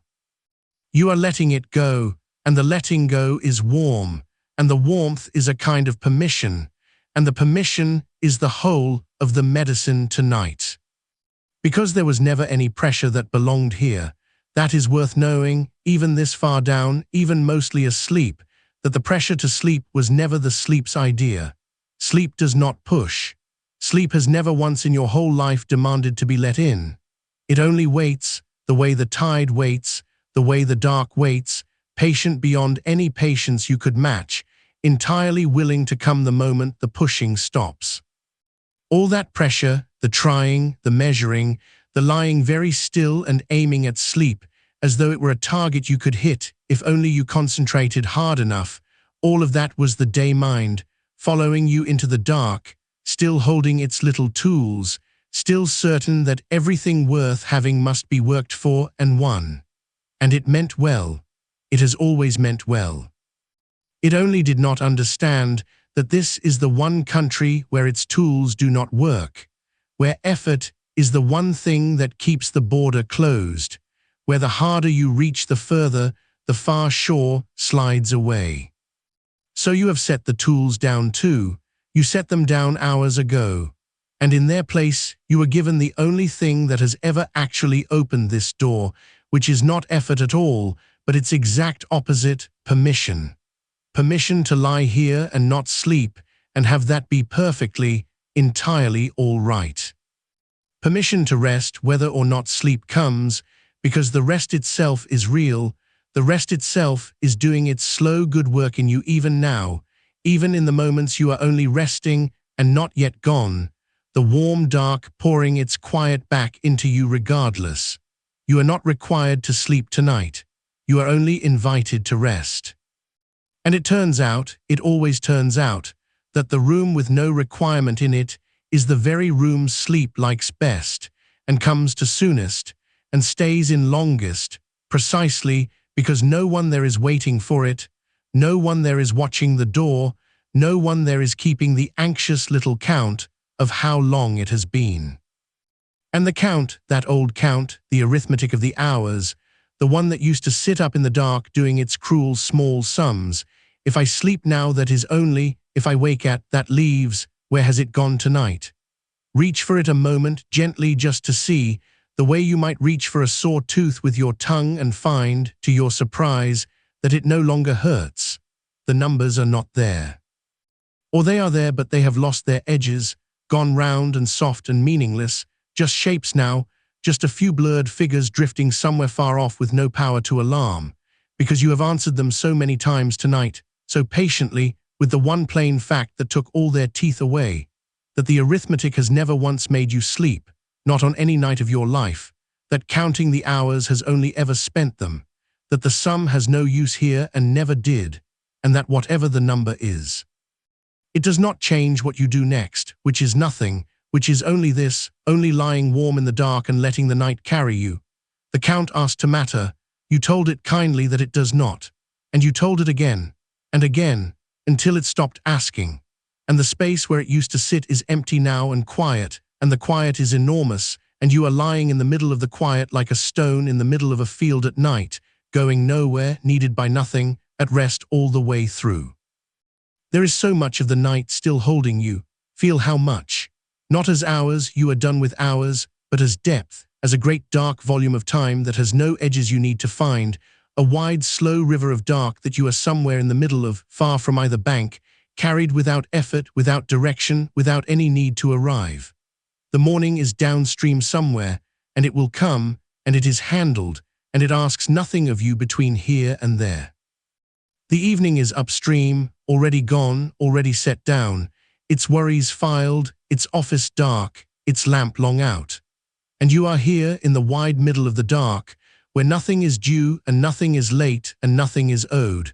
And the river carries you the way it carries everything, patient enough to stop swimming, gently and without hurry, and without any bottom you could touch. And I will keep saying less. The words are thinning the way a mist thins near morning, but there is no morning here yet, only the long warm middle, and the thinning is not the day coming. It is only the voice keeping its promise, growing quieter as you grow quieter, leaving more and more of the dark unspoken, because you are carrying yourself now. You no longer need to be carried by the sound. Whole minutes of dark can pass with nothing said in them, and you will not be lonelier for it. You will only be deeper, because the silence and you have made friends tonight, the way you once could not, back when silence in the dark was a space that filled itself with worry the moment no one filled it with words. It does not fill itself with worry anymore. You have taught it another habit. Now when the words stop, the silence that comes is only more rest, smooth and whole and warm and yours, a silence that has been answered so thoroughly that it has nothing left to ask. So let a little of it come now. Let the words fall away for a breath, and feel how the dark holds its shape without them, how nothing rushes in, how the quiet just goes on being quiet, kind and level and deep, needing no defending. That is the whole of the cognitive work, arrived at last at the place past thinking, not a mind that fights its thoughts, but a mind that has grown so unafraid of them that it can lie in the open dark with none of them, and not flinch, and not reach for the light, and not begin the count, and not go looking for the door. A mind at rest is not a mind that has won some battle. It is a mind that has laid the battle down, and found the field was always quiet underneath, and the quiet was always safe, and the safety was always here, waiting, under everything, the whole long time. You are lying in that safety now. It is the oldest thing there is, older than the day just gone and all its small unfinished business, older than every worry you ever set upon that shelf, older than counting, older than words. It was here before you learned to be afraid of the dark, and it will be here long after you have forgotten tonight that you ever were a plain, deep animal safety, the body warm and breathing in a dark room with the door shut and nothing coming, the very same safety that has let every creature that ever lived lie down at the end of its day and let the world go on without it for a while. You are letting the world go on without you now. It can, it will, it is glad to. There is nothing out there in it that your watching would improve, nothing that needs the small light of your attention kept burning through the dark, nothing at all that will not keep until you are ready, and you do not have to be ready for a long, long time. So sink a little further into the safe old dark. Each breath lets you lower. You do not take the breath so much as the breath takes itself slow and low, and even moving through you without your help, the way the tide moves without anyone deciding it, in on its own and out on its own, and every time it goes out it carries a little more of you out with it, a little more of the day, a little more of the last thin edge of your holding on, until what is left of you is only this, warm and heavy and still, and breathing in the dark in the middle of the night. In the middle of the wide, slow river, with the morning handled and the office dark and the count retired and the shelf full and your hands empty and open and warm, and nothing left to do, nothing left to answer, nothing left to set down, only the sinking, only the being carried, only the deep good dark going on and on around you with no bottom and no hurry and no end that you need to reach. And I will let it be quiet now for a while, longer than before. The voice will wait at the far edge of the dark, low and small and far, no more urgent than your own slow breath, and it will not leave, and it will not call you back, and it will not ask you for anything, and if you are already gone it will not wake you, and if you are still here it will only keep the dark company at the edges while you go the rest of the way down, in your own time, by your own soft weight, into the warm and the still and the deep, where the night is keeping the whole long rest of itself for you. And there is so much of it left, so much, more than enough, more than you could ever use, waiting all around you, warm and dark and quiet and yours. And if a thought should come now, in the quiet, drifting up out of that dark, the way one sometimes does, do not be troubled by it. It is only the night shift of the mind, the part of you that never quite clocks out, turning something over out of old habit, the way a hand still moves in sleep. It has come 1,000 nights, and it will come again, and it does not mean the rest is broken, and it does not mean you have failed at any of this, and it does not mean the dark has ended. A thought in the dark is just weather. It passes over. You do not have to go out and stand in it. So when it comes, and it may not come at all, let it arrive the way a sound arrives from the far end of the house, some small settling of the timber as the cold works into it, a knock that means nothing, a creak that is only the building letting its own weight down for the night, the way you are letting yours. You hear it. You do not get up to check. There is nothing to check. The house is only being a house in the dark, and the mind is only being a mind in the dark, and neither one needs you to rise and put it right. Because you have already done the putting right. That was the day's work, and the day is behind you now.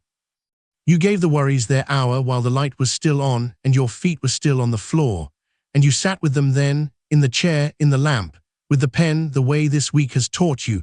You let them come up one at a time and you looked at each one square, and you wrote down the plain next thing to do about it, if there was a plain next thing, and you found that most of them, looked at squarely under the lamp, were smaller than they had seemed in the dark, and duller and slower, and more patient than they had let on.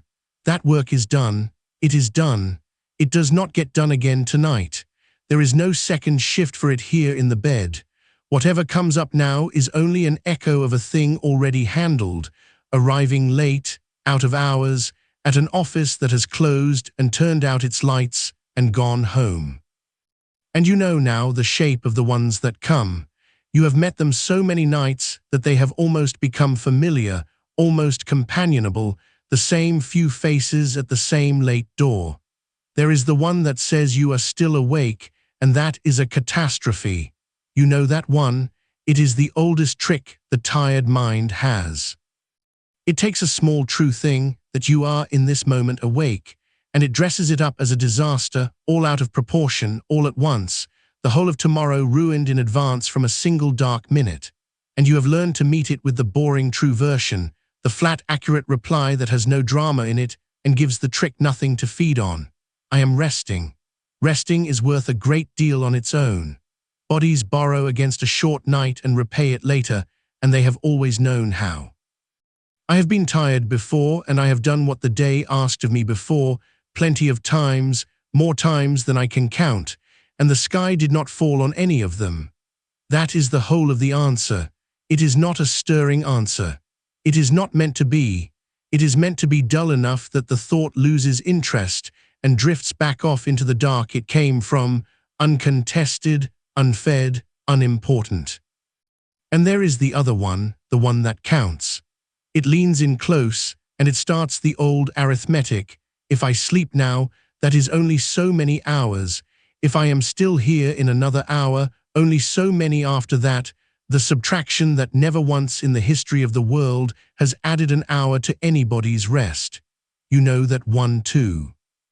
You have retired it 100 times already tonight, and you will retire it 100 more if it asks, gently, without irritation, the way you would turn a clock to the wall. I'm not doing that sum tonight. It has never helped me and I have set it down. And you turn the clock to the wall in your mind, its small bright numbers facing the plaster, telling the wall the time instead of telling you, and the wall does not care what hour it is, and neither, now, do you. The hours will pass whether they are counted or not. They pass more kindly uncounted. Let them go by in the dark unnumbered, one soft unmarked stretch of night flowing into the next. No ledge in it, no milestone, nothing to check yourself against, only the long, unbroken dark going on at its own quiet rate, with no one keeping score. This is the whole of it, really, this small night skill you have been building week upon week, the plainest thing and the hardest, learning simply to not answer what does not need answering, to let the late knock go unanswered at the closed door, to notice the thought without climbing aboard it, to name it. Ah, that is the catastrophe one, that is the arithmetic one, that is the old one about tomorrow asterisk.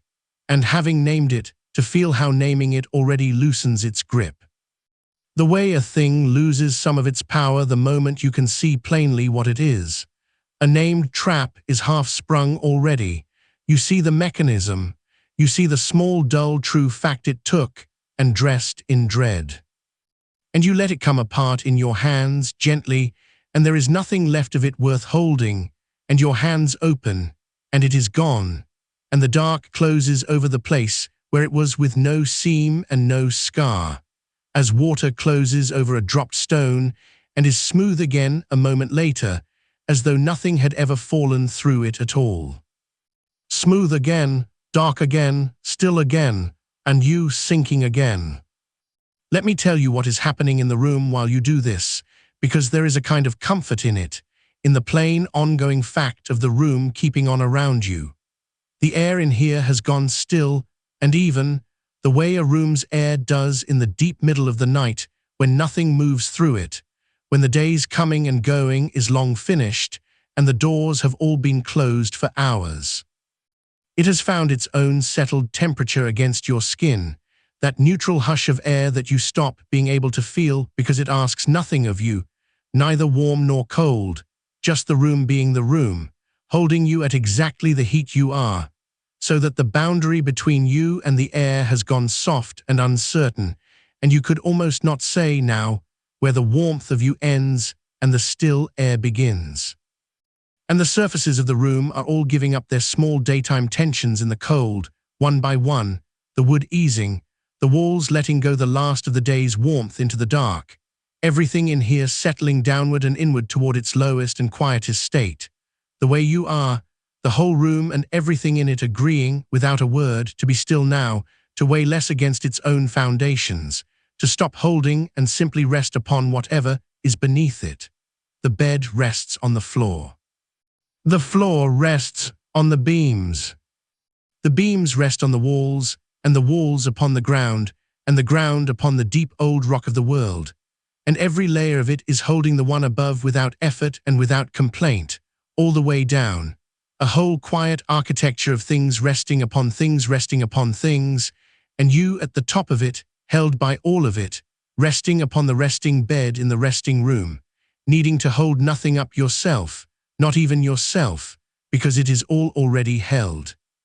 From you all the way down to the stone. Feel how little is asked of you now.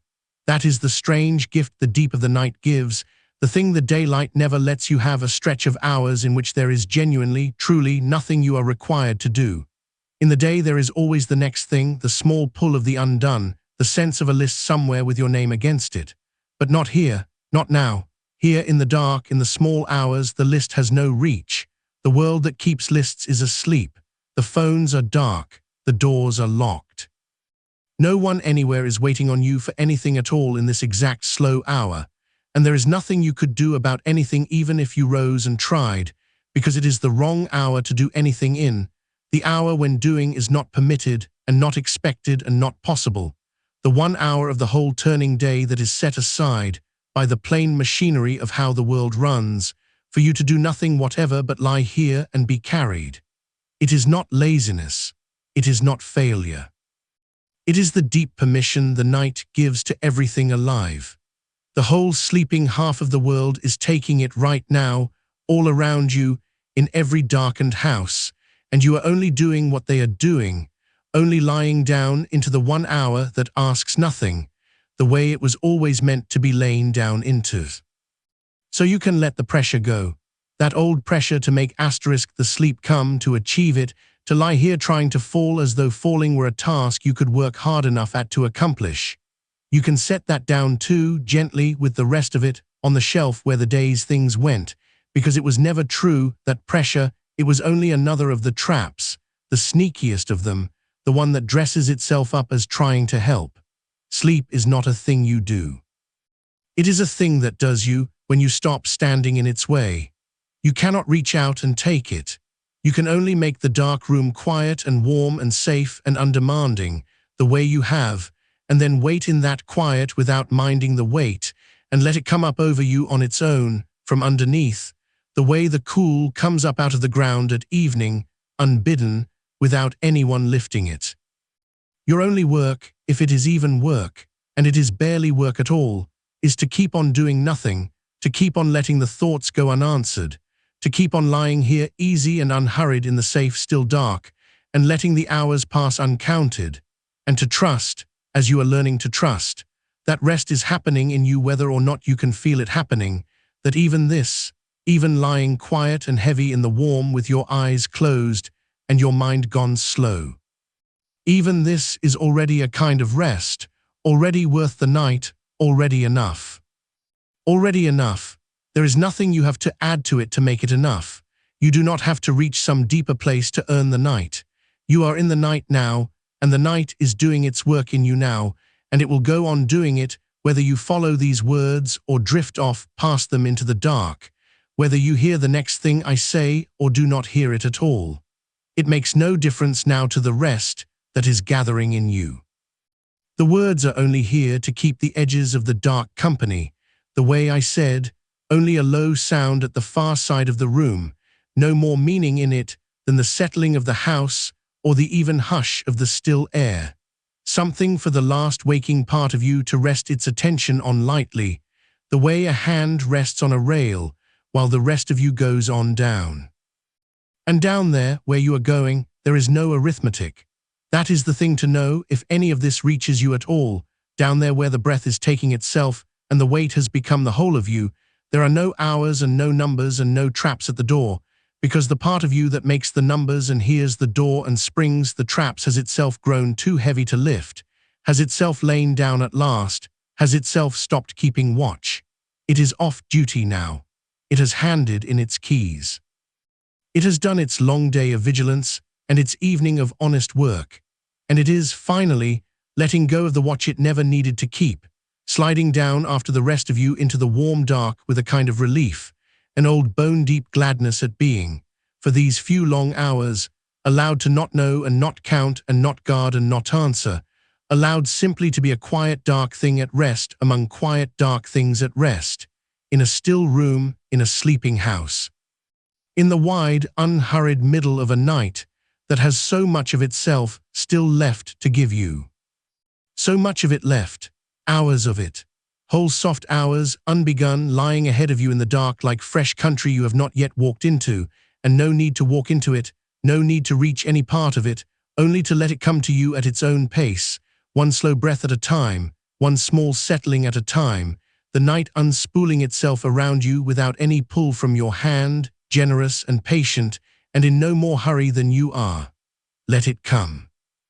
Let all of it come, the whole long remainder of the dark, and take from you, breath by breath, whatever is left of the holding on, until there is nothing held anywhere in you at all, until you are only weight and warmth and slow breath in a safe dark room, and the last thin thread of your listening goes soft and slack and lets go too, and drifts down after everything else into the deep still place where the words do not reach and do not need to, where there is nothing to answer and no one asking, where the night keeps you and holds you and asks nothing back.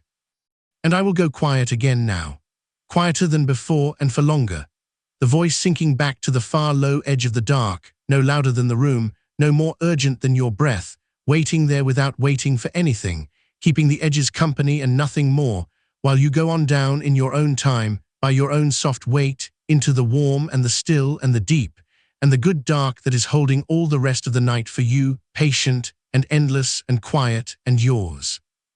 And if somewhere in these deep hours a thought should rise again, and it may, because that is what thoughts do, even here, even now, They lift and turn like slow fish under the surface of a dark pond. You do not have to come up to meet it. You have already learned the shape of this.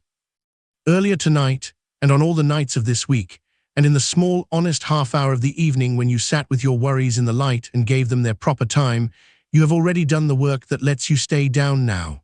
So if a thought comes, it comes to a mind that has already answered it once, in daylight, with a pen, in the plain, unfrightened voice of someone adding up a column of ordinary numbers. And the answer is still there. It does not have to be spoken again. It waits, already written, and the thought drifts against it, the way water drifts against a stone that was set down long before, and finds it solid, and slides around it, and moves on. There is a kind of thought that likes the small hours especially, that seems to wait for the house to go quiet before it tries the handle of the door. It is the one that says something has gone wrong because you are awake. It says it quietly, reasonably, as though it were only pointing out the weather. And the plain answer, the boring, accurate one you have kept in your pocket all week, is that nothing has gone wrong. Waking in the night is one of the oldest and most ordinary things a body does.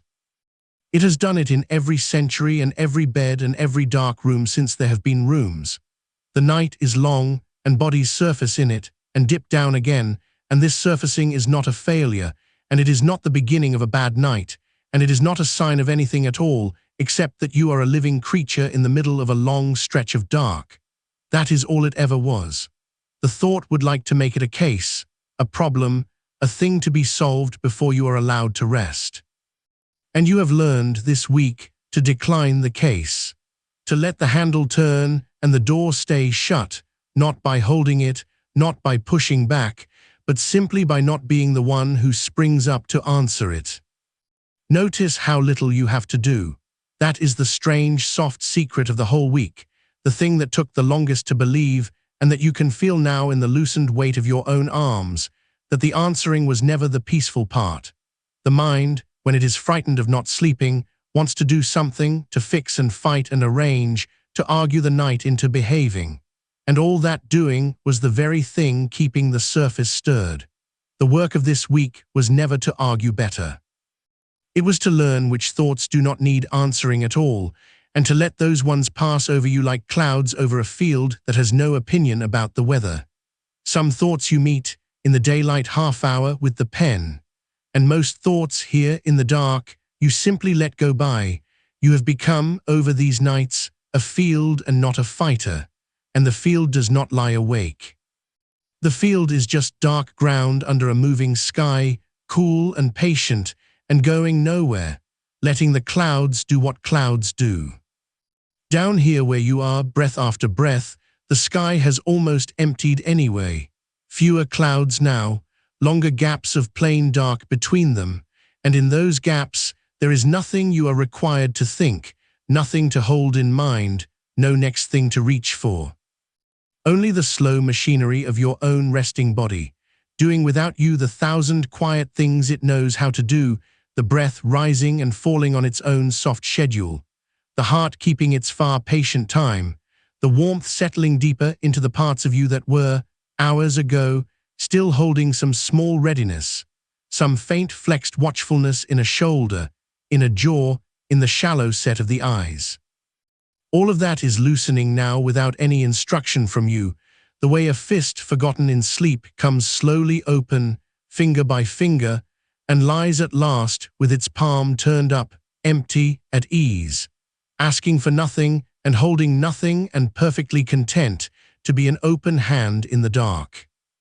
There is another old visitor to these hours, and it comes not as fear but as arithmetic, the counting one, the one you have retired so many times tonight that it has almost stopped trying. It likes to lean in and offer you a number, how long you have lain here, how long until the light, how many hours remain if you fall asleep this very minute, as though there were a deadline, as though rest were a train you were about to miss. And each time, all week, you have done the one plain thing that takes the air out of it. You have declined to do the sum, not fought the number, declined it. Set the arithmetic down the way you would set down a tool you have finished with, no longer needed, its work done. Because the truth, the boring true thing, is that the counting never once bought you a minute of sleep. Not one. In all the nights it offered its figures, it never delivered a single hour of rest. It only ever kept you at the surface long enough to watch the numbers change. And a thing that has never once helped you can be at last laid down. You do not owe it your attention. You do not owe the clock a single glance. The hours will pass whether you count them or not, and they pass more kindly when uncounted, sliding by unwatched in the dark, generous and unnumbered, asking nothing of you but that you let them go.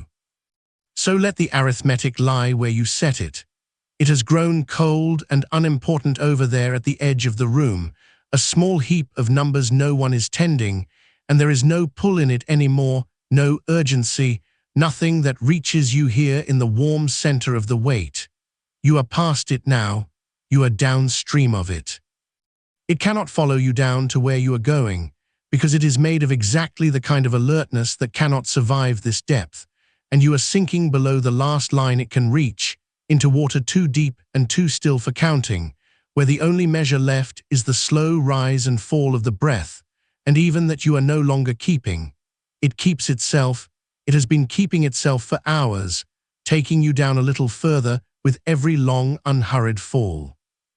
And should the mind, restless in its old habit, try once more to be useful, try to plan the morning, to rehearse some small task of tomorrow, to sort through the ordinary freight of a life, you can feel now how those threads have gone thin and far and strengthless, how the hand that would pick them up has grown too heavy and too glad to bother. The plans can wait. They will keep. Nothing you could arrange in this dark would be arranged any better than it will be in the plain light of the morning, with a rested mind and coffee and the day's own energy behind it. The night is not the place for the day's work. You settled that this week too. The night has one task only, and it is not thinking, and it is not solving, and it is not preparing. It is this, exactly this, the letting go, the sinking, the long unguarded rest that stitches you back together in the dark so that the morning finds you whole. That is the night's whole job, and it is doing it, right now, around you and through you, and with no help needed from the thinking part of you at all. Let me say the plainest thing of all, the one under all the others, the one that this whole week of practice was quietly walking you toward. You do not have to sleep. There is nothing you have to do here, nothing to accomplish, no state you have to reach before you are allowed to stop trying. The trying was always the trap. The wanting it, the reaching for it, the anxious hand held out towards sleep, that was the very thing that kept it a step away, the way a still pond goes to ripples the moment you reach in to touch the reflection. So you have learned, this week, to stop reaching, to lie in the dark and give yourself, instead of the pressure to sleep, the far kinder thing, the simple permission to rest, just to rest. Just to lie here warm and weighted and breathing in a safe dark room, wanting nothing, chasing nothing, letting the body have its ease whether or not sleep ever comes. And the strange gift buried inside that permission is that rest, unpressured, unwatched, not demanded of anyone, rest is the very ground that sleep grows up out of, quietly, when no one is looking, when no one is asking, when the last of the wanting has finally gone still. So want nothing, reach for nothing. You have already arrived at the only place you needed to reach, which is here, which is this breath, which is the warm dark holding all of you at once. Whether the next hour brings sleep or only more of this deep quiet resting, it is the same softness either way, the same released weight, the same off-duty stillness in the part of you that used to stand guard. There is no wrong way for this night to go now. Every way it goes is rest. If you drift down into sleep, that is rest.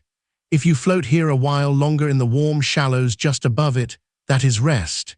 If you dip below and surface, and dip below again through the long remaining dark, all of that, every part of it, is rest, and none of it is a problem, and none of it needs a single thing from you but your willingness to let it be what it is. The house has gone even stiller than before, if that is possible. The small settling sounds spaced further apart now, a tick in the cooling wall, a breath of air moving somewhere far off, and then long, low reaches of pure quiet in between, the kind of quiet that has weight to it, that lies over the rooms like a soft, dark cloth laid down over everything, softening every edge. And you are one of the things it lies over. You are one of the quiet, dark shapes it has covered and gentled and hushed. There is nothing in the whole still housed more at ease than you are now, nothing more thoroughly given over to the weight and the warmth and the slow tide of the breath. And the house seems to know it, seems to hold its own stillness around you the way a room holds the sleep of someone loved, careful not to wake it, content to keep the dark and let it deepen. And if the thought comes, you did not sleep enough, you will pay for this tomorrow, tomorrow will be ruined, let that one too be met with the boring, accurate answer, the one that has more truth in it than the fear does. The body is far tougher than the frightened thought believes. It has carried you through tired days before and will again, and a tired day is only a tired day, uncomfortable and entirely survivable, not a catastrophe, not a ruin, not the disaster the small hour's voice would paint it. And more than that, the very thing you are doing now, this unpressured resting, this lying quiet in the dark without the fight, is itself worth far more to the coming day than another hour of anxious clock-watching ever could be. You are already giving tomorrow the best thing the night has to give. So the thought that threatens you with tomorrow can be set down beside the arithmetic, in the same cold, unimportant heap, unanswered past its first plain answer, left there to go cold, while you sink on past it into the deep. Down and down, by your own soft weight, with nothing pulling you back up. The eyes lie still and full and heavy behind their closed lids, and there is a warmth in them now, a loose, thick warmth, the particular heaviness that comes only when the mind has truly stopped its patrolling and let the body have the dark. Feel how there is nothing behind the eyes anymore that wants to look, nothing that strains toward any picture, nothing that reaches for any thought, only warmth and weight, and the deep still ease of a thing that has finished, for tonight, with looking. The looking is done. The watching is done. The long day's vigilance handed in its keys hours ago and has not asked for them back, and will not, because there is nothing here that needs guarding, nothing in this safe, dark room that any part of you must stay awake to watch. It is all held, you are all held, and the holding needs no help from you. The breath has gone so slow now, so long and low and unhurried, that whole soft seconds open up inside it, a slow filling, and then a still held fullness that is in no hurry to empty, and then the long, easy falling of the out-breath, going down and seeming, each time, to take a little more of you down with it, a little more of whatever was still faintly holding, a little more of the last thin thread of the day. And in the small, still spaces at the bottom of each breath, where there is neither in nor out, only a soft, dark pause, you can feel how close you already are to the place where even the breath is forgotten, where you slip below the level of noticing it at all, and it goes on perfectly well without your notice, keeping you, breathing you, carrying you down while you attend to nothing, know nothing, guard nothing, and simply rest. There is so much night left. That is not a pressure now, it has stopped being a number and become instead a kind of soft, dark wealth, a long, unhurried richness lying all around you, hours of it, whole deep hours with nothing asked of them, nothing scheduled into them, nothing you must reach or finish or become before they are through. They are yours to spend on nothing but this, on weight, on warmth, on the slow tide of the breath, and the deepening of the quiet, and the long, slow letting go that has already carried you further down than you know.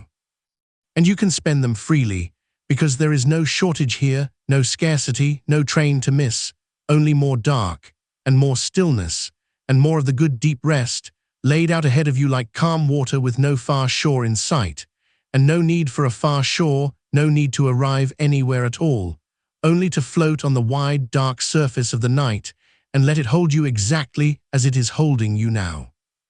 I will thin the voice again from here, down toward the low edge of the room, quieter than the breath, no more than a texture in the dark, for the last waking thread of you to rest against as it too lets go, You do not need to follow the words. You do not need to keep hold of the meaning. Let them come apart into sound, into a low, warm murmur no more urgent than the hush of the still air. Something at the far, soft edge of the dark that asks nothing and expects nothing and is content only to keep the quiet company while you go on down, further down, into the warm and the weighted and the deep, where the night is holding all the rest of itself for you, patient and unhurried and endless and yours. And if a thought should come, even now, even this far down, it will not find you the way it once could. It will arrive the way a small sound arrives in a house at night, from some far room, and reaches you already softened, already half dissolved by all the quiet it has crossed to get here. Perhaps it will be one of the old ones, one of the familiar ones that used to sit up with you in the dark. Perhaps it will be the one that leans in close and says tomorrow will be hard if you do not sleep now. And you know that one. You have met it many times in the earlier weeks, in the earlier hours, and you know its face, and you know it is not telling the truth so much as telling a fear, and you know the boring, accurate answer that takes all the weight out of it, that a single imperfect night is survivable, is ordinary, is a thing your body has weathered 1,000 times and will weather again, that you have done whole days on thin sleep before and been dull and human and fine, that the fear is louder than the fact. You do not need to argue with it. You have already answered it in the light at the proper time when the answering was easy. So now in the dark it comes and it is already answered, and it finds nothing to catch on, no raw edge to snag, and it drifts on past and away, out through the far soft wall of the quiet, and is gone, and you are still here, still sinking, still held. That is the whole of it, really, that the answering is already done. All the sorting was done earlier, in its own hour, with the lamp on, and the pen down, and the mind awake and able.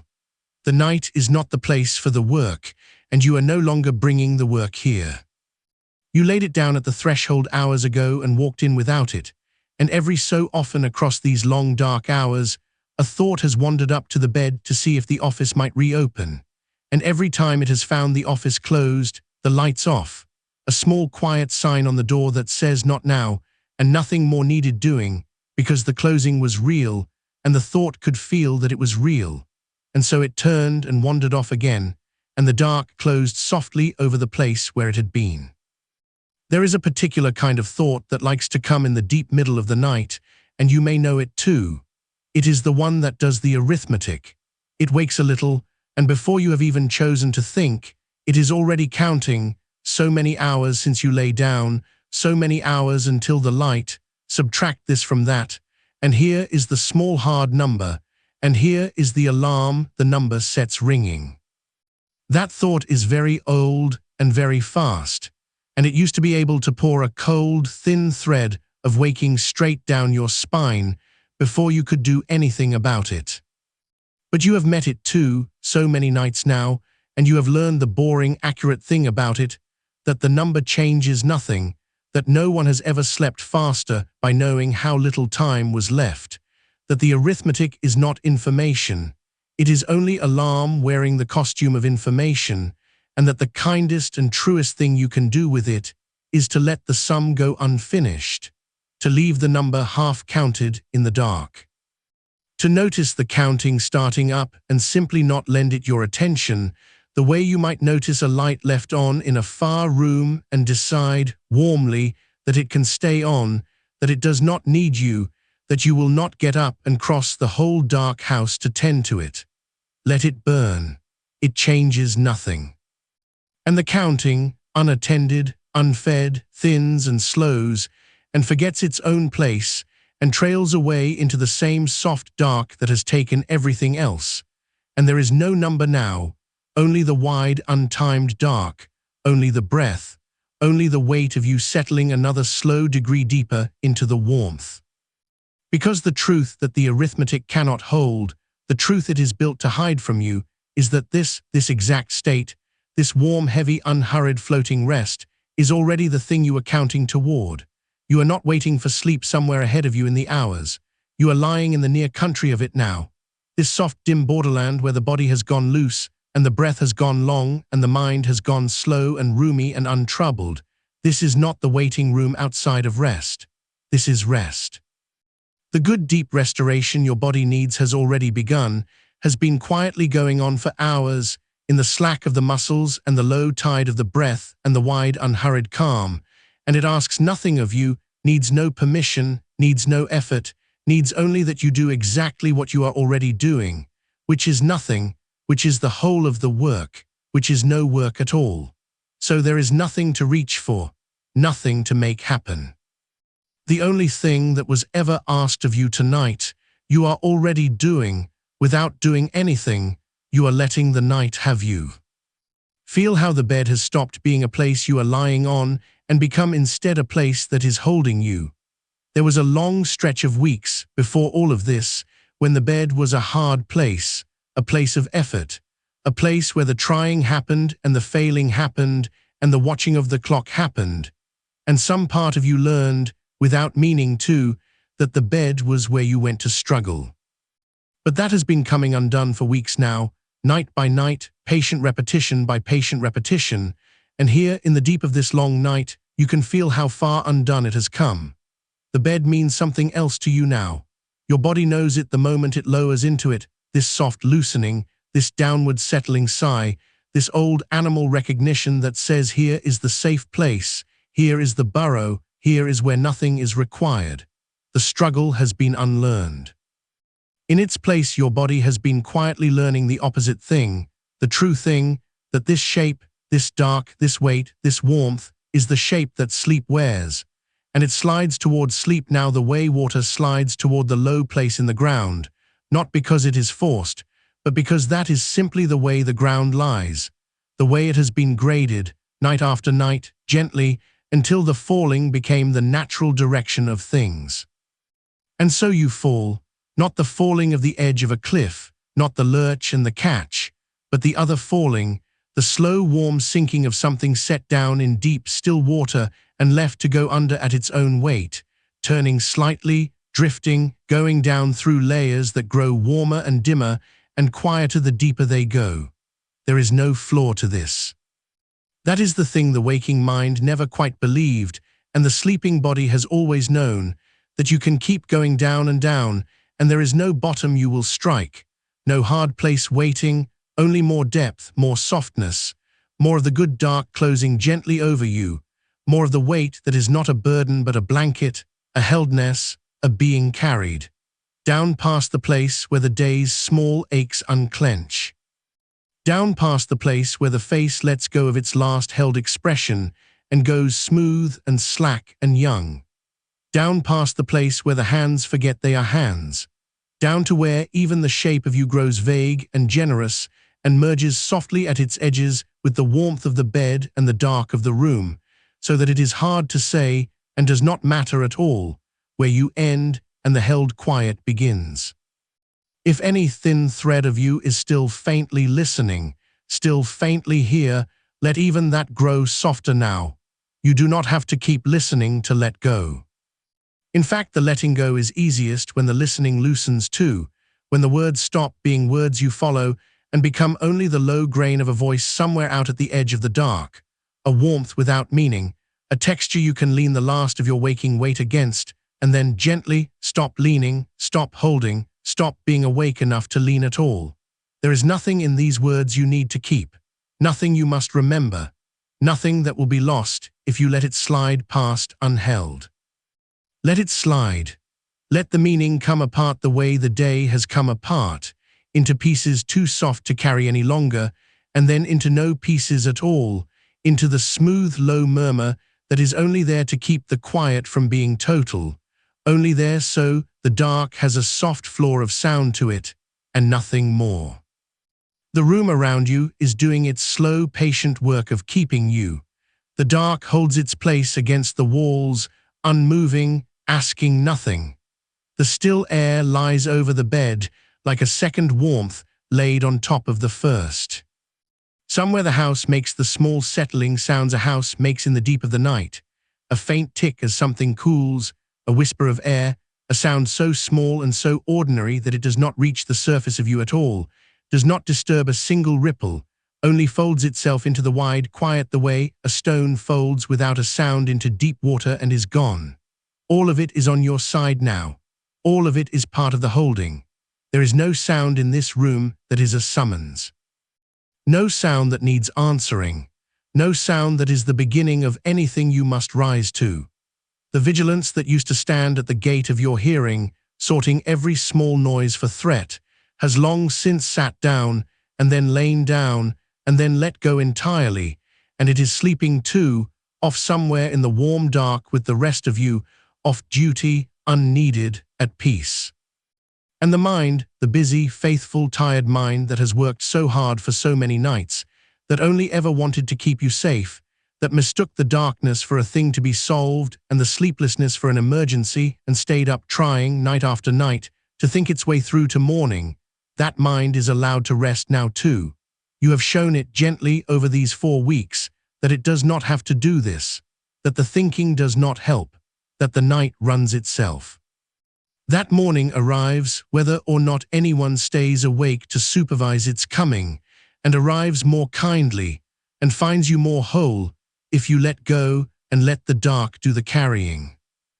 And the mind has believed you a little more each night, and it believes you now here in the deep of this long hour, and it has finally set down the great useless weight of the watching and gone quiet, gone soft, gone slow, not switched off, never that, but idling low and warm and untasked, its thoughts arriving farther and farther apart, thinner and thinner, each one dissolving before the next can form, until between them there is more and more of the good empty space, the dark unthinking space, where nothing is being solved because nothing needs solving, where the mind is simply resting in the dark like a hand opened flat and empty on the covers, holding nothing, reaching for nothing, at ease.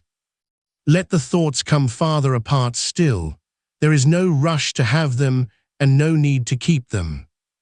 One drifts up, faint and formless, and before you can even take hold of what it was, it is already thinning, already loosening, already going the way of all the others, down into the soft dark where thoughts go to be forgotten. And it is not a loss, it is a lightening, it is the mind laying itself down piece by piece the way you laid your body down, until there is almost nothing left of the thinking, only a slow occasional drift, a warmth, a dimness, a spaciousness with no edges, and then, between the drifts, the long, clean quiet where even that has stopped, where there is only the dark and the breath and the weight and the wide, untroubled peace of a mind that has finally, fully been allowed to rest. There is so much of the night still here, wrapped all around you, and none of it is asking anything. It lies over the roof and out across the whole dark, sleeping stretch of the world, hour upon unhurried hour of it, and every hour of it is on your side, every hour of it is for this, is for you, is a slow dark room built for nothing but your rest. You cannot use it up. You cannot fall behind in it. There is no pace you are meant to keep, and no distance you are meant to cover before the light. There is only this, the sinking, and the warmth, and the long, slow breath going quieter than a whisper, and the soft dark holding you the way deep water holds a swimmer who has finally stopped swimming and let the water take the whole of their weight, and found that it holds, that it has always held, that there was never any need to keep kicking against it at all. I will let the voice go lower still now, and slower, and leave longer and longer spaces in the dark between the words, so that you can slip down into the quiet between them and stay there, in the spaces, in the pauses, where there is nothing at all to attend to, no meaning, no thread, only the soft, low warmth of a sound that has almost become the silence it is resting in.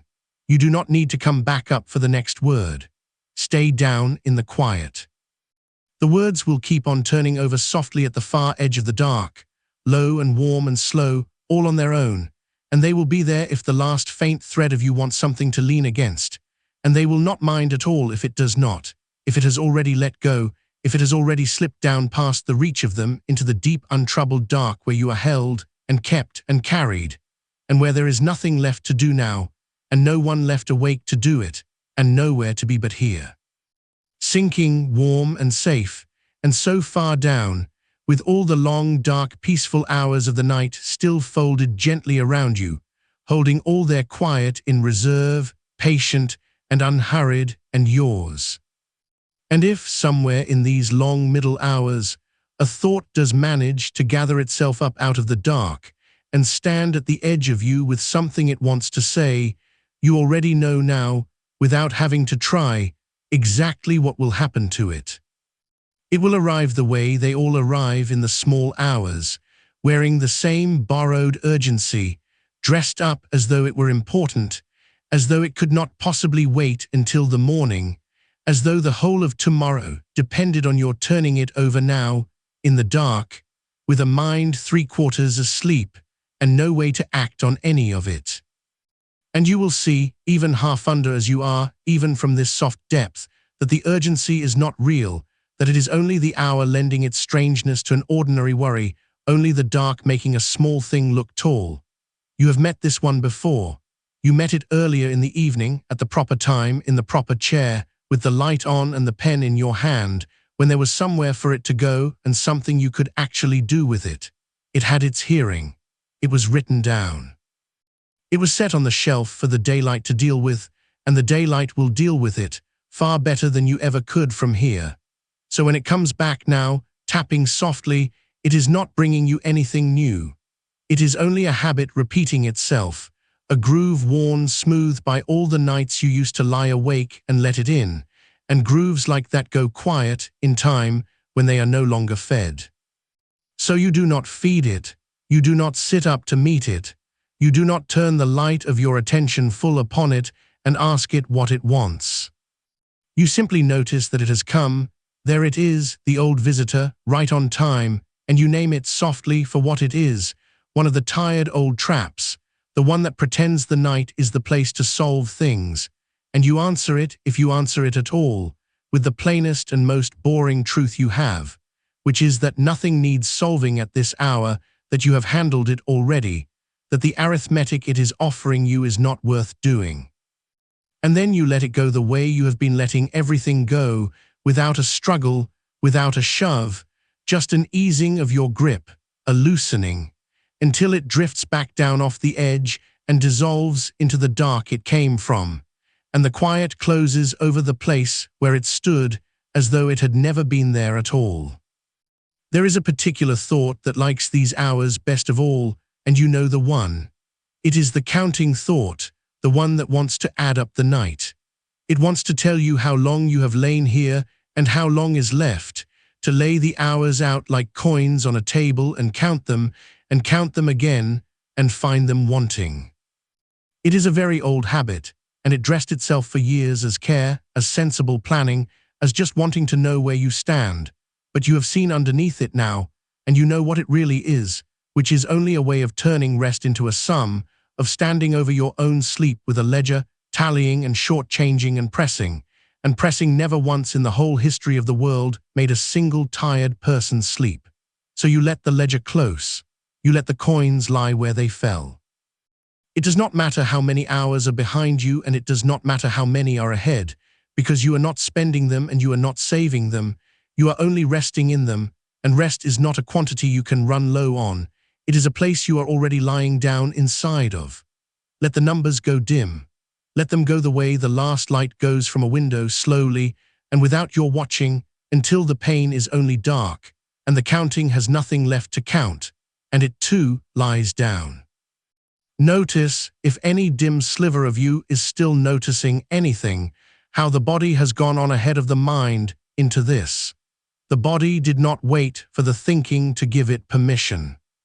Somewhere back in the long quiet, it simply stopped holding, stopped the small constant readiness it used to keep even in the dark, that faint bracing in the jaw and the shoulders and the backs of the hands, the low hum of a body that half expected to be called upon, and it let all of that down, quietly, without announcing it, the way a hand that has been carrying something heavy for hours finally opens and lets the weight go, and only then discovers how long it had been aching. The body knows how to do this. It has always known.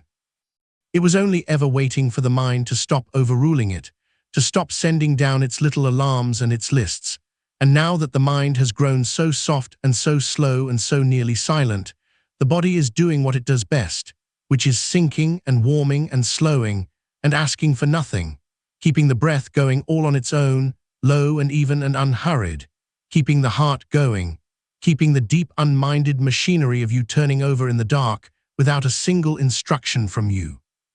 So that there is truly nothing you have to oversee, nothing you have to keep watch on, nothing that will falter if you finally, completely, let go of the watching. There is a kind of trust in this that you may never have quite let yourself have before, the trust that the night will hold you whether or not you are managing it, that sleep is not a performance you have to get right, not a task with a technique, not one more thing to be good or bad at, but a tide that comes in on its own schedule and lifts you when it is ready, and that all the years you spent trying to force it, trying to earn it, trying to do it correctly, were only ever the one thing standing between you and it. You do not have to be good at this. There is nothing here to be good at. The people who sleep easily are not doing something clever that you have failed to learn. They are only not doing the extra thing, the reaching, the checking, the trying.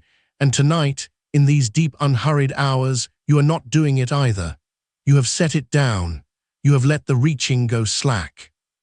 And what is left, when the reaching is gone, is exactly what was always underneath it, waiting, the plain animal readiness of a tired body in a dark, warm room, tipping, on its own, without help, towards sleep. Feel how the room has arranged itself around your stillness. The dark is not empty, it is full, but full of quiet things, settled things, the small familiar sounds a house makes when it thinks no one is listening, a faint tick somewhere as something cools, a whisper of air, the almost nothing sound of the night itself pressing gently at the glass. None of it wants anything from you. Each small sound arrives and is gone and asks for no response, and you can let each one pass through the edge of your hearing without turning toward it, the way you let the thoughts pass, without following, without holding, until the sounds and the silence between them begin to feel like the same soft fabric, the one loose weave of the night, laid over you, breathing when you breathe, going quiet when you go quiet. There is nowhere in all of it that you have to be. There is nothing in all of it that needs you awake. And if the mind, out of its long habit, reaches once more for something to do, because it will now and then, even this deep down, out of nothing but old reflex, the way a hand twitches toward a phone that is not there, let the thing it reaches for be this, be the breath, be the weight, be the warmth spreading slow through the heavy limbs, be the simple wordless fact of lying here held and safe with the whole night on your side. Let the mind rest its attention there the way a tired traveler rests a hand against a wall, lightly, only for a moment, only for the steadiness of it, and then let even that go, let the hand fall from the wall, let the attention slide off the breath and down into the dark beneath it, into the place with no object at all, where there is nothing to attend to and nothing attending, only the deep, only the down, only the slow, warm nothing that has been waiting for you all along. You are so far into the night now that the beginning of it has gone soft and far behind you, the way the far shore goes soft behind a boat that has drifted well out onto still water. And there are hours yet ahead, more than you could ever need, a great unhurried country of dark still spread out before you, and you do not have to cross it, you do not have to get anywhere in it. You have only to lie here in the middle of it and let it carry you, slow and dark and patient, and endlessly on your side. The pressure to sleep, that old tightening, that leaning forward, that terrible wanting it that used to hold sleep off with its very wanting, has gone out of you entirely now, dissolved somewhere back in the long quiet, replaced, hour by hour, breath by breath, with something gentler and truer and far more powerful, which is simply permission. Permission to rest. Permission to lie here doing nothing, being nothing, needing nothing. Permission to let the sleep come or not come and to be perfectly all right either way, because either way you are resting, either way the body is being restored in the dark, either way the night is doing its slow good work on you, whether you are there to witness it or not. And it is precisely this not minding, this deep unbothered ease, out of which real sleep, unforced and unnoticed, always finally rises. So there is nothing to wait for. Waiting is a leaning forward, and you are not leaning anymore. You have laid all the way back, into the weight, into the warmth, into the wide dark that holds you. There is nothing to try for. Trying is a reaching, and your hands have long since fallen open. There is nothing to fix, nothing to check, nothing to count, nothing to solve. The office is closed, the light is off in it. The door is shut on all of that until the morning, and the morning will come when it comes, unhurried, in its own good time, in its own soft grey, and it will find you rested, or it will find you having rested more than you know, and either way it is a long, long way off, and none of it is your concern right now. Right now there is only the sinking, only the dark. Only the breath gone so slow, and so low it is barely more than the memory of a breath, rising and falling somewhere far below the last thin thread of your attention, all on its own, needing nothing from you. I am going to let even more space open now between the words, wider and wider, softer and softer, so that each one comes to you out of the dark, like something surfacing very slowly and then sinks again before the next. And you do not have to hold on to any of them, you do not have to follow the line of them, you do not have to make them mean anything at all. Let them come apart. Let them stop being sentences and become only sounds, warm low sounds moving through the dark at the far edge of you, and let the spaces between the sounds grow until they are the larger part, until it is mostly silence now with only a few soft words still drifting in it, and then mostly the deep with only a word and then a word, and then, for a long while, nothing but the quiet and the breath and the weight and you, down there, held and kept and carried sinking still. With all the dark, unhurried hours of the night still folded close around you, patient and unasking, and entirely and only and always yours. And if a word should reach you now, down there where you are, it need not wake anything. It can pass through you the way a slow current passes through deep water, moving nothing, disturbing nothing, only stirring the dark a little warmer as it goes. You are far enough down now that thought itself has gone soft at the edges, has lost its hard corners, its urgency, its way of standing up in you and demanding to be dealt with. Whatever surfaces from here surfaces slow and dim and half dissolved already, more like the shape a thought would make than a thought itself, and it does not need answering, not down here, not now. The answering is done. All the long evening's careful work of meeting each thought and naming it and setting it down, that is behind you now, folded away with the rest of the day. You did it hours ago, and you did it well, and you do not have to do it again in your sleep.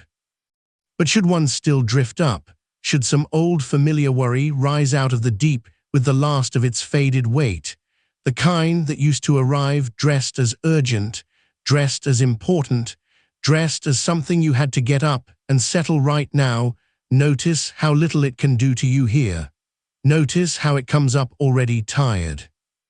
It has made this climb so many times tonight and found no purchase, found no leaning forward to catch on, no wanting to feed itself upon, and it comes up slower each time, dimmer each time, until it is barely a ripple, barely a passing warmth, a thought so worn smooth by your not minding that it can no longer even remember what it wanted.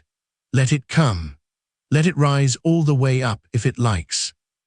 And let it find, as it has found all night, only the wide, unbothered dark, only the breath going on without you, only a body too heavy and too warm and too far gone into rest to be recruited into any argument at all.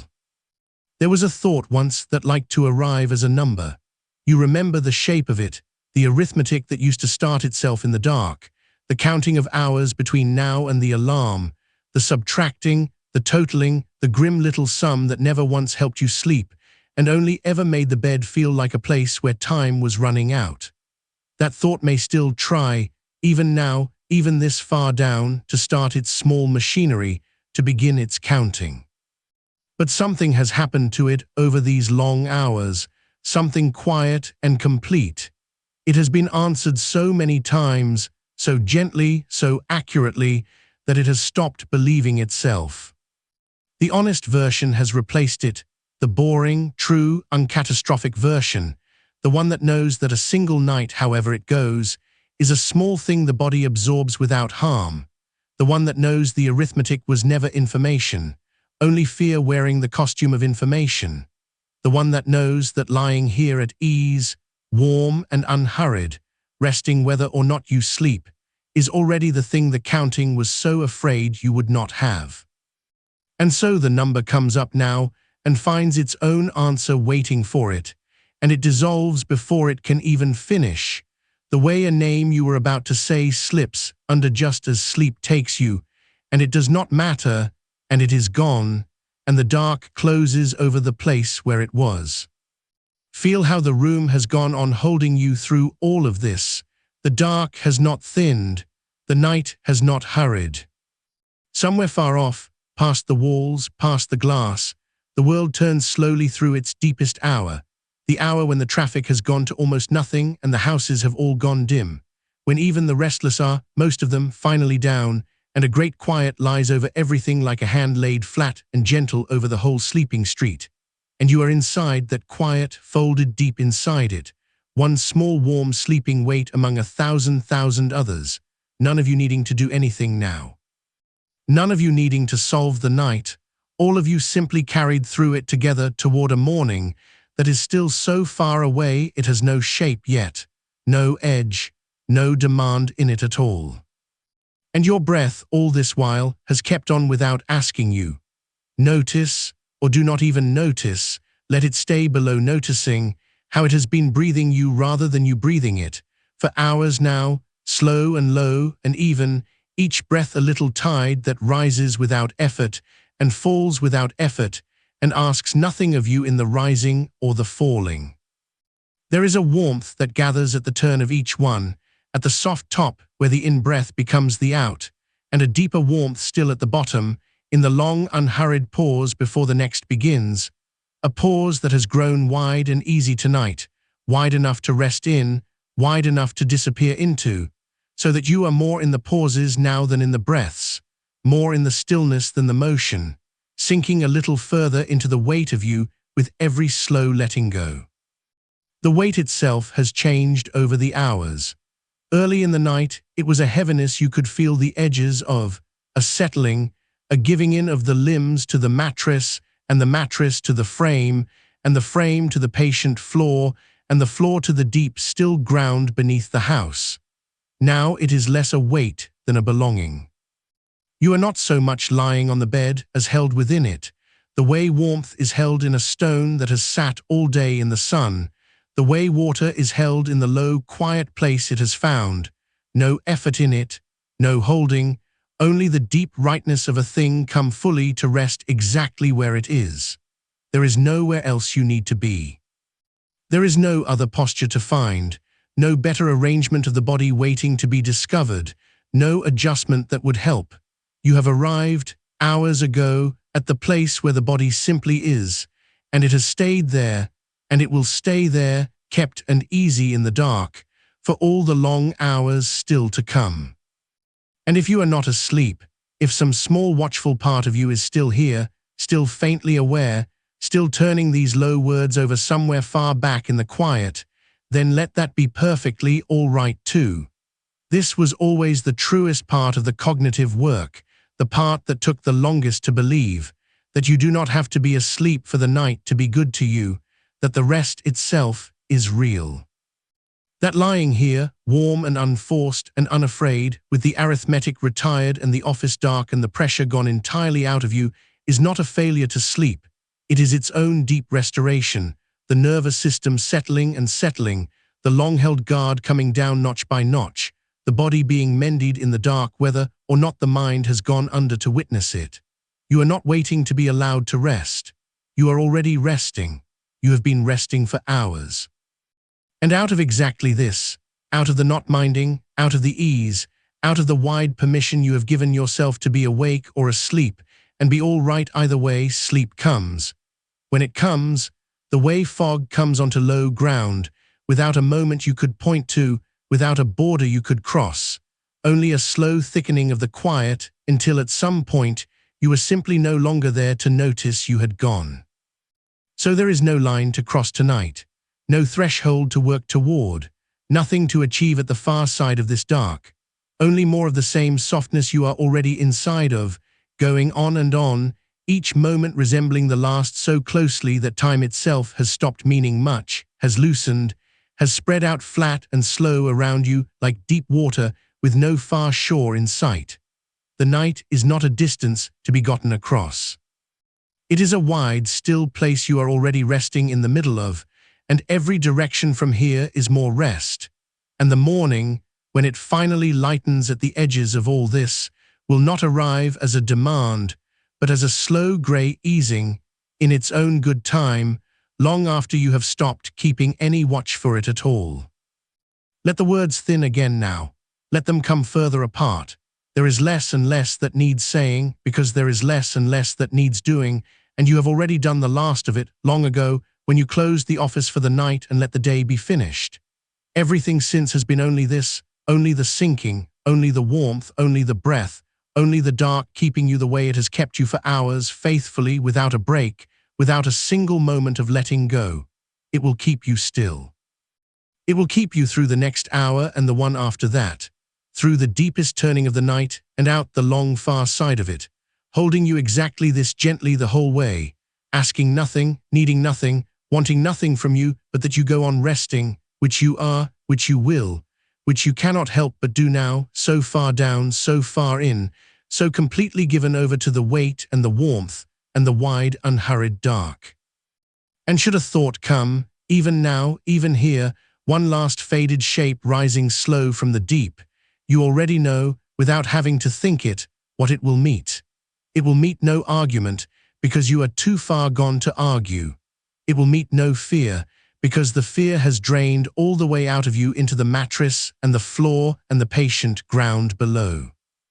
It will meet only the great soft indifference of a body at rest, only the breath going on without concern, only the dark, unmoved, unhurried, entirely on your side, and it will do what all the others did before it through this long night.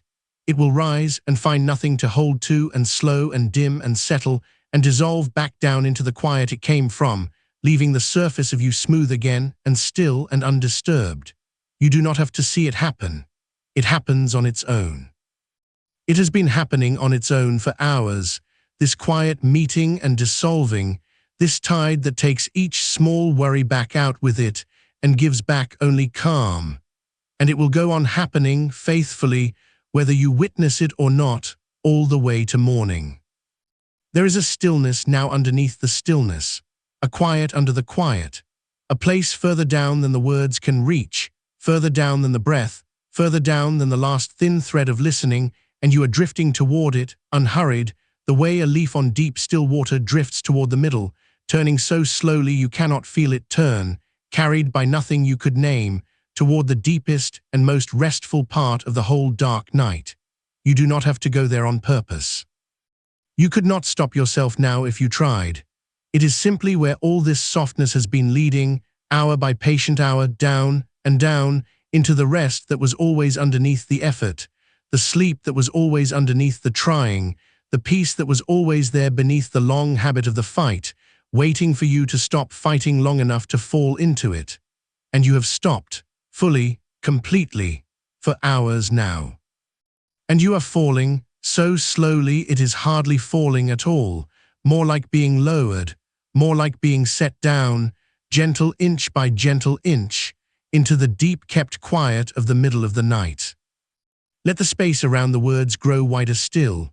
Let there be more dark than word now, more silence than sound, the way it is out past the last houses, where the streetlights end and the fields go on unlit under a sky with no moon, mostly dark, and the dark is soft, and the few small sounds that move in it only make it deeper. A word, and then the dark, and the breath going on. And then, after a long while, another word, surfacing slow and sinking again before you can catch it, meaning nothing, needing nothing, only keeping you gentle company down there in the deep where you have gone. You are not following the words anymore. You are underneath them. They are drifting somewhere far above you now, warm and low and blurred, and you are far below, held in the weight, held in the warmth, resting in a quiet so complete that the words are barely even reaching you, and it does not matter, and it is exactly right, and there is nothing left to do but stay and sink and be kept. The hours ahead are not yours to carry. They will carry you. Each one is already made, already waiting, already soft and dark and long, laid end to end between here and the far grey edge of the morning, and you will pass through them the way you have passed through the ones behind you, without effort, without watching, without any hand on the wheel of the night at all. Simply carried, simply held, simply allowed to rest and rest and rest. There is no arithmetic that reaches into them. There is no counting that survives this deep. The numbers have gone out like the office light, and what is left is only time itself, unmeasured, unhurried, spreading slow and warm around you, more than enough, always more than enough, a whole wide dark plenty of it still to come.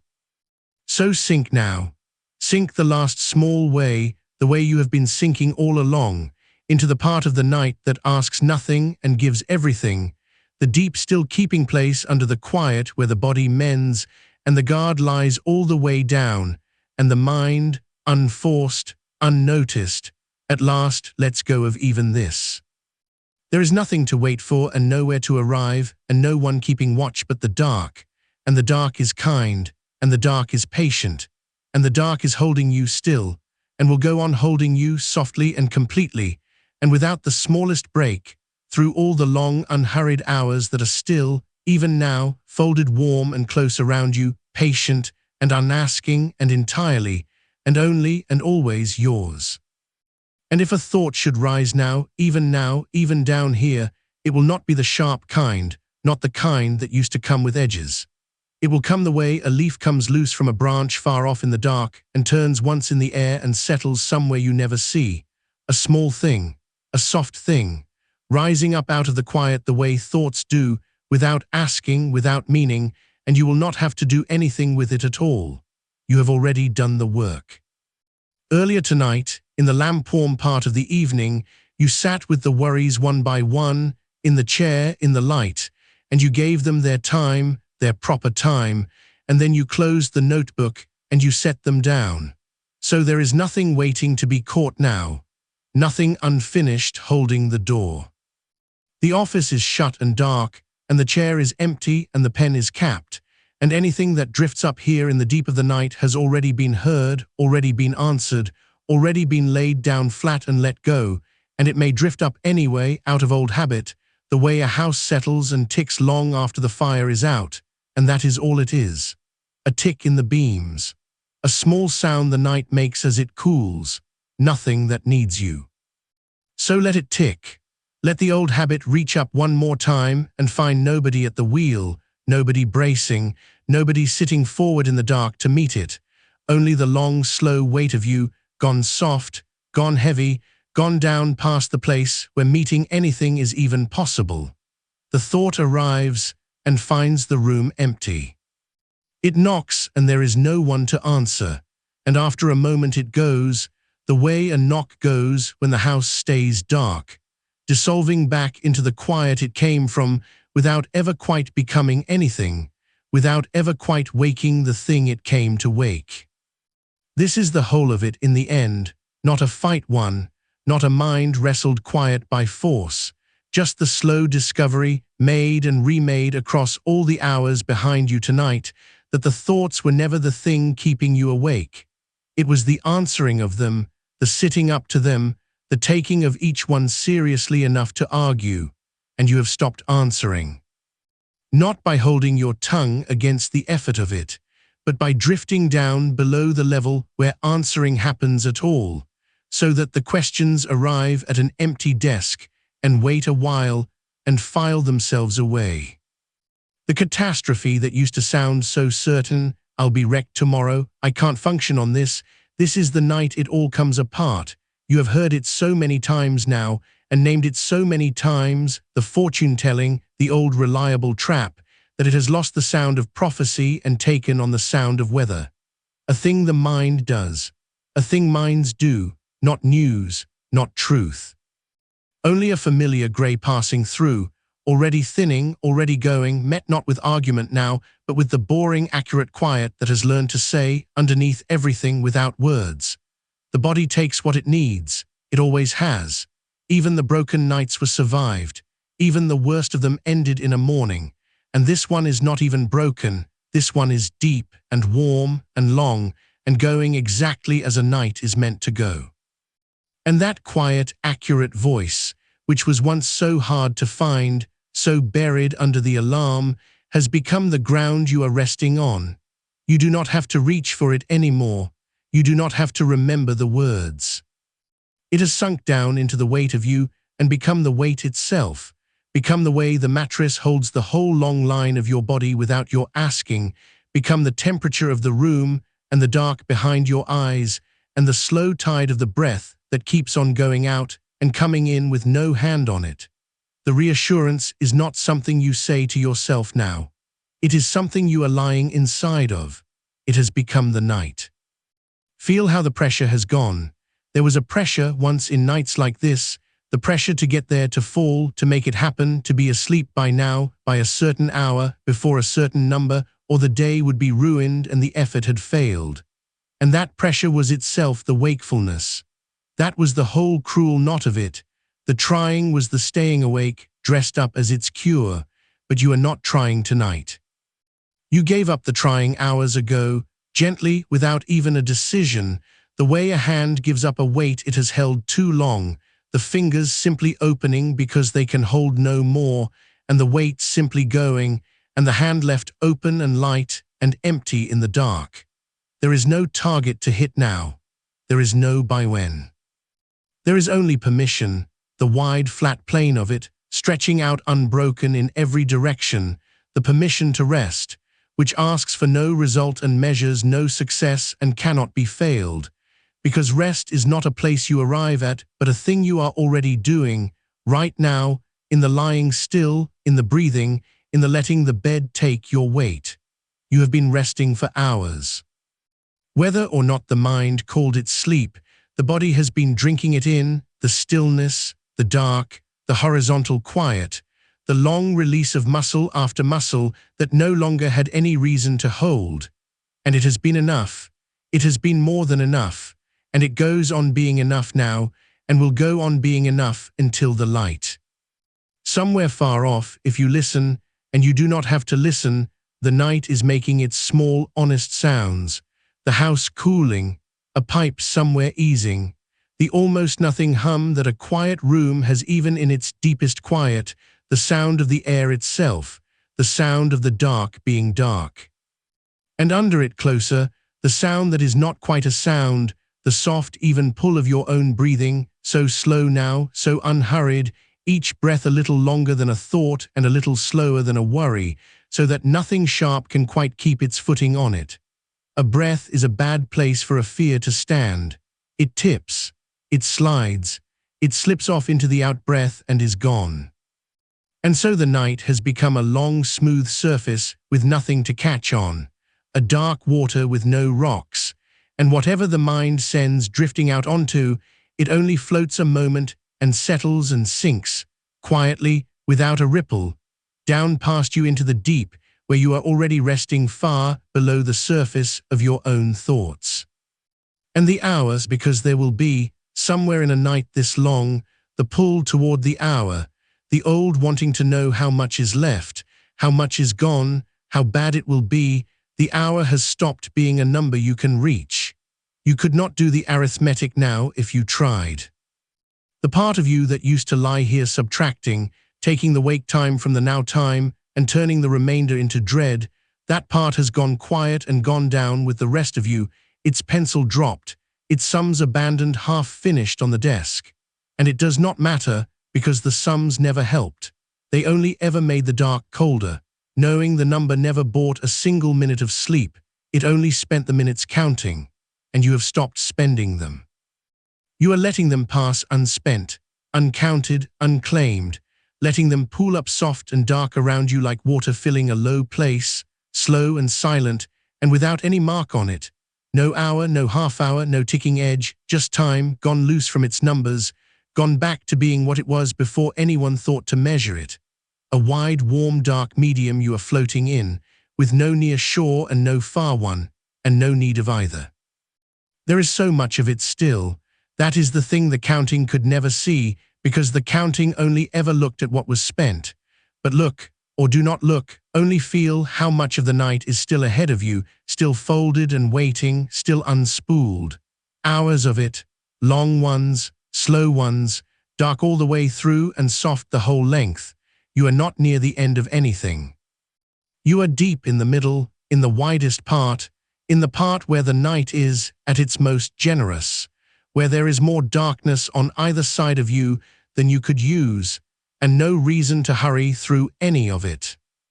The morning is real, and it is coming, and it will be gentle when it comes. But it is nowhere near, and it needs nothing from you now, and the long stretch between here and there is not a distance to be crossed, but a place to stay, a deep still room you have been let into, with all the time in the world to rest in it before anything at all is asked of you again. So there is nothing to do but let the staying go on. Let the dark keep doing what it is doing, which is holding you and asking nothing. Let the breath keep doing what it is doing, which is going out and coming in, slower and slower, a little further apart each time without you. Let the body keep doing what it is doing, which is mending, quietly, invisibly, in the way it only can when the guard is all the way down and the effort is all the way gone. The long, unseen repair of the deep of the night, going on in every cell without a single instruction from you, needing only that you stay still and stay down and stay out of its way, which you are doing, which you have been doing for hours, which you will go on doing effortlessly now until it is done. And if the mind, one more time, drifts up towards some old worn groove, some worry it has run 1,000 nights, some fear it knows the shape of by heart, let it find that groove worn so smooth now, so soft at the edges, that it cannot get any purchase there. The thought slides through it and out the other side. It cannot dig in. It cannot start the old spiral, because the spiral needs your attention to turn, and your attention has gone down into the weight and the warmth, and will not come up to feed it. So the worry turns once, weakly in the empty air, and finds nothing to grip, and lets go, and falls away, down and down, past you, into the same deep dark that is holding everything else tonight, and is gone, and the quiet closes over the place where it was as if it had never been. You have taught the night to do this. Across these weeks, across these hours, you have taught it slowly, the way you teach anything difficult, by returning, and returning, and returning again, gently, without punishing yourself for the straying, only coming back, only laying the thought down again, only answering the alarm one more time with the boring true thing and setting it aside. And the teaching has taken. It has sunk in below the words. The night has learned the shape of your resting the way a bed learns the shape of a body. And now it holds you in that shape without being asked. And the thoughts that come find the shape already made, already settled, already too deep and too warm and too far down to be disturbed. And they settle into it too, and go quiet, and join the resting, and add their small weight to the weight that is carrying you down. There is nothing left to correct. There is nothing left to catch. The work is behind you, and the work is under you, and the work has become the softness of the dark itself. You are not practicing anymore. You have passed through the practice and out the far side of it into the thing the practice was always for, this, just this, the lying still and being held, the breath going on without you, the hours pooling dark and warm and endless. The mind gone quiet not by force, but by the simple wearing smooth of everything that used to be sharp in it. And no one keeping watch, and nothing to keep watch for, and the whole long generous middle of the night still spread around you, patient and dark and kind, and asking nothing, and holding you, and going on to hold you, all the way, in its own slow time, down. Let the words thin again now. Let them come further apart, softer, lower, more dark between them than sound, the way the last few lights of a town go out one by one as it settles for the night, until only here and there a single small glow remains, and then that too dims, and the dark grows whole. You do not need the words to rest. You never did.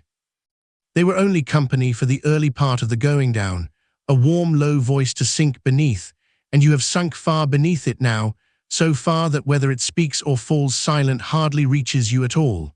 Let it be there or not be there. Let it fade to almost nothing and stay there at the edge of nothing, a warmth more than a sound, the memory of a voice more than a voice, keeping its distant, quiet company at the top of the dark while you rest, unbothered, far below. And the breath, still going, slower than any word now. Out and a long dark pause, and in and a long dark pause, the pauses growing, the breath growing patient, the whole slow machinery of you idling down toward the lowest, quietest, most restful setting it has, the setting the body finds only here, only this deep, only when it is finally, completely, and without reservation allowed to stop. And you have allowed it, fully, and it has stopped its striving. And what is left is only the tide of it, coming and going on its own, the oldest rhythm there is, the one that was going before you were born and will go on after this night is long forgotten, carrying you now the way it carries everything that sleeps, gently and evenly, and without the smallest effort from you at all. Down here there is no tomorrow yet. Tomorrow is a country on the far side of a wide dark sea, and you have not begun to cross it, and you do not need to. It will still be there. It is in no hurry, and neither are you, and between you and it lies all this water, all this dark, all these unhurried hours you are floating on, more than enough, always more than enough. So let tomorrow keep its distance. Let it wait on its own far shore. Nothing it holds can reach you here, not the tiredness you feared, which is smaller than the fear of it and softer, and which the body knows how to carry, not the day you dreaded, which will meet you gentler than the dread ever painted it, not any of it. It is all over there, and you are here, in the deep warm middle of the night, being held, being mended, being carried slow and safe across the dark, and there is nothing, nothing at all, that needs you before the light. So stay down, stay soft, stay held, let the night go on being long, and it is long, and it is kind that it is long, all that dark still folded close around you, all those slow hours still to come, each one already made, already soft, already waiting to carry you a little further. You do not have to reach for any of them. They will come to you one after another, unhurried in their own time, and pass over you like slow dark water, and you will not have to lift a hand. Only rest. Only breathe. Only sink the last small unmeasured distance into the deep still keeping place of the night, where the dark is patient, and the dark is kind, and the dark is holding you, and will go on holding you softly and without a break, and without an end in sight, through all the long unhurried dark that is still, even now, even here, wrapped warm and close and whole around you. And if a thought should come now, and one may, even this deep, even this far down, the mind is never entirely silent, and it does not need to be. If one drifts up out of the dark and taps quietly at the glass, you already know what it is before it speaks. You have met it so many times tonight. You have met its whole family. It wears a different coat each time, and it is always the same visitor underneath, the one that comes wanting you to sit up and take it seriously, wanting you to believe that this one, at last, is urgent, is different, is worth leaving the warm, deep water for. And you have learned, over all these long, dark hours, that it is not, that none of them are, that the urgency is the costume and not the thing, so you can let it tap. You can let it stand out there in the cold at the edge of your rest, and say whatever it has come to say, and you do not have to open the door, and you do not have to answer it in its own frightened language, and you do not have to get up and turn on the lights of the whole house just because one small worried thing is knocking.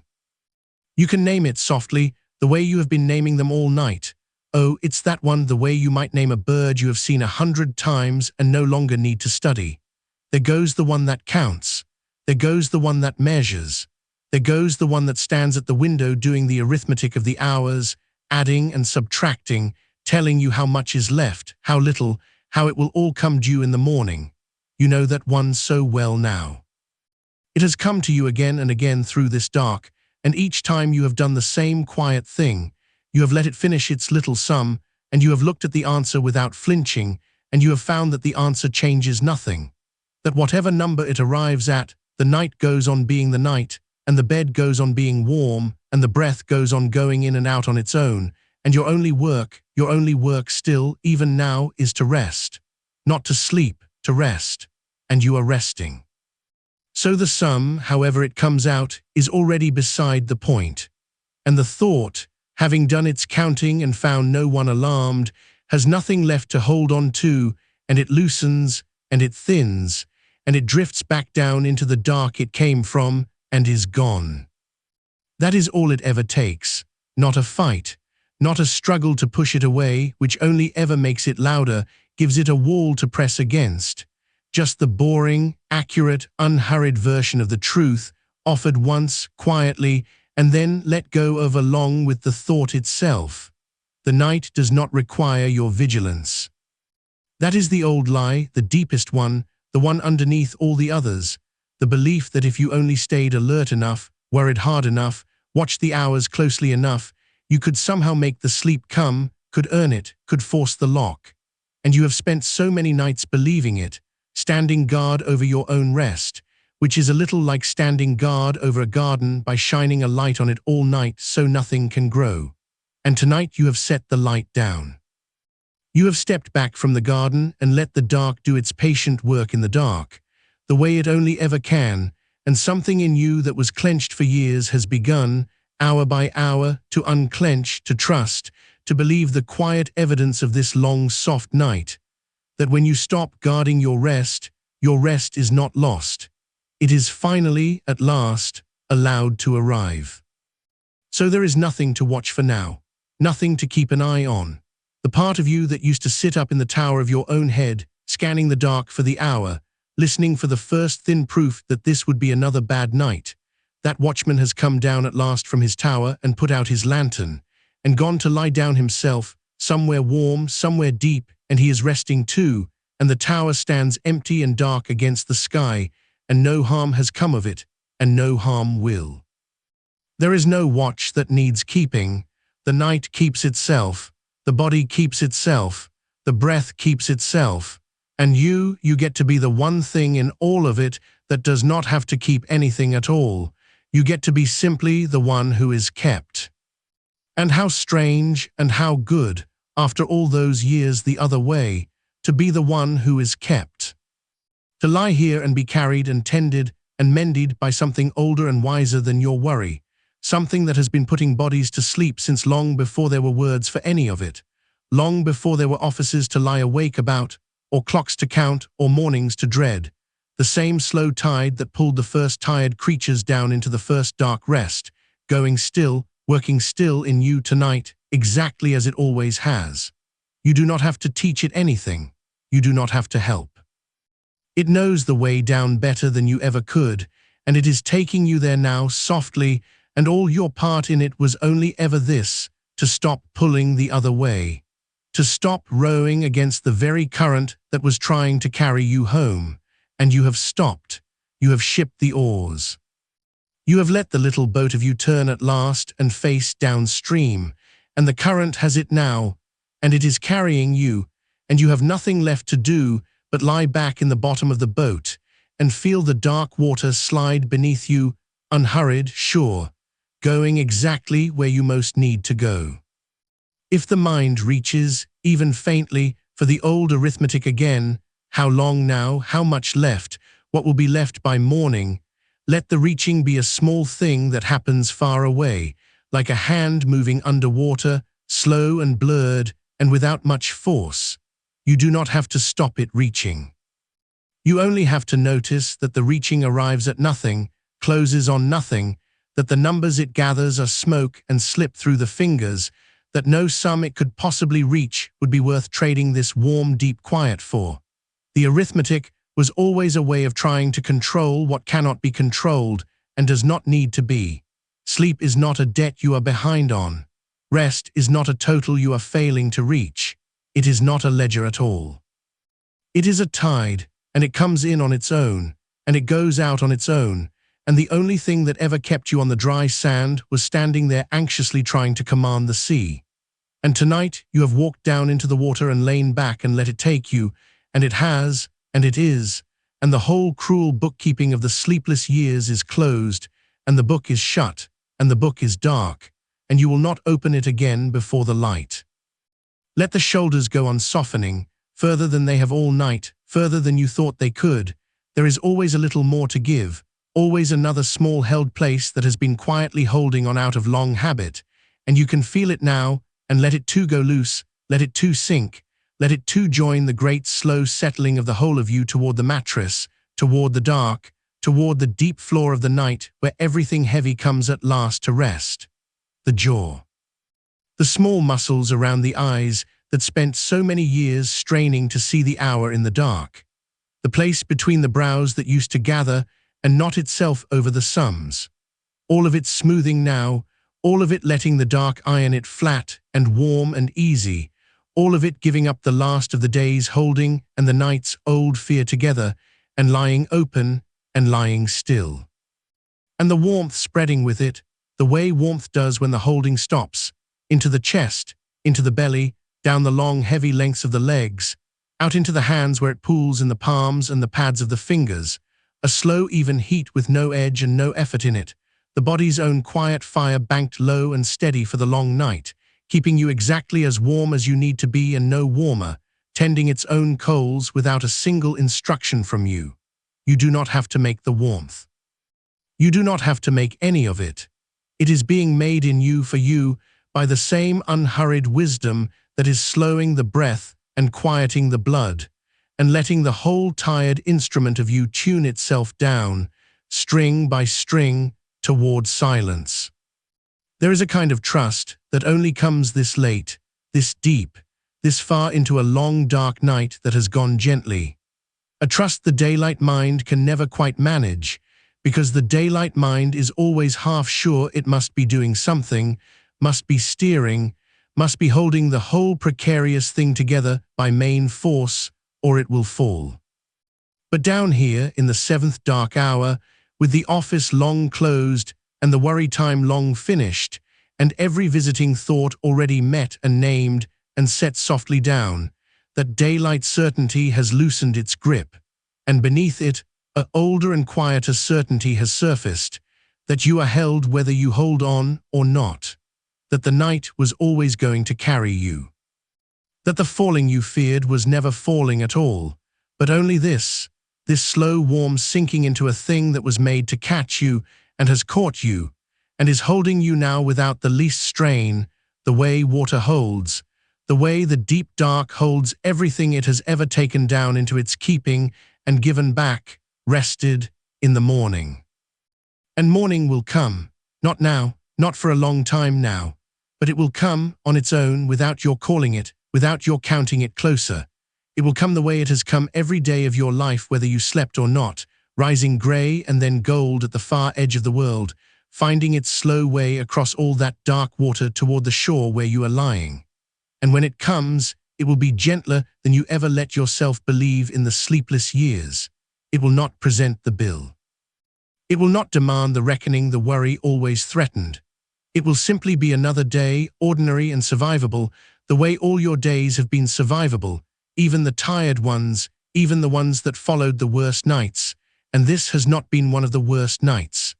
This has been a long, kind night of rest, hour upon hour of it, more than enough of it, and whatever the morning holds you will meet it carried and mended and softer than you were, and it will be all right. It is always, in the end, more all right than the fear insisted. You have the whole quiet proof of it behind you, all those mornings you dreaded that came and went and left you standing. So let the morning keep coming slowly on its own far side of the dark, and let it be no concern of yours at all, and turn your face back down into the deep of the night where you still are, where there is still so much dark left, so much rest left, so much slow soft holding still to come. Down then, a little further down, there is no bottom you can reach that the night has not already softened for you. Every layer you sink through is warmer and quieter and further from the day than the last, and there is no danger anywhere in the descent, only more rest, only more dark, only more of the same even carrying that has held you all night long. You could not fall too far if you tried. There is no too far. There is only down, and down is where the sleep lives, deep in the warm, still keeping place under everything, and you are going there now, unhurried, in your own time, the way the tide goes out, the way the light goes down, the way everything tired and loved and safe goes quietly down into the dark at the end of a long day and is gathered in. And the thoughts, if any remain, are only the last few drifting down with you now, no longer knocking, no longer counting, no longer wearing their urgent coats, just soft and formless and slow, thinning as they sink, dissolving into the warm dark the way the last of the day's sounds dissolved hours ago, going the way of the closed office and the finished worry time and the retired arithmetic, going where all the night's small disturbances have gone, down and under and out. Until there is almost nothing left in you that speaks at all, only the breath, only the warmth, only the deep even tide of a body that has been fully, at last, allowed to rest, carrying you on and on through the long kind middle of the dark, softly and evenly, and without the smallest effort from you, toward nothing you need to reach, away from nothing you need to fear, held and held and held. And if a thought should surface now, this deep into the night, it will not find you the way it used to find you.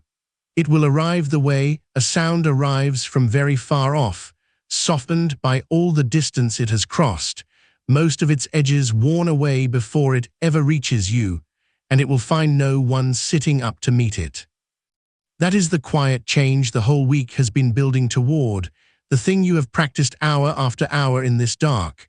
Not a wall against the thoughts, not a fight with them, only an empty chair where the worrier used to sit, only a desk with no one bent over it, only a mind that has learned slowly that it does not have to answer every question the moment it is asked. The office is closed. You closed it yourself earlier in the light, when there was time for it. You gave the worries their hour and their paper and their fair hearing, and then you set the whole matter down, and what comes knocking now is only the echo of business already handled, already answered, already put away in the drawer where the daylight will find it if the daylight still wants it. So let it knock. There is no harm in the knocking. A thought is not an emergency merely because it has chosen an inconvenient hour to arrive. It is only whether passing through a wide and darkened room, and you are not the room, and you are not the weather, you are the warm, still thing lying underneath all of it, breathing, held, going nowhere, needing nothing, watching the small clouds of thought drift across the high ceiling of the mind and finding, to your quiet surprise, that you do not have to reach up and grab a single one. They can pass. They are passing. They were always only passing. It was the reaching that made them stay. And notice, gently, without any sitting up to check, how the old trick has already lost most of its grip on you.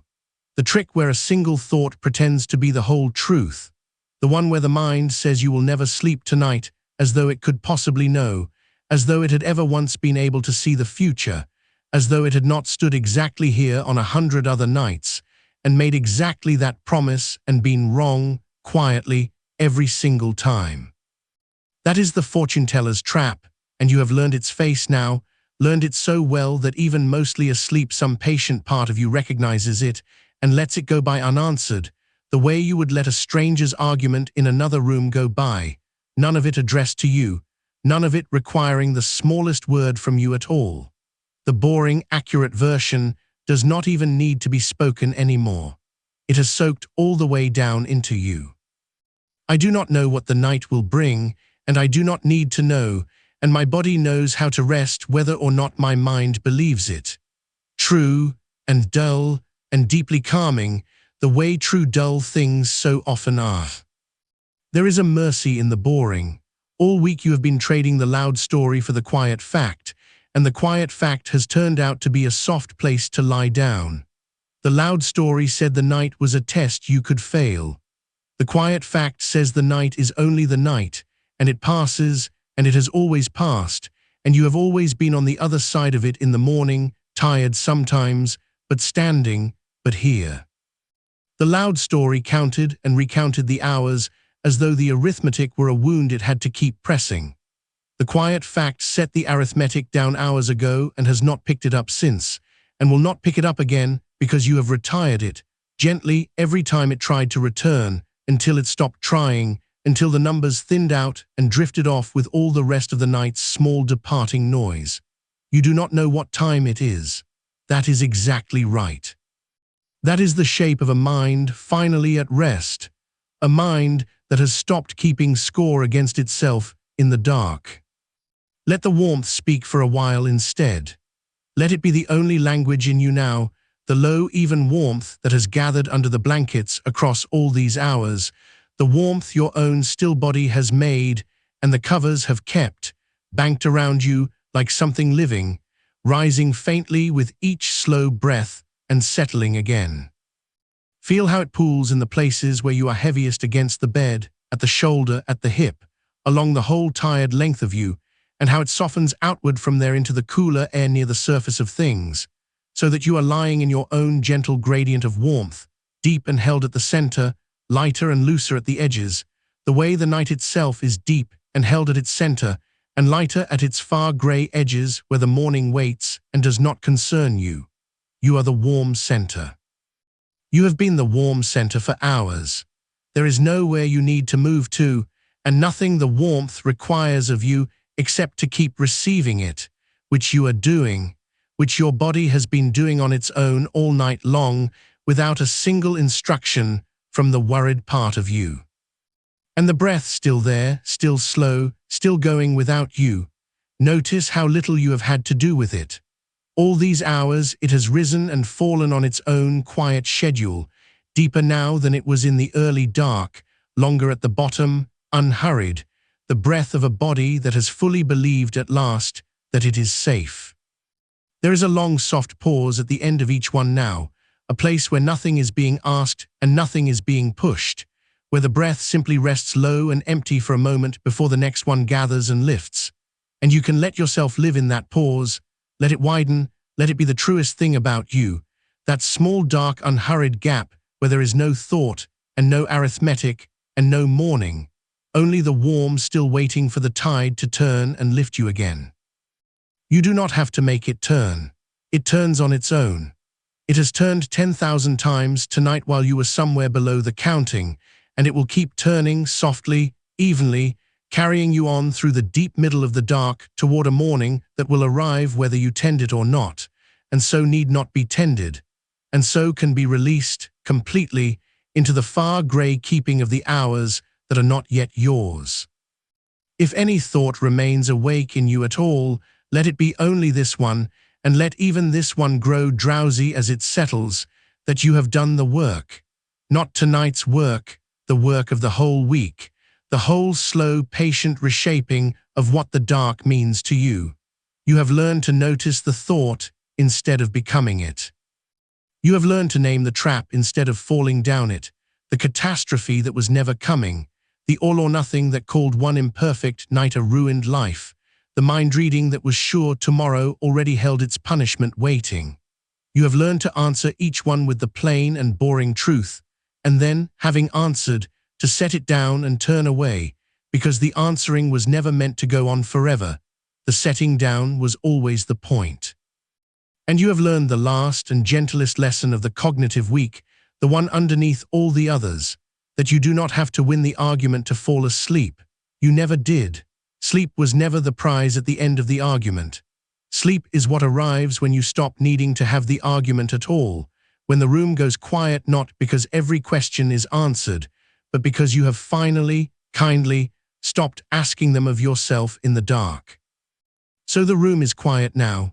Feel how quiet, not the tense quiet of listening for something, the old quiet where you lay rigid and waited for sleep to either come or refuse you, but a loose and settled quiet, a quiet with no one on watch inside it, the quiet of a house where everyone has gone to bed and the last light is off and the doors are all softly shut and nothing more is going to happen tonight and nothing needs to. The pressure is gone. Notice its absence the way you notice a sound has stopped, that low insistent hum of you must sleep now, you are running out of time to sleep that ran under so many of your nights. It is not running now. In its place there is only permission, wide and mild and asking nothing. Permission to rest, whether or not sleep comes, permission to lie here warm and held in the long dark, and let the hours pass over you like slow water. Permission to do absolutely nothing at all with this night, except be carried through it. And the strange, soft truth of it, the truth the whole treatment turns on, is that the sleep comes most easily to exactly the one who has stopped demanding it, that the permission is the opened or the pressure kept slamming shut. You have opened the door. You have been lying in the open doorway for hours.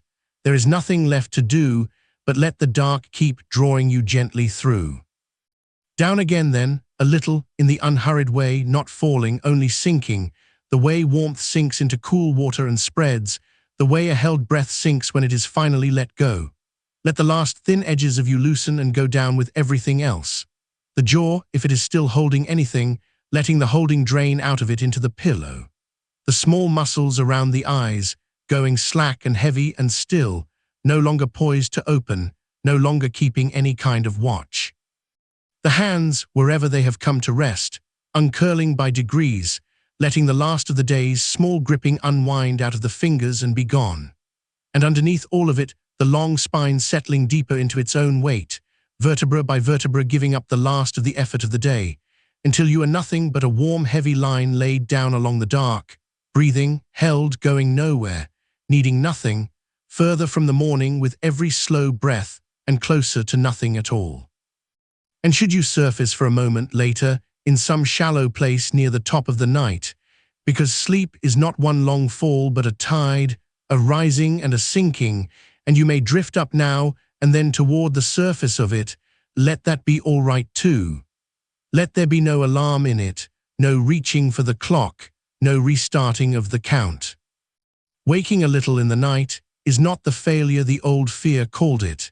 It is only the tide near its high mark, only the natural loosening between one deep and the next, and everyone who sleeps does it, most of them, without ever remembering by morning that they did.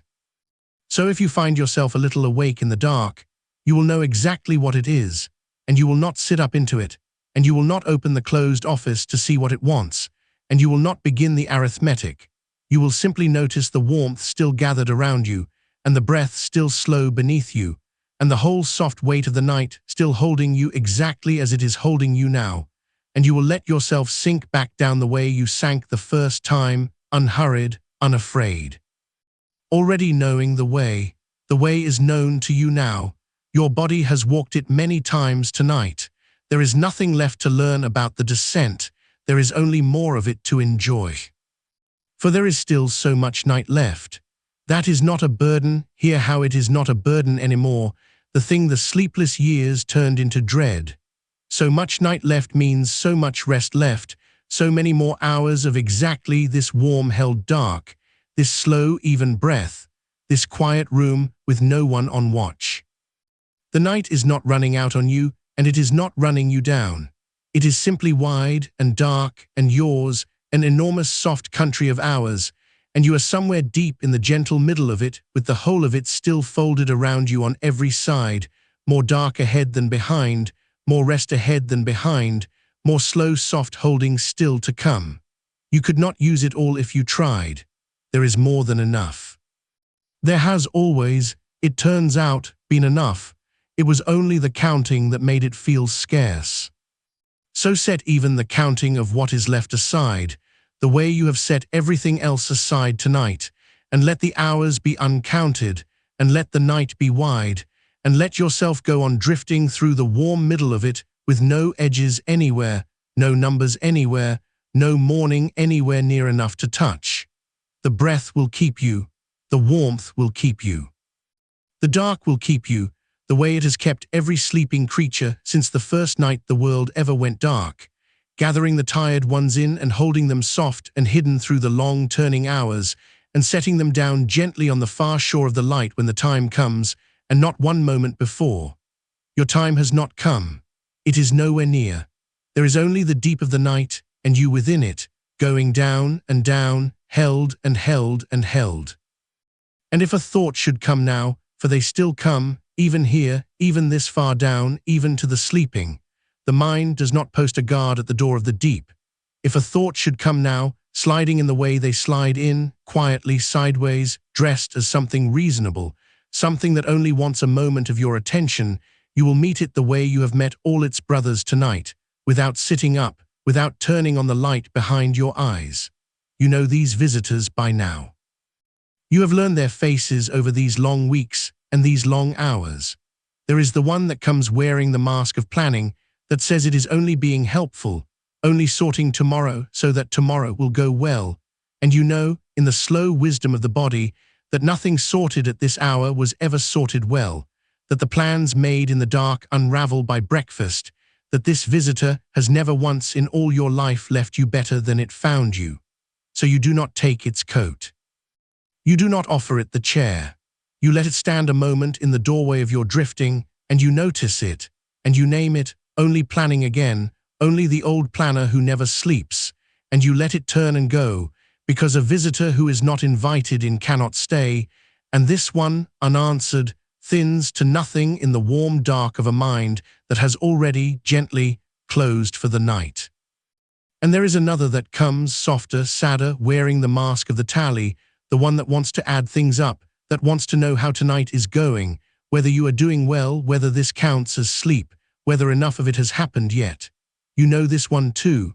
It is only the counter, the same counter you set down at the wide edge of the night, come wandering back in its slippers to ask again. And you will not do the sum for it. You will not give it the numbers it came for. You will let it ask into the quiet and receive no answer, the way a question asked in an empty room simply settles to the floor and lies there, and you will feel how little you owe it, how completely you are allowed to leave its arithmetic undone, tonight and every night, because rest was never a total to be reached, never a score to be kept, and the body took what it needed while the counter wasn't looking, the way it always has, the way it will again, whether you tally it or not. This is the whole of the cognitive work, come round to its quietest hour. Not a fight, never a fight. You do not wrestle these visitors in the dark, you do not throw them out, you do not lie there arguing with a thought as though it could be won or lost.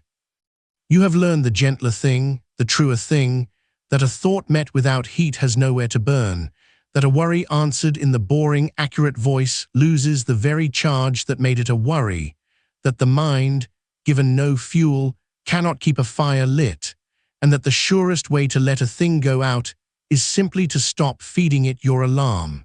So there is no alarm here to feed it. You have spent your alarm elsewhere, earlier, in the lit part of the evening where it belonged, in the small appointed hour you gave your worries, so they would not need to come looking for you now. They had their audience. They said their piece into the daylight of the lamp. And here in the deep, they arrive already spent, already answered, already smaller than they were echoes of themselves, knocking softly on a door that no longer opens, and finding, each time, that the house has gone dark, and the one who used to answer has gone down into sleep and cannot be roused for so small a thing. Let them knock then, let them knock as gently as they like. You are not the one who answers anymore.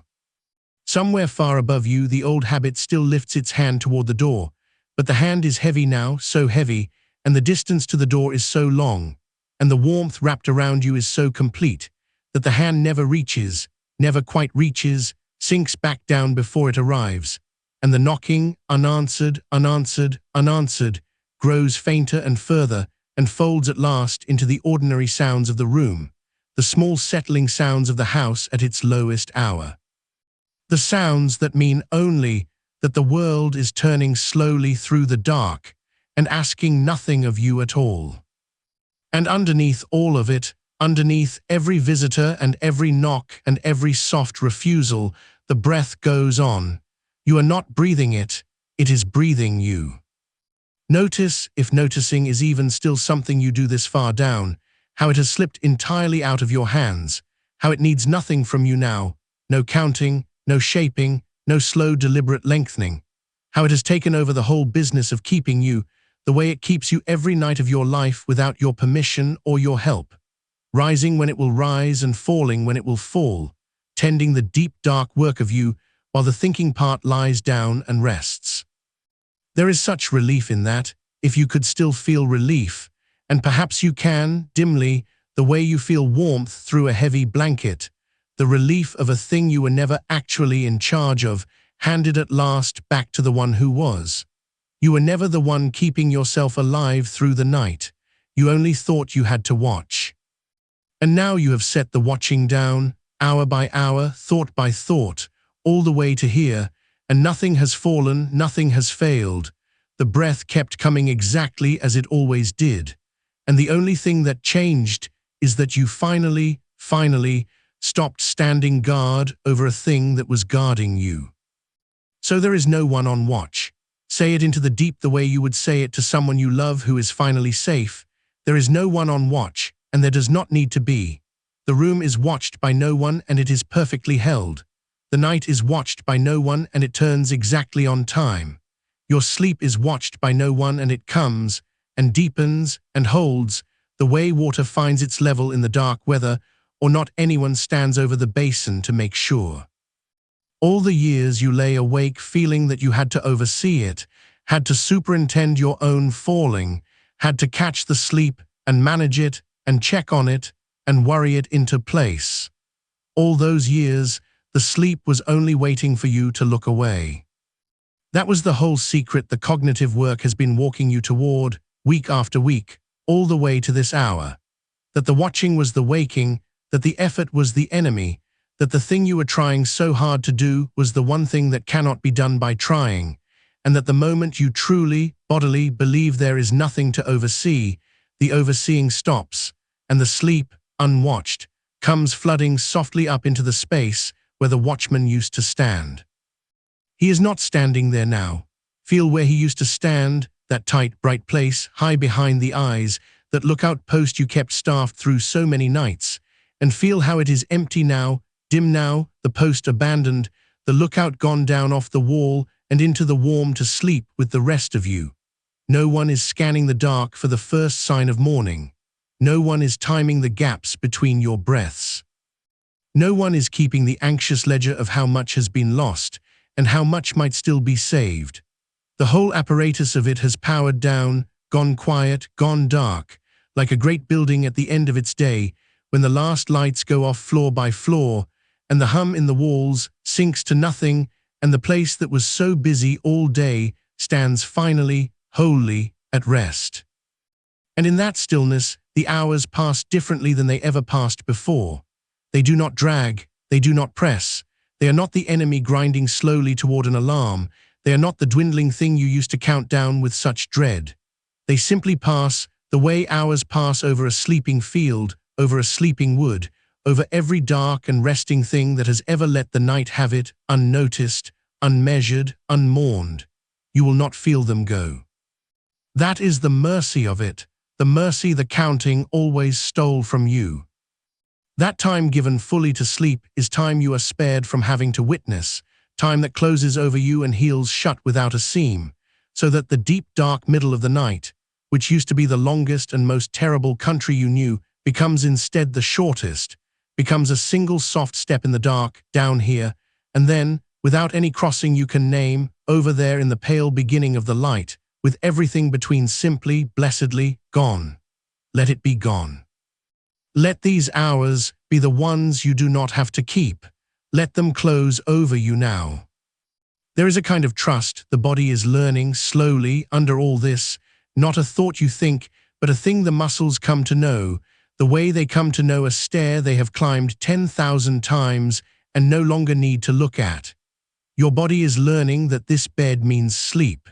Not effort, not vigil, not the long, bright, wrestling sleep. Every night you meet the visitors gently and set them down and let yourself sink instead of fight. You are teaching the oldest, slowest, most stubborn part of you a new association, laying it down thread over thread, night over night, the way water lays down stone, until the very feeling of your head coming to rest here begins, all on its own, to mean the letting go. That teaching is happening right now, in the dark, while you do nothing to help it. You do not have to believe it for it to work. You do not have to feel it changing. It changes the way a field changes under snow, silently, completely, without asking whether you were watching. And in some night not far from this one, you will lie down and the sinking will simply be there waiting for you, easy as sitting into a chair that has always fit you, and you will not remember having learned it, the way you do not remember learning to walk, and it will be yours the way walking is yours, so far beneath thinking that no thought could unbalance it. You are laying the first of those threads tonight. You have been laying them for weeks. Feel how many are already down. Feel how the descent tonight came easier than it used to, how the visitors weighed less than they used to, how the dark received you sooner than it used to. That is the work. That is all the work ever was, this quiet accumulation, this patient laying down, this teaching of the body to trust its own night. And it is done not by trying harder, but by trying less, not by gripping, but by loosening, so that even now, even reading nothing, even doing nothing at all, you are further along than you were, and the only thing left to do is the thing you are already doing, which is to lie here and be held, and let the learning go on happening without you. So let the body do its slow teaching, let the breath do its patient keeping, let the visitors knock and thin and go, let the hours close over you unwitnessed and unwept. Let the watchman stay down off the wall. There is nothing here that needs you awake for it, nothing tonight that will not keep until the light, nothing in all the wide dark country of these hours that is asking for anything but your rest. And your rest is the one thing you no longer have to reach for, because it is not ahead of you to be caught. It is under you, around you, already arrived, already holding you, the very medium you are floating in, warm and dark and complete, needing only to be sunk further into, the way a stone in deep water needs only to keep being what it is to go on going down. Down then, not falling, you learned that already hours ago that it is not a falling, but sinking, settling, the slow soft way that heavy things come to rest in still water, unhurried, with all the time there is, with more night ahead than anybody could spend. There is a place beneath even this, a deeper floor of the dark still further down, and you have all the hours you need to reach it, and no reason at all to hurry, and the going itself is the rest, so that whether you arrive or only keep on sinking makes no difference at all. Either way you are exactly where the night wants you, exactly where the body needs you, exactly where nothing is required, and nothing is watched, and nothing is counted, going quietly on. Down through the warm, unnumbered middle of the dark, held and loosening, and further down, and slower, and further still. And should the light begin, somewhere out past the edge of all this, to think about arriving, not yet, not for a long while yet, but eventually the way it always does, without needing you to arrange it, you will not have to meet it awake. That is worth knowing down here, in the part of you that still keeps one small ear turned toward the window. The morning is not a thing you have to be ready for. It does not require a sentry. It comes up over the far rim of the hours on its own schedule, indifferent to whether you slept well or poorly, generous either way, and it will find you wherever you are, and it will ask nothing of you that the day itself will not gently teach you when the time comes. So there is no need to reach toward it. No need to lie here doing the old arithmetic against it, counting backward from an hour you have not yet been told, subtracting, tallying, building the small anxious ledger of how much is left. You know that ledger. You have set it down so many times tonight that setting it down has become almost the same motion as breathing out.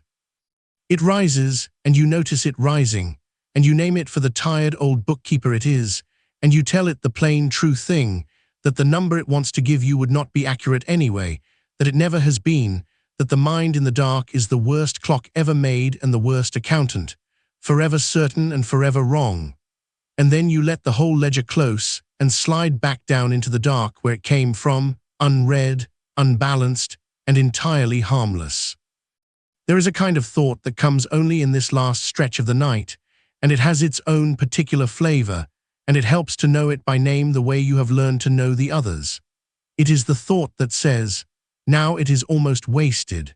It says, You are so close to morning that sleeping now would hardly count, that the little you might still get would be too thin to matter, that you may as well give the whole night up as lost and lie here bracing for the wreck of the day. This is one of the classic traps, and it wears the mask of arithmetic to seem reasonable, but underneath the mask it is only the old fear in one of its later costumes. And the boring, accurate version, the version that has no drama in it, no edge, nothing to grip, is simply this: rest counts. Rest itself, even the quiet, wakeful, floating kind, even the shallow, drifting near sleep of the last dark hours, is doing something for the body, softening it, lowering the fever of the day, and the night is never wasted while you are lying here loose and warm and letting it pass over you without a fight. There is no threshold you have failed to cross. There is no line past which the hours turn worthless. The whole long field of the night has been good to you, is being good to you now, and will go on being good to you clear through to the light, and the only thing that could spoil it would be the effort of trying to save it. And you are not making that effort, not anymore, not tonight. Feel, if you can, how far under the surface of all this you have already come. Not the surface of sleep, never mind sleep, sleep will see to itself, but the surface of caring, the thin, bright, anxious film that lies over the top of a hard night, the place where every small sound is a verdict and every passing thought is a summons. You started the evening up there, at that surface, the way you always have.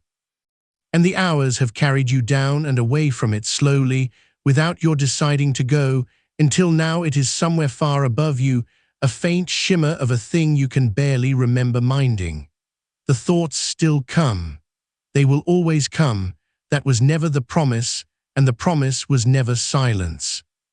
But they reach you now the way voices reach a swimmer far under warm water, bent, softened, slowed, arriving with all their urgency strained out of them by the depth they had to cross, so that a thought that would once have jolted you upright now only drifts by, turns slowly in the dark, and dissolves before you have even finished deciding it was nothing. That is the whole of it, really, not that the visitors stop coming, but that they arrive already tired, already thinned by the distance, already half-answered before you answer them. You taught them that. Week after week, night after night, meeting each one the same patient way, noticing it without alarm, naming the trap it belongs to, telling it the flat, true, unremarkable thing, and setting it down, you have trained the whole restless machinery of your worry to expect that reception, and a worry that expects to be met calmly loses, somewhere along the way, its taste for the fight. It comes softer because it has learned that softness is all it will get. It thins because thinning is what happens to a thing that is never fed. And so the very thoughts that used to keep the watchman up on the wall all night are the ones that now, in their smallness, in their answered quietness, help to sing you further down. There is a warmth that has been gathering in you through all these hours, and you may notice it now in the places where the body has been longest still.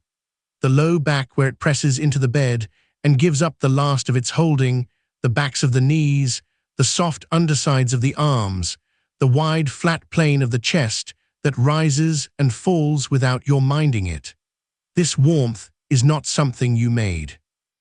It is only what a body does when at last it is allowed to stop guarding itself.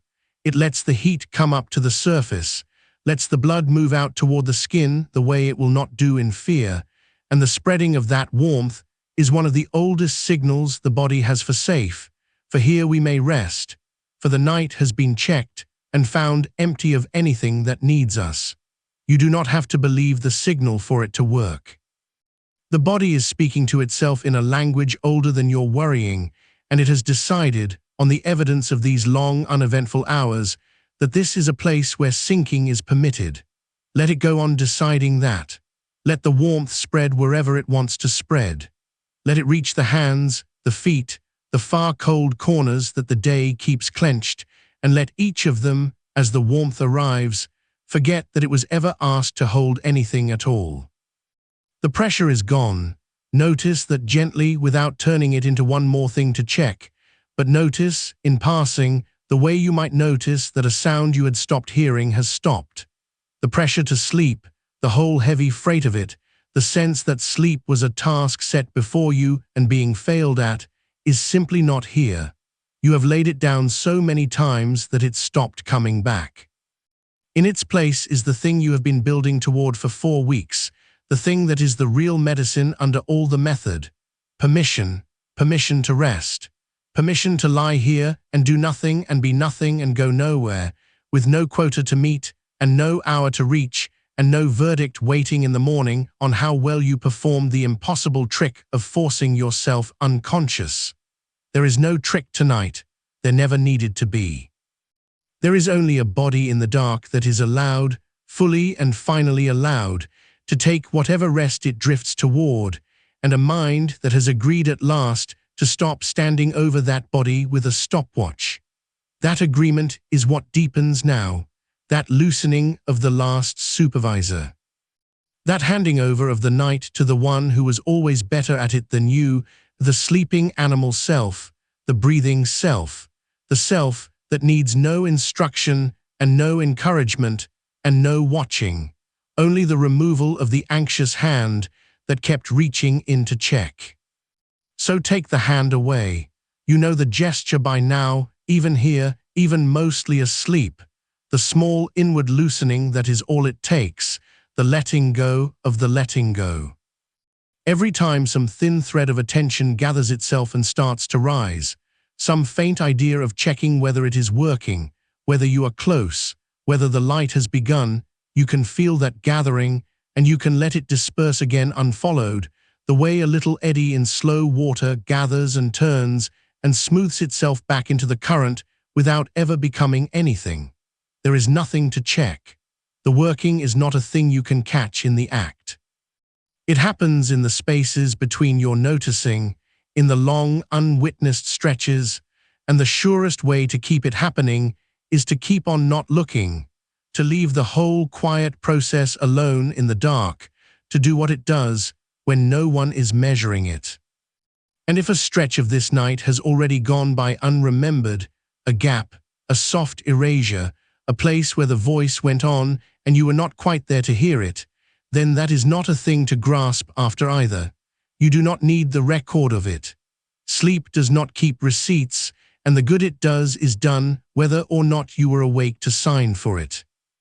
There may have been minutes, there may have been more than minutes, folded away already into the part of the night that leaves no memory. And if there were, then you have already begun the thing the whole method was only ever clearing the ground for, and if there were not, then you are lying here loose and unpressured and warm, which is the ground itself, which is enough, which was always enough. Either way, there is nothing to do differently. Either way, the instruction is the same as it has been all night, and is the easiest instruction ever given. Stay where you are. Change nothing. Let the next stretch go the way the last one went, unminded, uncounted, and if it too erases itself, let it, and if it too leaves you floating just under the surface, let that, and let the two be the same to you, because down here at last, they truly are the same. The room is doing its slow, patient work of holding you the way it has all night, asking nothing. You are not the only thing resting in it. The walls have given up the small tickings of their cooling. The air has gone still and even and warm with your breathing.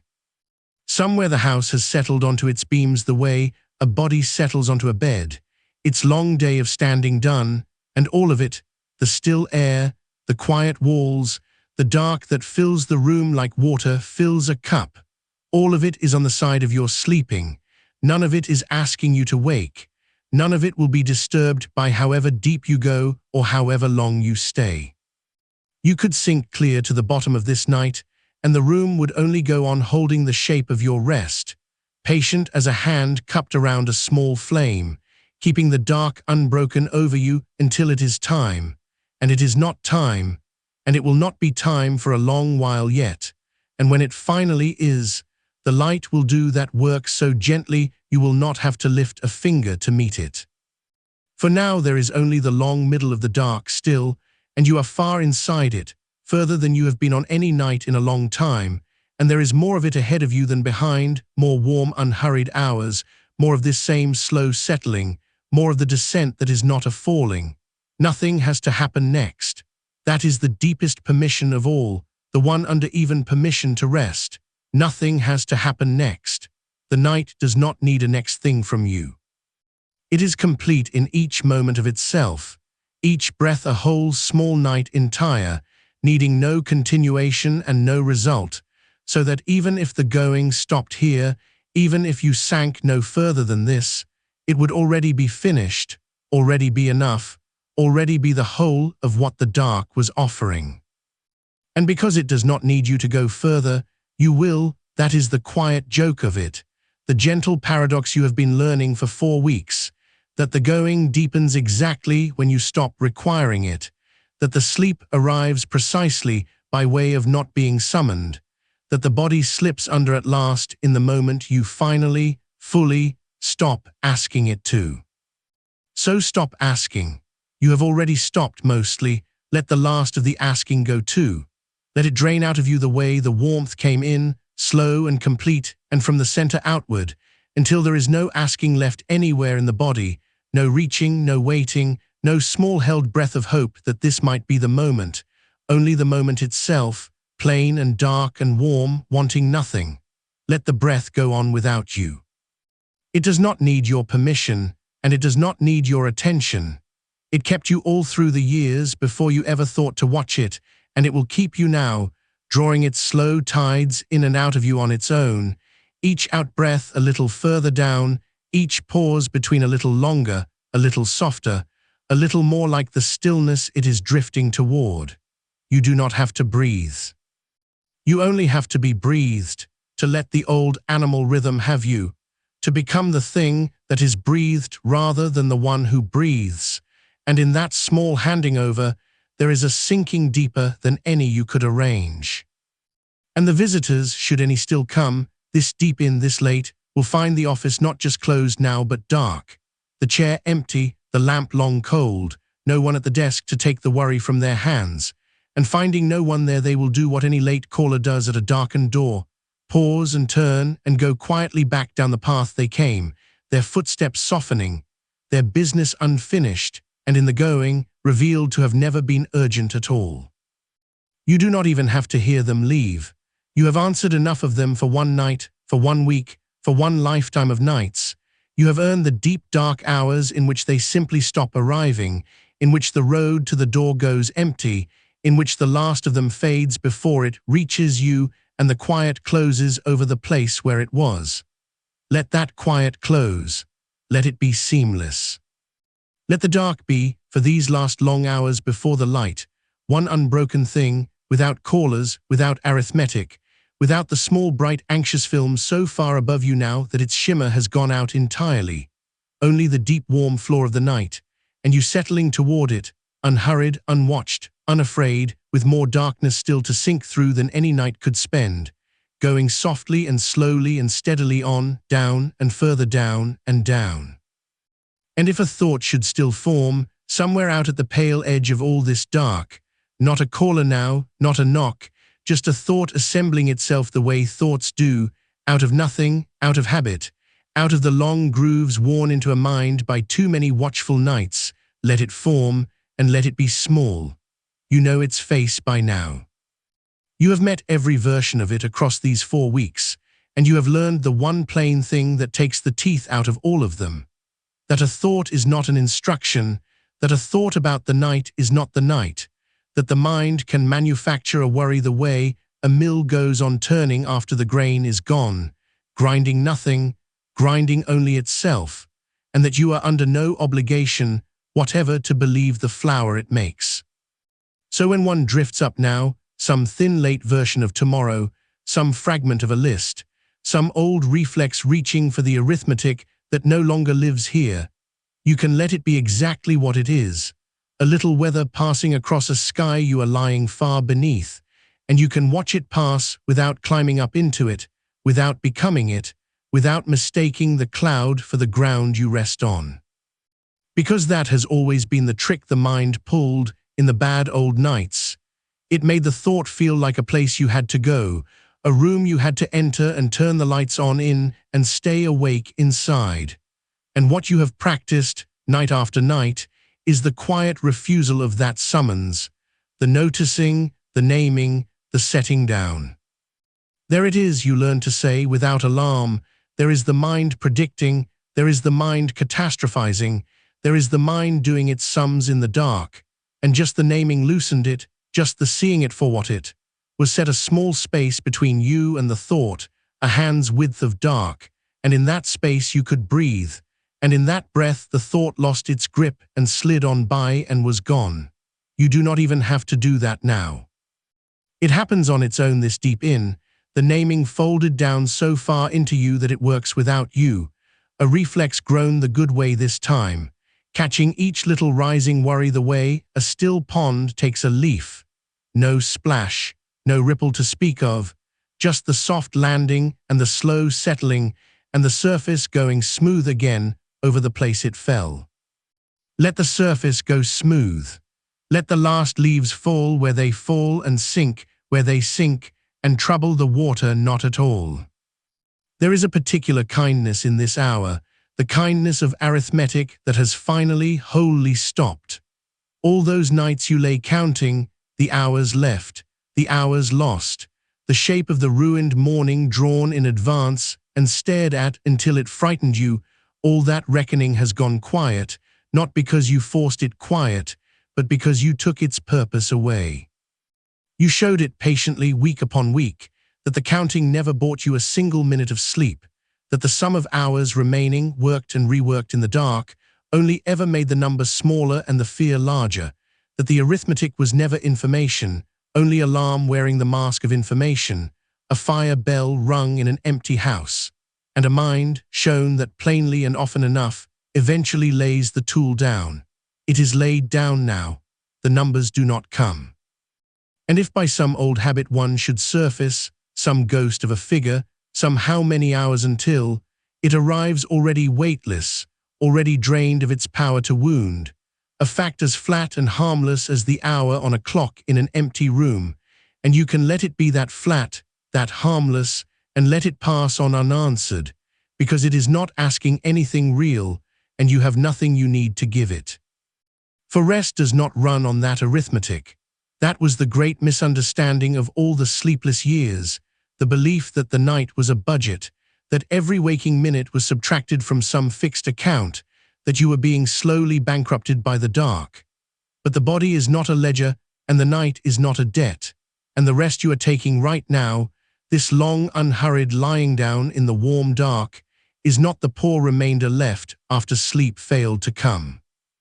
It is its own thing, whole in itself, worth something on its own, the muscles long since unclenched, the heart gone slow and even, the whole racing engine of the day banked down to embers, the mind at last stopped chasing itself around its little track. This is repair. This is the nervous system dimming its own lights, room by room, and it does not need the certificate of sleep stamped over it to be real. You have permission to rest. You have had it all along. You have only, these 4 weeks, learned to accept it, to lie in the dark asking the dark for nothing, taking what it gives, letting the giving be enough. And in that acceptance, as you have found again and again, the sleep tends to come anyway, unbidden, arriving through the very door you stopped standing guard at. But whether it comes now or in an hour or only near the grey edge of morning, the rest is real, and the rest is yours, and there is nothing further you must do to earn it. So let the doing be done, all of it done. The evening's work is long behind you, the worry set to its own hour, earlier in the light, given its page and its pen and its proper close, so that the dark was never asked to hold what the day should have carried. That was the whole architecture of it, the thing you built across the weeks. A place for the worrying that was not here, not now, not in the bed, and not in the black hours, so that when you lay down there was nothing owed, no meeting adjourned into the night, no business trailing after you up the stairs. And whatever tries, even now, to reopen those closed accounts finds them closed for good, the ledgers shut, the desk cleared, the whole apparatus of tomorrow powered down until a morning that will come on its own, in its own time, without 1 gram of help from you tonight. You do not have to build the morning. This is worth resting into, this simple, enormous fact, that the day ahead will assemble itself without your lying here rehearsing it. The light will come whether or not you lie awake to receive it. The tasks will arrange themselves into their hours whether or not you sort them now in the dark. The people, the roads, the small 100 obligations, none of them require your nighttime supervision. None of them are being tended by your wakefulness. None of them will go better for having been worried over between the hours no one was meant to be awake in. You can hand the whole of tomorrow back to tomorrow. You can let it be a country you have not yet entered, whose weather you cannot know and do not need to know, whose troubles, if it has any, will be met when you are rested and standing in the daylight, not now, not weakened, not alone in the dark with your defenses down. Everything hard is easier in the morning. You have proven this to yourself so many times that it has become almost a law, that the thing which loomed enormous at 3 has shrunk to its true and manageable size by 9, that the dark magnifies and the light restores proportion, and that the wisest thing you can do with a heavy thought at this hour is exactly nothing. Set it on the sill, leave it for the daylight to weigh, and turn back to the warm dark and let yourself go on down. Down through the layers of the quiet, which are many and soft and without flaw. You have been sinking a long while now, and there is more below you still, always more darkness than the night could ever ask you to spend, so that there is no bottom to hurry toward and no edge to be careful of, only the long slow settling, thick and unforced, the way silt settles through still deep water, taking all the time there is. Nothing down here has corners. Nothing down here has a name that needs answering.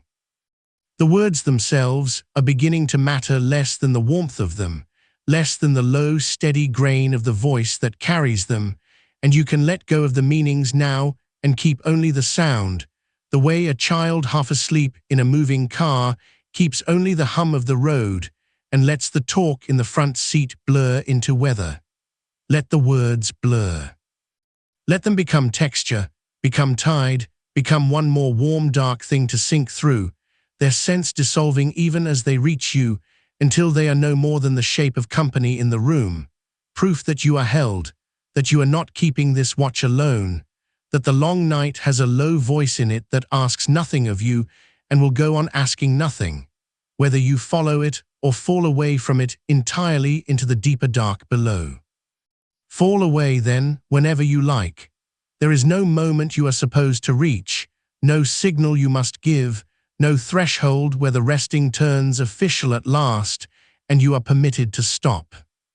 It is all permitted, all of it, already, the drifting and the surfacing and the drifting again, the long flat stretches where thought goes quiet, the little risings where some fragment floats up and is named and sinks, the slow rocking between not quite asleep and not quite awake that is itself a kind of sleep, a kind of rest the old anxious mind never let you have because it kept startling you out of it to check, to measure, to ask, am I under yet?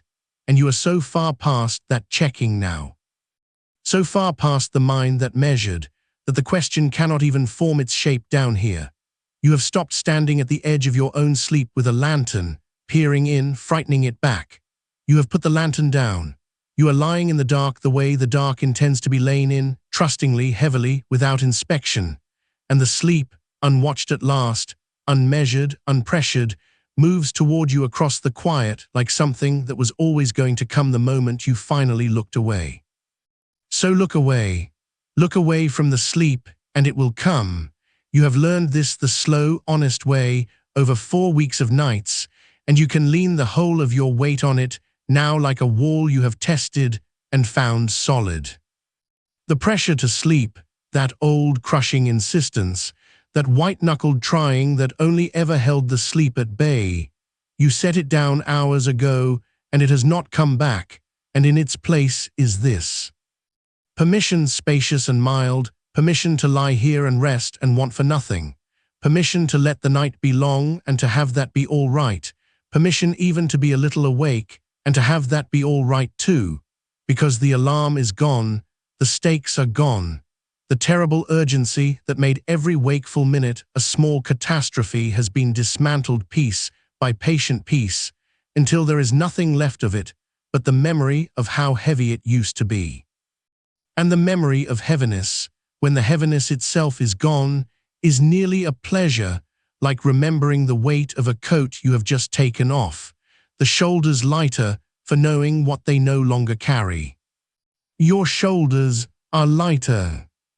Everything is lighter and heavier at once down here, the strange double gift of the deep dark, the mind gone light, unburdened, emptied of its lists and its sums and its rehearsals, while the body grows heavy and warm and wonderfully unwilling to move, the two of them drifting apart from each other the way they do at the gate of sleep, the thinking part thinning to almost nothing, the animal part sinking into the mattress like something setting down at the end of a long day's travel and knowing, in its blood, that it has arrived, that it can stop, that there is nowhere further it must go tonight and no reason on earth to lift its head. Let the head stay heavy. Let it press its whole slow weight into whatever holds it, and let that holding be complete, be trusted, be the last thing you feel before the feeling itself softens and spreads and stops having edges, the point where warmth and weight and dark stop being three things and become one thing, the single wide sensation of being here, being held, being done. Being done, there is such deep rest in that small word, and you have every right to it now. Done with the day, done with the reckoning, done with the long, effortful project of making yourself sleep. It is the ending of effort that the whole method has been quietly aiming at all along, not a technique to try harder with, but a way of laying the trying down, not one more thing to do in the dark, but the slow relief of finally having nothing to do in it at all. And you are there. You have arrived at the place the 4 weeks were pointing to, the place past all method, where the tools have done their work and can be set aside, where you are not practicing anything anymore but simply lying in the outcome of it, resting in a dark you have made safe, a dark that has stopped being the arena of your struggle and become again what it was always meant to be, the plain, kind cover of the night, drawn up over the whole tired world and over you within it. One small, warm, resting thing among the millions, all of you carried the same way toward the same far morning, none of you needing to do a single thing to get there but wait and breathe and let go. Let go a little more. There is always a little more to let go of, some small remaining holding you did not know you still carried, a faint set in the jaw, a thread of readiness behind the eyes, a last thin habit of vigilance keeping some far corner of you half awake against a danger that is not here, that has not been here all night, that was never really here at all. Let that corner darken too. Let the vigilance stand down, off duty now, relieved of a watch it has kept far too long over a night that holds no threat, that asks no guarding, that will pass over you gently and completely whether you keep watch or not. There is nothing to guard against. There is only the dark, and the warmth, and the low voice, and the slow tide of the breath moving through you unbidden, and the great soft weight of your own body giving itself over at last, and beneath all of it, holding all of it, the deep unhurried floor of the night still falling away below you, still further down than you could ever reach, still offering more quiet than you could spend in 100 nights, so that you may go on sinking as slowly as you like, as long as you like, in no hurry, toward no edge. With nothing left to do, and no one left to answer and nowhere at all to be but exactly here, going softly down, and softer and further down, into the long warm dark that has all the rest of the night still folded inside it, waiting, patient, and yours. And should a thought come now, even here, even this far down, and one might, for the mind does not always know when it has been dismissed for the night, let it come the way you have learned to let them come, without alarm, without the old lurch of here we go again. Because you know this shape now. You have met it 100 times tonight and 1,000 times before, the thought that arrives dressed as urgent and turns out, when you look at it plainly, to be only tired. It may be the small arithmetic trying once more to start its counting, the part of you that wants to know how much is left, how many hours, how many chances, the sum that has never once helped you and never once been accurate, the calculation that only ever made the numbers smaller by the doing of it. You do not have to solve it. You do not even have to finish reading it. You have retired that arithmetic already, sent it home hours ago, and if it wanders back to the door out of long habit, you can simply notice it there, name it for the tired old trick it is, and let it drift off again unanswered into the dark, taking its numbers with it. There is no sum to reach tonight. There is no figure that would change a single thing about how this body is softening, how this breath is slowing, how the floor keeps falling gently away beneath you, whether anyone is counting or not. And if instead it is one of the other familiar ones, the thought that says tomorrow will be ruined, that says you will pay for this, that reaches forward into a day that does not exist yet and paints it grey, you know the answer to that one too, the plain, unexciting, true one, worn smooth from use. The body is more forgiving than the worry claims. A quieter night than the mind would like is still rest, still repair, still the slow good work going on in you below all noticing. You have had tired days before and moved through them, and they were ordinary and they ended, and you barely remember them now. The catastrophe the thought is selling has never once arrived in the shape it promised. So you can let that one go soft as well, not by arguing it down, not by wrestling it, only by seeing it clearly for the old familiar exaggeration it is, thanking it dully for its concern, and setting it down on the floor beside the bed the way you might set down a book you are far too sleepy to keep reading. The words swimming, the meaning already loosening, the covers falling closed of their own weight. That is all it is now, this meeting of thoughts, the gentlest transaction, barely a stir on the surface of a very deep and settling water. One rises, you notice it, you name it, you let it go. And the noticing itself has grown so quiet, so unhurried, that it hardly wakes you at all, less like catching something and more like watching a leaf turn over once in a slow current and drift on past, out of the light, gone. You are not hunting for them. You are not braced for the next. You are simply lying here in a mind that has learned, over 4 long weeks and 1 long night, that a thought in the dark is not an emergency, not a summons, not a thing that has to be obeyed or answered or feared. Only weather, only passing weather, moving across a sky that does not have to move with it. And underneath the weather, unbothered by any of it, the body goes on with its own slow arrangements. Feel how it has been quietly redistributing itself all this while, without instruction, without your managing any of it, how the weight has found its own places to pool and settle, the small unconscious adjustments a resting body makes, a shoulder easing a fraction lower into the mattress, a hip letting its last held degree of tension go, the long muscles along the spine releasing one by one in an order you did not choose and do not need to. This is the body doing what it knows. It has done this every night of your life that you were not too frightened to let it. It does not require your supervision. It never did. The whole long project of trying to make sleep happen was only ever your waking mind reaching into a room where it was never needed, turning on lights in a house that sleeps better dark. And tonight you have let the lights stay off. You have stood at the edge of that dark room and for once not gone in to check on it, not gone in to fix it, only let it be, and trusted the old sure machinery inside to do what it has always done when finally left alone. Left alone. There is a kindness in those words too, tonight not lonely, never lonely, but unburdened, unwatched, released from the exhausting sense of being your own supervisor around the clock. You may put the supervisor to bed as well. That vigilant inner manager who has been on duty so long, checking the sleep, monitoring the progress, keeping the anxious ledger of how it is all going, that one is tired past telling, and that one, too, is allowed to lie down now, to close the ledger, to stop the checking, to sink with the rest of you into the wide dark where nothing needs managing and no report is due. Let the manager rest. Let the watcher rest.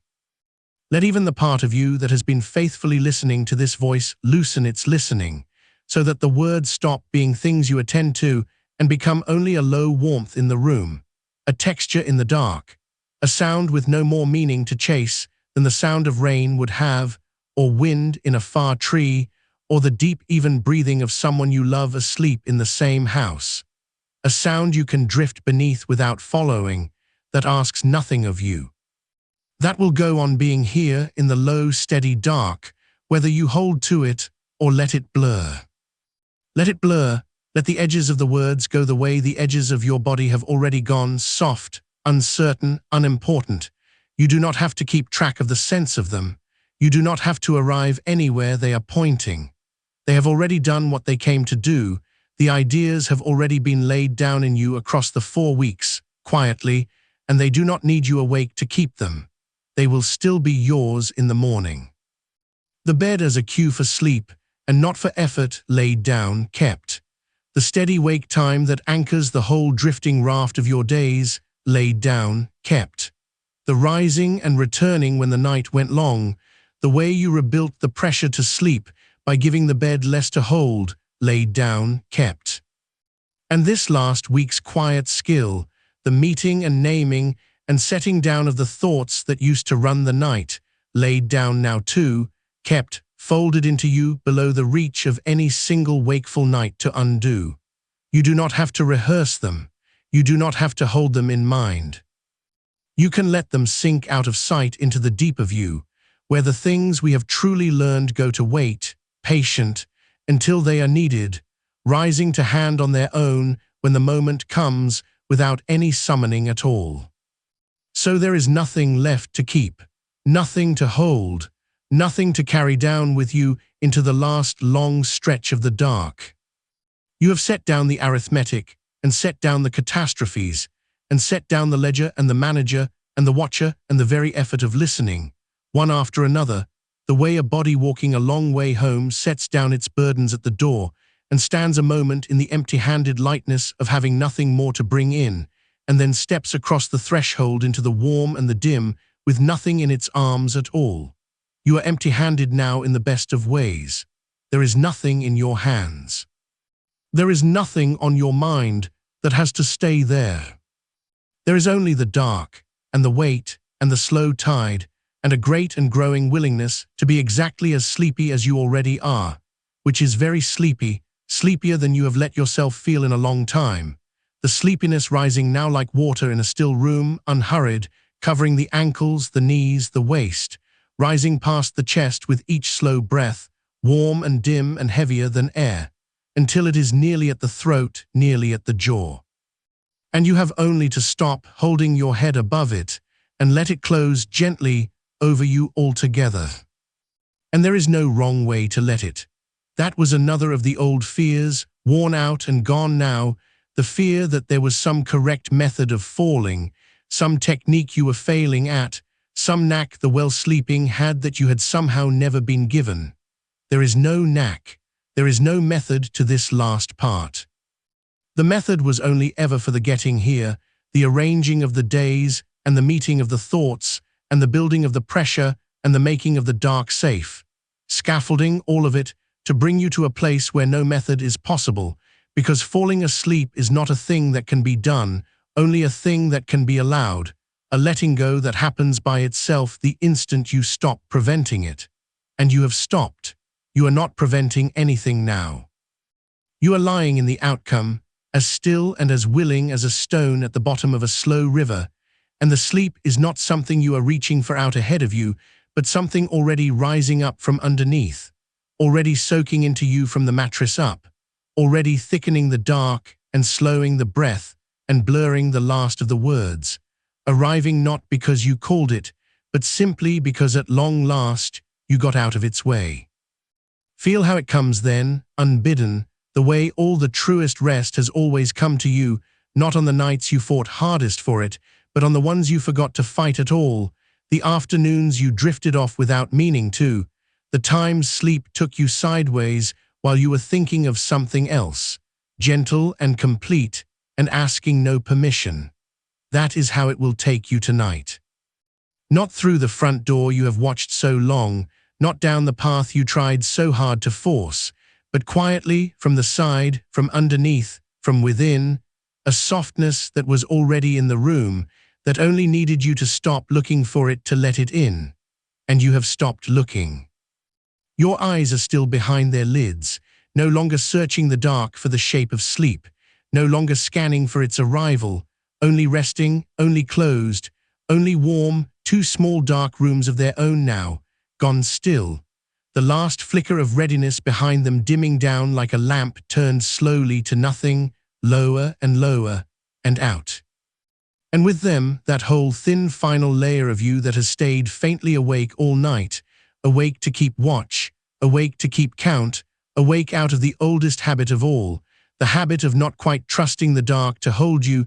That layer is thinning now to almost nothing, worn, transparent, ready to dissolve. You can feel how little of it is left. A gossamer. A single last thread of daylight running through the deep dark cloth of you, and even that going soft, even that giving way, even that content at last to let itself be woven under into the same warm dark as everything else. There is no danger in letting it go. There is no watch that will be neglected, no gate left open, no one who needs you awake against the night. The night is kind. The night has been kind all along, under all your fear of it. This same night that is passing over the whole turning world right now, over sleeping houses and sleeping streets and long dark fields and the slow dark sea, laying the same soft dark over every tired thing beneath it, asking nothing of any of them but that they rest, and receiving it, and holding them all the same gentle way it is holding you. One small, warm, resting thing among the millions, and no more required of you than of any of them. Not to hurry, not to try, not to solve or answer or guard or keep. Only to be here, only to be held, only to go on sinking as the sleepiness rises to meet you, the two of them closing together somewhere in the deep middle of you like two slow waters becoming one. And past that meeting there is nowhere further you need to follow with any waking part, no next thing to notice, no edge to watch for, only the long, unhurried dark going down and down beneath you with more soft distance in it than any night could ever ask you to fall. So that you may keep drifting as gently as you please for as long as you please, in no hurry at all, toward no morning you have to reach, with the whole rest of the night still folded warm around you, and all its quiet still waiting, patient, and yours and yours. And the breath goes on without you now. You need not lift it or lower it, need not count it or shape it, or follow its going any longer. It has taken over its own slow tide the way it does in sleep, the way it has been quietly practicing all night for this handing over, and you can feel it moving through you as something the dark is doing rather than something you are, rising and falling on its own like the faint slow swell far out on water where nothing breaks, only lifts and settles and lifts again, endlessly, softly, with nobody watching and nobody needed. Let it carry you. Let it breathe you. Let the last small holding you might still, out of long love of control, be keeping upon it. Let even that go, and feel how nothing changes when you do, how the breath keeps its own perfect slow time without you, how it was never yours to manage in the first place, only yours to ride, and how easy the riding is once you stop taking the oars. There is nothing to take the oars for. The far shore of morning will come to you. You do not have to row toward it. It comes to everyone, without exception, without effort, on its own schedule, and it will come to you whether you sleep the whole way there or drift and wake and drift again. It does not require your sleeping to arrive, and knowing that at last, fully, in the body and not only the mind, is the last stone lifted from your chest. You are allowed to not sleep and be all right. And it is exactly that permission, held without any catch in it, that lets the sleep come in, the old soft paradox at the center of the whole method, that the rest arrives most surely to the one who has stopped needing it to, that the door you stopped pushing on swings open of its own weight in the dark. It is swinging open now. You did not push it. You only, finally, leaned your whole tired self against it, and let it hold your weight, and felt it give, and felt yourself begin to fall through into the warm on the other side, slowly, without alarm, with nothing left in your hands, and nothing left on your mind, and nowhere left to be. So lean there, rest your whole weight against the soft dark that is holding you, and let it hold. It will not give way beneath you. It has held the whole world tonight, and it can hold you too, easily, the way water holds a thing that has stopped struggling and let itself lie back. And you have stopped, and you have let yourself lie back, and the dark has closed warm and complete around your floating, and there is nothing under you but more dark, and nothing over you but more dark, and nothing left of the long day or the long reckoning or the long habit of watching. Only this, only the warmth, only the weight. Only the slow tide of a breath you no longer have to breathe, carrying what is left of you down, and gently down, into the deep kind middle of the night that has all the rest of the hours still folded soft inside it, unhurried, waiting, patient, and yours. And if instead it is one of the other familiar ones, the thought that says tomorrow will be ruined, that says you will pay for this, that reaches forward into a day that does not exist yet and paints it grey, you know the answer to that one too, the plain, unexciting, true one, worn smooth from use. The body is more forgiving than the worry claims. A quieter night than the mind would like is still rest, still repair, still the slow good work going on in you below all noticing. You have had tired days before and moved through them, and they were ordinary and they ended, and you barely remember them now. The catastrophe the thought is selling has never once arrived in the shape it promised. So you can let that one go soft as well, not by arguing it down, not by wrestling it, only by seeing it clearly for the old familiar exaggeration it is, thanking it dully for its concern, and setting it down on the floor beside the bed the way you might set down a book you are far too sleepy to keep reading. The words swimming, the meaning already loosening, the covers falling closed of their own weight. That is all it is now, this meeting of thoughts, the gentlest transaction, barely a stir on the surface of a very deep and settling water. One rises, you notice it, you name it, you let it go.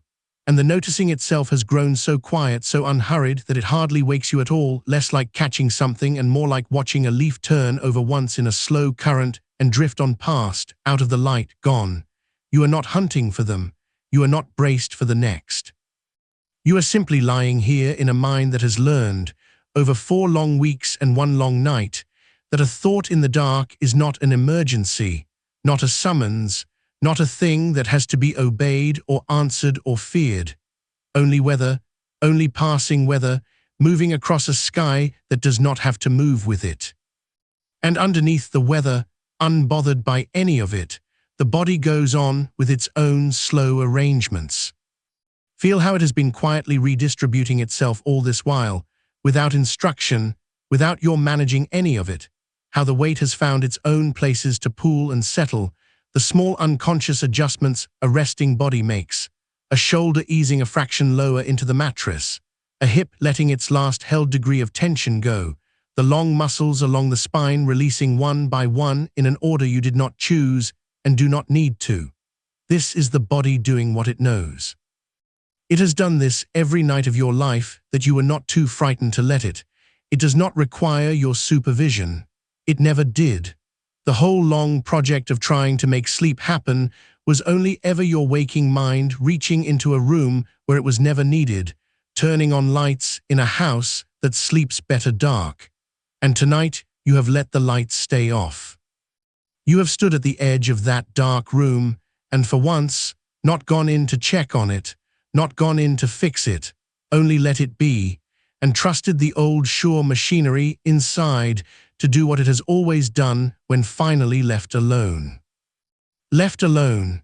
There is a kindness in those words too, tonight not lonely, never lonely, but unburdened, unwatched, released from the exhausting sense of being your own supervisor around the clock. You may put the supervisor to bed as well. That vigilant inner manager who has been on duty so long, checking the sleep, monitoring the progress, keeping the anxious ledger of how it is all going, that one is tired past telling, and that one, too, is allowed to lie down now, to close the ledger, to stop the checking, to sink with the rest of you into the wide dark, where nothing needs managing and no report is due. Let the manager rest. Let the watcher rest. Let even the part of you that has been faithfully listening to this voice loosen its listening, so that the words stop being things you attend to and become only a low warmth in the room, a texture in the dark, a sound with no more meaning to chase than the sound of rain would have, or wind in a far tree, or the deep even breathing of someone you love asleep in the same house. A sound you can drift beneath without following, that asks nothing of you. That will go on being here in the low, steady dark, whether you hold to it or let it blur. Let it blur. Let the edges of the words go the way the edges of your body have already gone, soft, uncertain, unimportant. You do not have to keep track of the sense of them.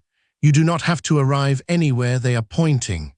They have already done what they came to do. The ideas have already been laid down in you across the 4 weeks, quietly, and they do not need you awake to keep them. They will still be yours in the morning. The bed as a cue for sleep, and not for effort, laid down, kept. The steady wake time that anchors the whole drifting raft of your days, laid down, kept. The rising and returning when the night went long, the way you rebuilt the pressure to sleep by giving the bed less to hold, laid down, kept.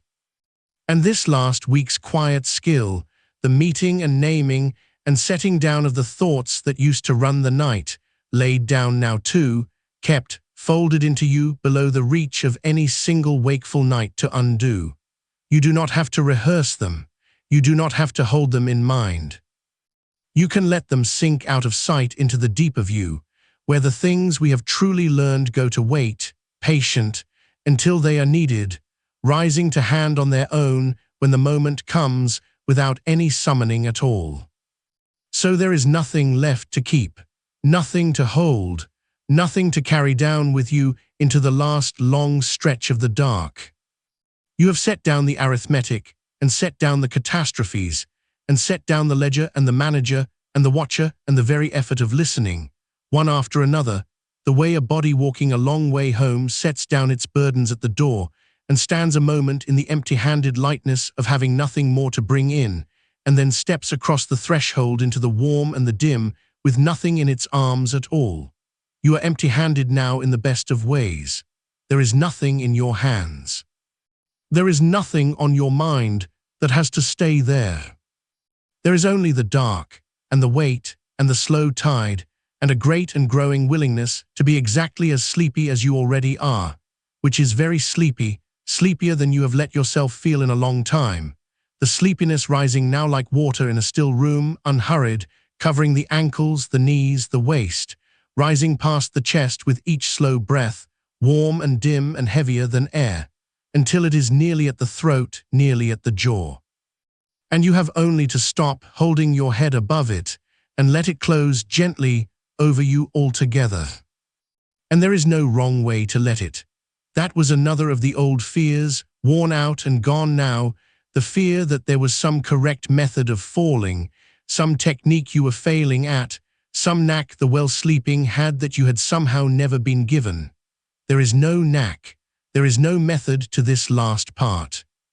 The method was only ever for the getting here, the arranging of the days and the meeting of the thoughts and the building of the pressure and the making of the dark safe. Scaffolding, all of it, to bring you to a place where no method is possible, because falling asleep is not a thing that can be done, only a thing that can be allowed, a letting go that happens by itself the instant you stop preventing it. And you have stopped. You are not preventing anything now.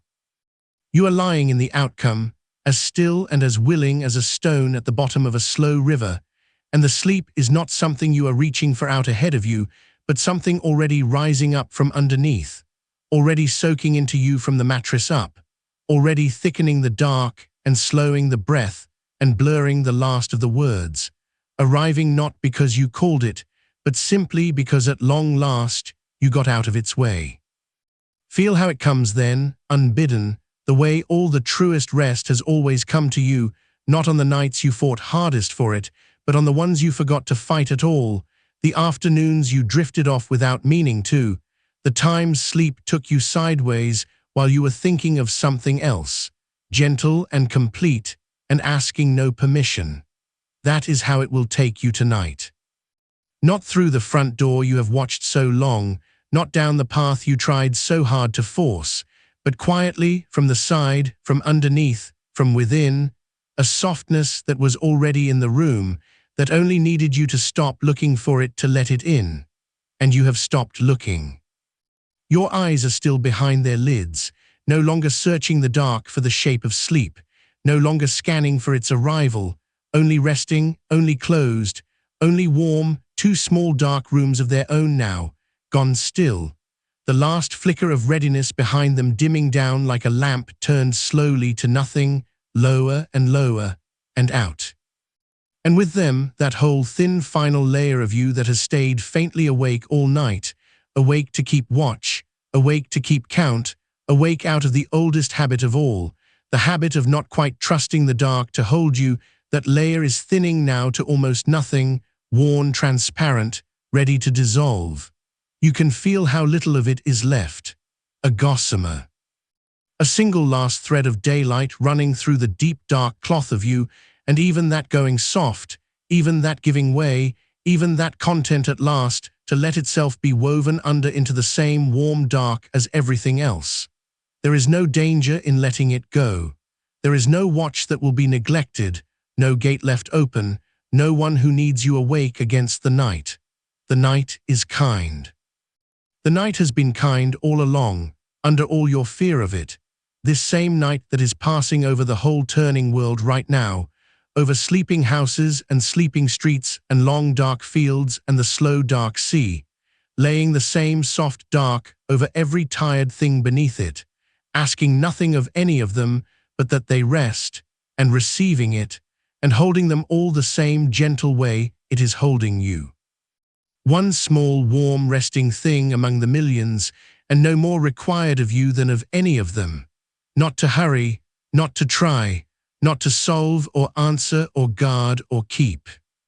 Only to be here, only to be held, only to go on sinking as the sleepiness rises to meet you, the two of them closing together somewhere in the deep middle of you like two slow waters becoming one.